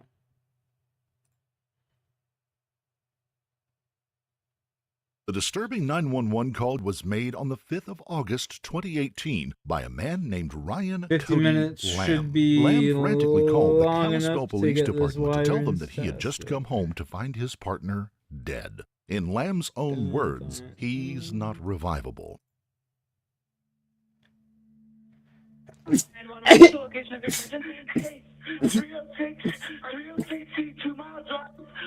Oh. Okay, I suppose food's inside of himself, and he's late. I put him in the shower to revive him. He's not revivable. Please help me. Please. He's not revivable. What do I do? Help you. No, I need my boyfriend. Oh, I think he needs his boyfriend. I don't know. I came home in so much blood. The Kalispell Police Department quickly saying. made their way to the apartment complex in Flathead County on 2 Mile Drive, where the call was made. After arriving at the scene, the officers found 31-year-old Ryan Edward Nixon dead in the bathtub. Investigations were quickly carried out by the officers on the scene. Shockingly, when it was all said and done, the first suspect arrested was none other than the person who had placed the 911 call and the partner of the victim, Ryan Cody Lamb. Before we proceed, we would like to send our heartfelt condolences to the friends and family members and the loved ones of Ryan Edward Nixon, the 31-year-old man who fell victim to the abominable acts described in this case.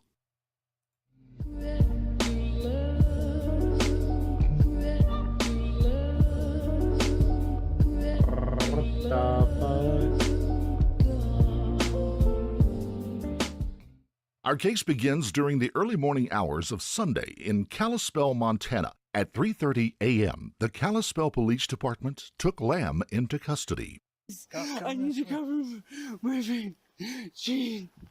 What are you doing? Gene. Yes. What are you doing? I'm trying to pull up my pants because they're falling down, and I'm like, I need my man. Okay, come here. Yes. Walk with me. Oh my God. Who is that guy to you? That's my husband. That's your husband, okay. Yes, I just got off of work like 30 minutes ago. Okay, where do you work? I work at the Rivals. Yo, is that Walter Jr.? Holy shit. Like Walter Jr. right there. Yes. Oh, Rivals? Okay, yes. Stand right here for me. Yes. Oh my gosh. Face my car. Yes. Face my car, thank you. Oh my goodness. No, baby. Oh my gosh, please, please. Tubes in there. 58. What's that? No. It's Struble. Have a seat for me. What do you mean? That's my partner, Struble. Can I please? I need a cigarette. I haven't had a cigarette or anything. I just walked home. I just got off the clock. Okay, what's your name? Ryan. Ryan, what's your last name, Ryan? Lamb. L-A-M-B. Okay. No, I need to check on my husband. No. Please. Not please. right now. What do you mean not right now? We're gonna send medics in. No. What do you mean? We're sending the medics in. Please revive him, please. We're gonna do everything we can. Oh my god, I tried everything, please. Yeah, Please. What do you mean you tried everything? I tried some CPR, I tried breathing, and then I ran to the gas station to go for help. We don't have a phone. Yes. Do you have any weapons on you, Ryan? Absolutely not. I have a money clip. Oh my gosh. Tell me. Can I please turn this way? I'm sorry, that's my husband. Please. I just came home like 20 minutes ago. No. You just came home 20 minutes ago? What time is it? It's about 3:45.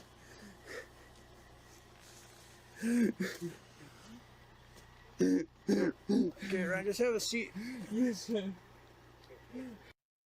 Universal precaution. Oh my god, my husband. Please. That's my husband. How long have you been married? 3 years, please. Okay. I just came home. Okay. Well, the medics are here, so they're gonna do what they can. Oh my gosh, please. Can you scratch my ear? Please.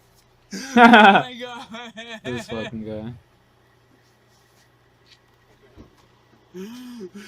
I slapped him and he wouldn't breathe. And I tried chest compressions and he wouldn't breathe. And I tried to breathe into him and he wouldn't breathe. Like, okay. So Ryan, here's my parents were at the hospital. Like, this is.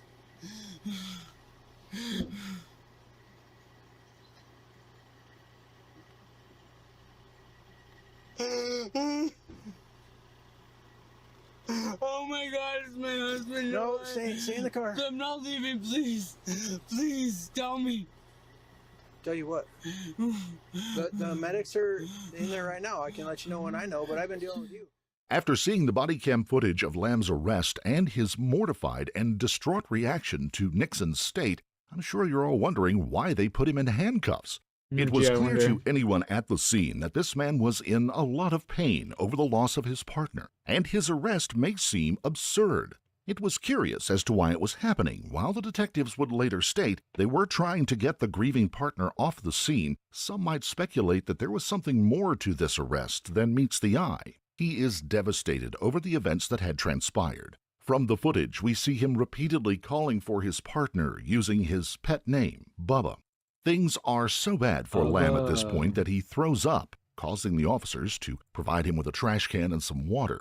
Eventually, he manages to calm down a little bit. Though he isn't sure of anything, he still hopes that his partner survived the morbid ordeal. Unfortunately for Lamb, he is about to receive a definite answer in just the following minutes.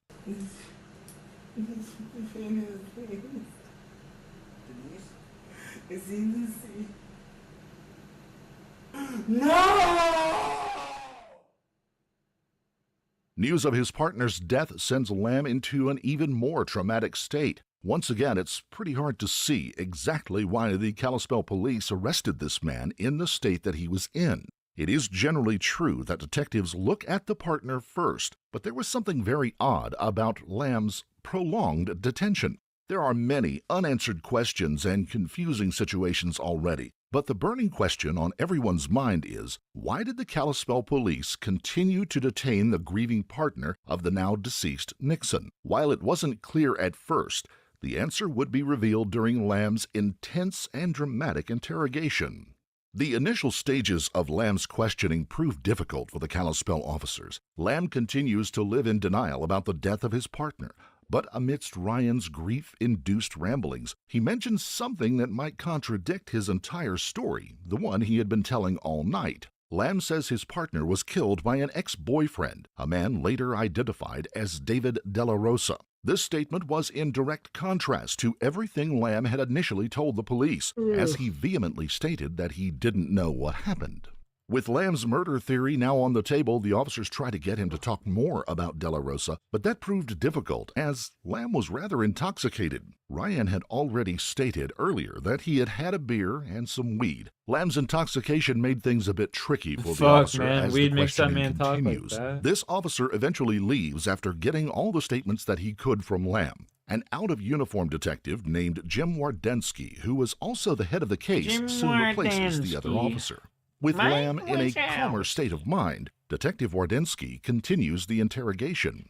After trying to get some viable information out of him, Detective Wardensky soon leaves and is replaced by the original officer. The officer tells Ryan that he noticed some of his partner's blood on him. He also said they would like to take a DNA sample to see if they can find any traces of David's blood mixed with Nixon's. This is an attempt to corroborate Ryan's story.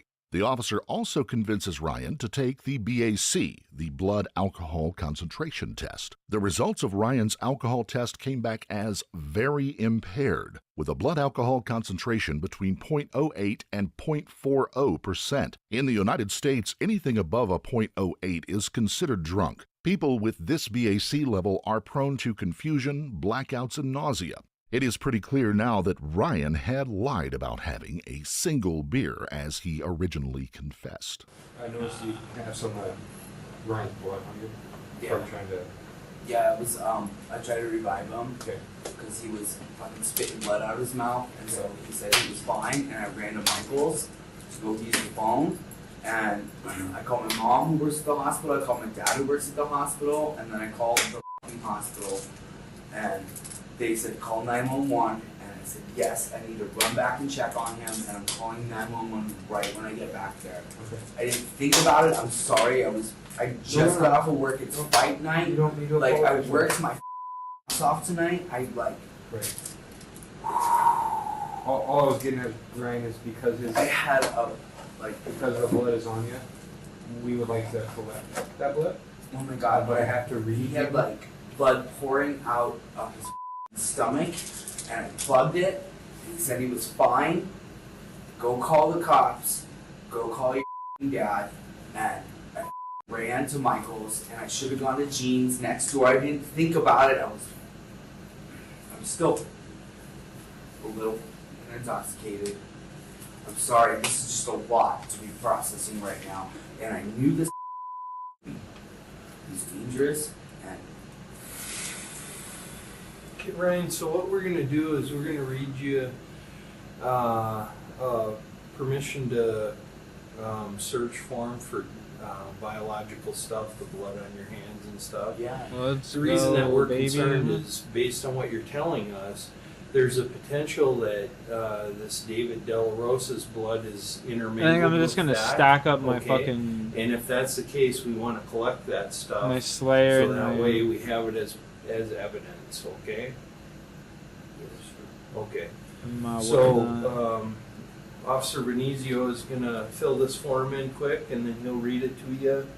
And this is crazy. Can I please call my dad and my mom? We'll get to that. Please.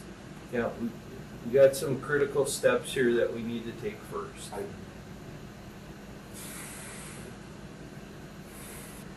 Well, that's kind of why we wanted the breath sample from you to determine how much you had to drink tonight to see. You want to try that again? The PBT, the breath sample? Yeah, I mean, like, pint of vodka and 2 tall beers, maybe. I'm gonna die here. Whatever they gave me over at the Gold Dust. And I'm gonna die. That's when I made it home. After the Michaels, where I tried to buy. I'm dead. Oh. Want to kill him? Here you go, Ray. Deep breath. Tight over in the straw. Both like kill him. Okay. Oh my god. What is it? I'll let you know. Can you please call my dad and his mom?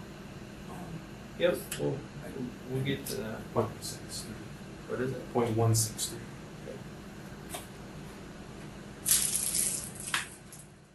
With the alcohol test out of the way, the officer proceeds to carry out a DNA test. And Lamb, who is still visibly confused, does cooperate. Side of your shirt there looks like you got.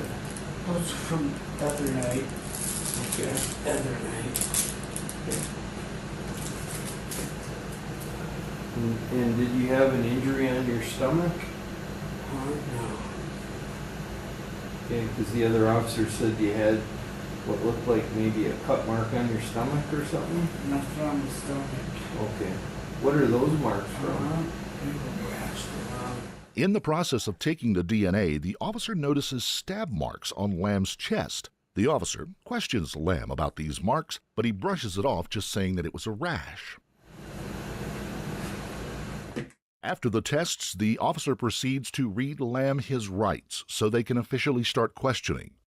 Now, it does make sense that to continue to question this man in this state may seem wrong or inappropriate, as it has been proven without a doubt that Lamb is highly intoxicated. Some might say the humane thing to do would be to give him time to sober up so he could defend himself or articulate himself properly.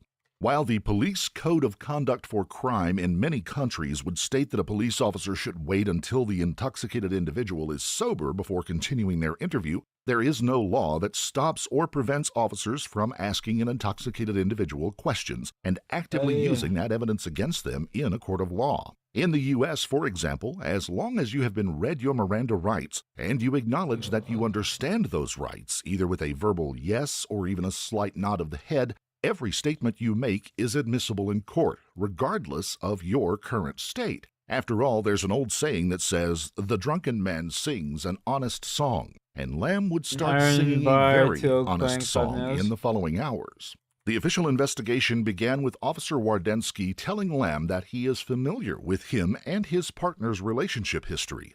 This key point was one of the few reasons why Lamb was the first possible suspect for the police. Before Lamb says anything important, he reasserts the fact that he was drinking, but this time he says he was drinking a lot, in addition to doing drugs. He continues the same story of finding Nixon stabbed when he got home. However, Lamb starts mixing his stories at one point during his explanation. He mentions being with Nixon after telling the officers time and time again that he didn't see him until he got home and found him bleeding to death in the apartment. It doesn't take long after this for Lamb to admit that he had been fighting with Nixon. Have a seat for me here. I know this is very upsetting for you, and Officer Venezio and I want to talk with you and get to the bottom of all this. Okay, Ryan? Yes, sir. Like I chatted with you a little bit earlier, we have a process that we have to go through in order for us to get to the bottom of all this. So I'm going to read you right now what's called your rights. Okay, I started them a little earlier, but I'm going to finish here, just knowing what rights you have talking to us. Oh my God. Okay. You guys are really good at pointing finger at me. We don't know what this Oh means. my God. We don't know. And Ryan, here's the thing, okay? Is that we have to be cautious because I've dealt with you and Ryan before when you guys have had disputes. Yeah. Okay.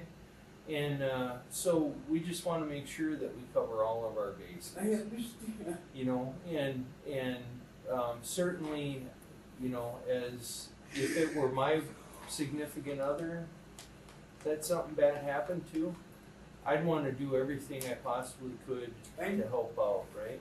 I just want to get out of here so I can get. Well, we don't want that.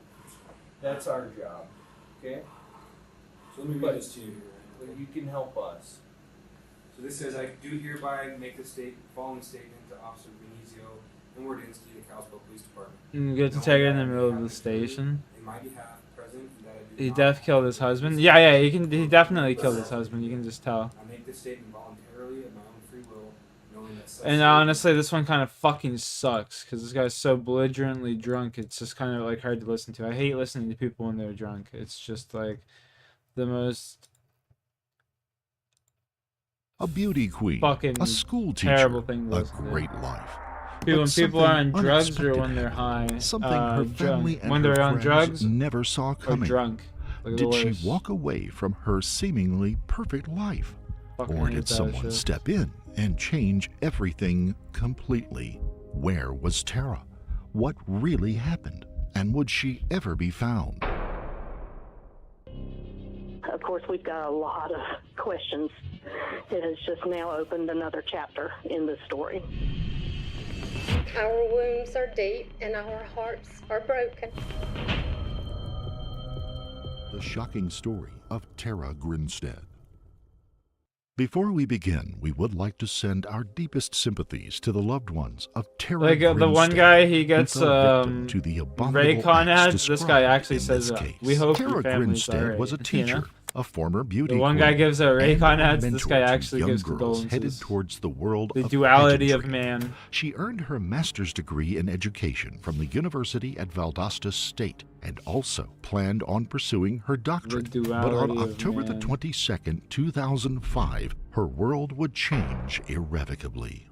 Tara was born on November the 14th, 1974, to Bill and Faye Grinstead. She grew up in Hawkinsville, Georgia, along with her older sister, Anita. Their parents would I eventually need to divorce, change my and underwear. Bill would later marry a lady by the name of Connie Cox. Tara grew close to her stepmother. Tara was a petite beauty from day one, which eventually paved the way to her winning the title of Miss Tifton in 1999, then moving on towards the Miss Georgia beauty pageant. She graduated from Middle Georgia College and moved to Osceola and was hired as a history teacher at Irwin County High School. Osceola is a small two-traffic light town in South Georgia. It has the charm and quiet of the South that draws people to the area. A pleasant and heartwarming place that many love to call home. A population of around 3,600 and very well known for its annual Sweet Potato Festival. It includes a Sweet Potato Parade, a Sweet Potato Dish sampling, and of course, the Miss Sweet Potato Pageant. Also, an abundance of beautiful pecan orchards there, one of the largest being the Hudson Pecan Company with over 2,200 acres of good old southern Georgia pecans. Tara had a great life ahead of her and a bucket list full of goals and dreams. She taught during the day, then Some at pecans night she and was chocolate taking chip cookies, a classes little bit of towards the caramel. doctoral program. One of her Talking aspirations about those was all day. being a principal You one go day. for some? But the world changed on October No water? 22nd, Fuck. 2005, forever. On that day, Tara had been helping the girls shit, that were contestants in the Miss Sweet Potato Pageant. Later, she went on to a neighborhood cookout at Dr. Troy Davis's residence with others in attendance that evening. Around 11 p.m., she told everyone good night and headed home. To note, Tara had told Dr. Davis that she was planning on watching a video of the pageant from earlier that day, but that videotape was never found. It would be the last time she would ever be seen or heard from again. 2 days later, on October the 24th, 2005, Tara didn't show up for work at the high school. Worried coworkers called police to do a wellness check at Tara's home. When they arrived, they found no forced entry to the residence, and Tara was nowhere to be found. They did find an alarm clock that was laying on the floor, with the time being off about 6 hours. Her cell phone was plugged in where it always was, a broken lamp was propped up on the nightstand, and a broken necklace lay on the floor. All that was missing from the residence was her purse and keys. Her pearl white Mitsubishi 3000 GT was parked in the carport with the doors unlocked, and $100 in cash in an envelope laying on the dash. Two things Tara didn't do was leave her money lying around or leave her car unlocked. Also, the driver's seat had been moved back from the steering wheel, too far back for such a petite woman to be able to drive. Officers also noticed dried mud on the tires of the otherwise clean vehicle. A neighbor stated they had come home around 1:30 a.m. Sunday morning, and Tara's carport had been empty. Then, later on, the car was back. Two separate witnesses say they saw a black truck parked in Tara's driveway or yard. One witness said there had been someone sitting in the truck. They believed it was a man. The time frames were Sunday around 6 a.m., 7:30 p.m., and 12 a.m. Monday morning. Who owned the black truck, and could that black truck have had something to do with Tara's disappearance? A mysterious phone number was found when her cell phone had been gone through by investigators. A call from a payphone blocks from Tara's home had come in. No message was left. Investigators would look much more closely at that. There had been no activity on her credit cards and no money was missing from her checking account, yet money had been haphazardly left in her car. Investigators went over the home and property again. No forced entry and no signs of struggle, but the bedroom was cluttered and the bed unmade. I saw what I thought was suspected blood on the underside of that white comforter, Jeff Rosler, a GBI special agent in charge, said. Testing later showed that there was uncertainty on whether it was true blood or menstrual blood.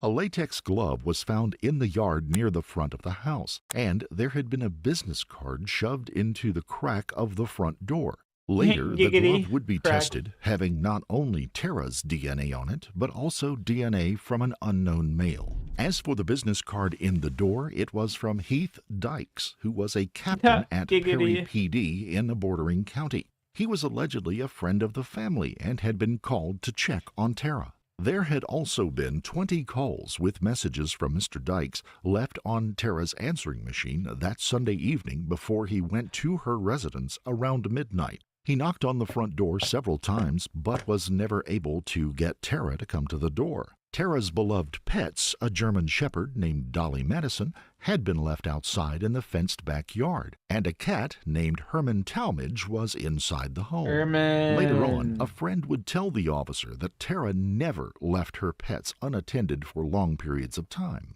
Ocilla Police Chief Billy Hancock had also reported to the residents and later stated, "It just never felt right. It felt like something was just wrong." The Georgia Bureau of Investigation was called in to help.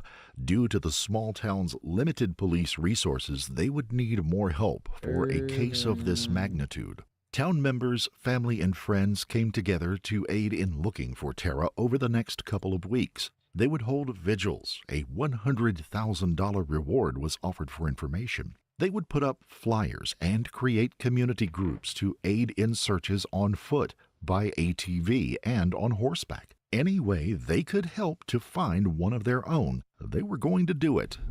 There was a 34-hour window from the last time Tara was seen to when officers did the welfare check on Monday morning. The first 48 hours are crucial, but with each hour that passes, it can lower the chances the first 48, let's go.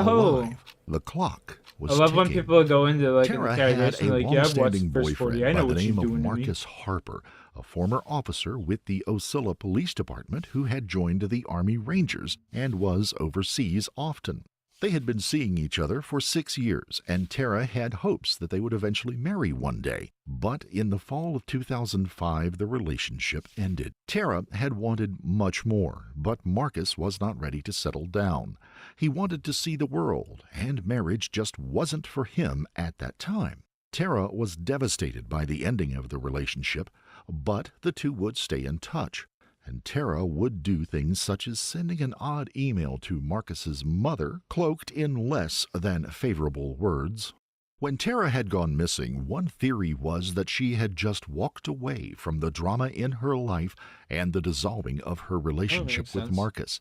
This, in turn, put him in the limelight for possibly being a suspect in her disappearance. Marcus was called in to be interviewed by investigators. He was willing and cooperative with them, plus he had an alibi for the night Tara went missing. After Marcus Harper arrived back in town from an overseas job, he decided to visit with his former fellow officers and do a ride-along with his former PD partner, Sean Fletcher, who was working the night shift. They traveled the county until the early morning hours of Sunday.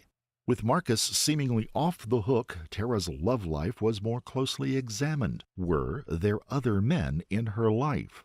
A 20-year-old former student named Anthony Vickers came to mind. Vickers had tried to break into Tara's home. He was arrested and issued a restraining order. He seemed to have an obsession for her. Vickers would claim the two of them had been seeing each other for a couple of years, and the relationship was of a sexual nature. No one could ask Tara to deny or verify the statement. So, was it the truth or a made-up story by a jealous young man? Rhett Roberts and Tara had worked at the same school. He lived just a few blocks away from her. The two of them went out a few times during the spring and summer before she went missing. Roberts also happened to be the son of Tara's landlord.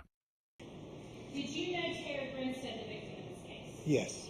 And how had you met Ms. Grinstead? We met as co-workers, as both being teachers at the school, and we went out on a few dates. Man, it's bad. Do you recall the time period in which you and Ms. Grinstead It was the spring and a little bit of the summer before she went missing. Do you recall whether or not you saw Miss Grinstead on October 22nd, 2005, the night of the sweet potato pageant? Yes. Now, to clarify, were you at the sweet potato pageant? I was not at the sweet potato pageant. Where were you located when you saw Miss Grinstead that evening? I was at my home, just grilling out and watching college football games. At your home, what watching college football, Mr. Middle part? Just grilling out. Okay. Was anyone else at the residence with you? No.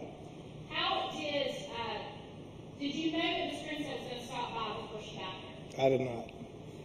When she got there, did she call ahead of time, or did she come knock on the door? Tell us what happened in that. I was inside at the time, and I just heard a knock on the door, and went and opened it, and it was her.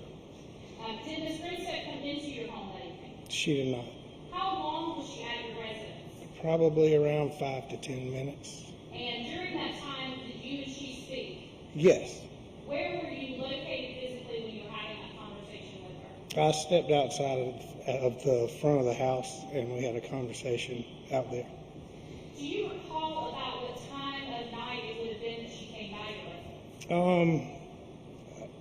I was watching college football, and it was like halftime of one of the games, so it was around 8:30 or so. Was it dark outside, light outside your home? I think it had just gotten dark.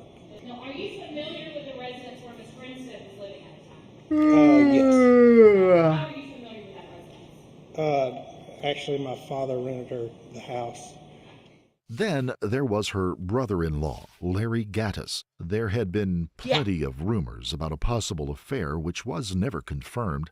A polygraph test that he took during the investigation showed that he may have been deceptive in answering at least one question. Then there was Heath Dykes, the married police officer from nearby Perry, Georgia, who had left his card in the door and all of those messages on her answering machine. It was rumored that he was having an affair with Tara. Allegedly, this affair occurred in 2004-2005 when Dykes was still married. God.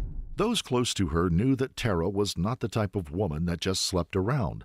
Besides, she was young and single, and she deserved a love life just like anyone else. Everyone knows there has always been the double standard when it came to men. They could see as many women as they wanted, and nothing would ever be said. It was a conquest and a slap on the back for men. Women, on the other hand, would be labeled loose or a whore if they saw more than one man at a time, and certainly ostracized by others. Plus, living in a small town, there will be talk, and rumors can fly rampant, regardless of whether a person is in the wrong or not. Everyone knows everyone else's business, and judgment can be passed swiftly. What mattered, though, was a young woman had gone missing, as if she had just vanished off the face of the earth. Someone they all knew had disappeared.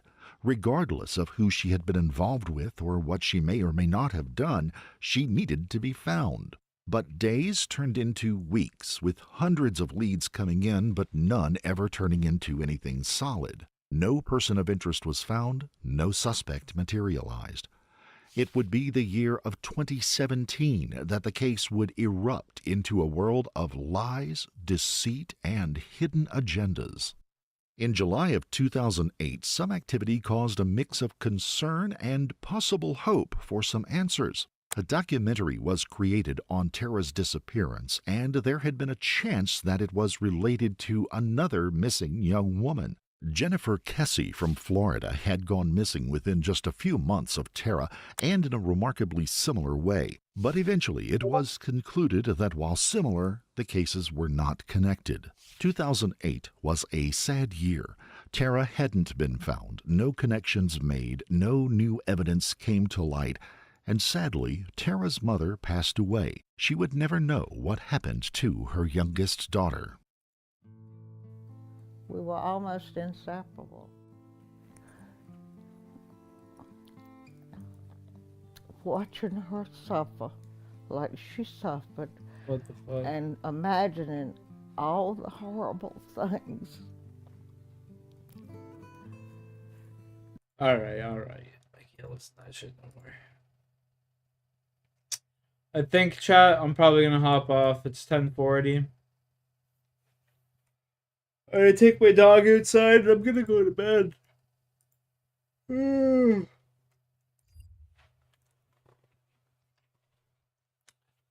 I think.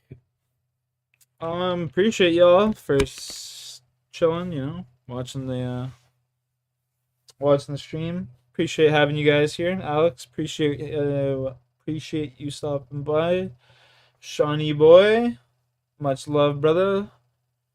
I will meet you around on the other side like a donut. Alright. Talk to you guys later. God bless.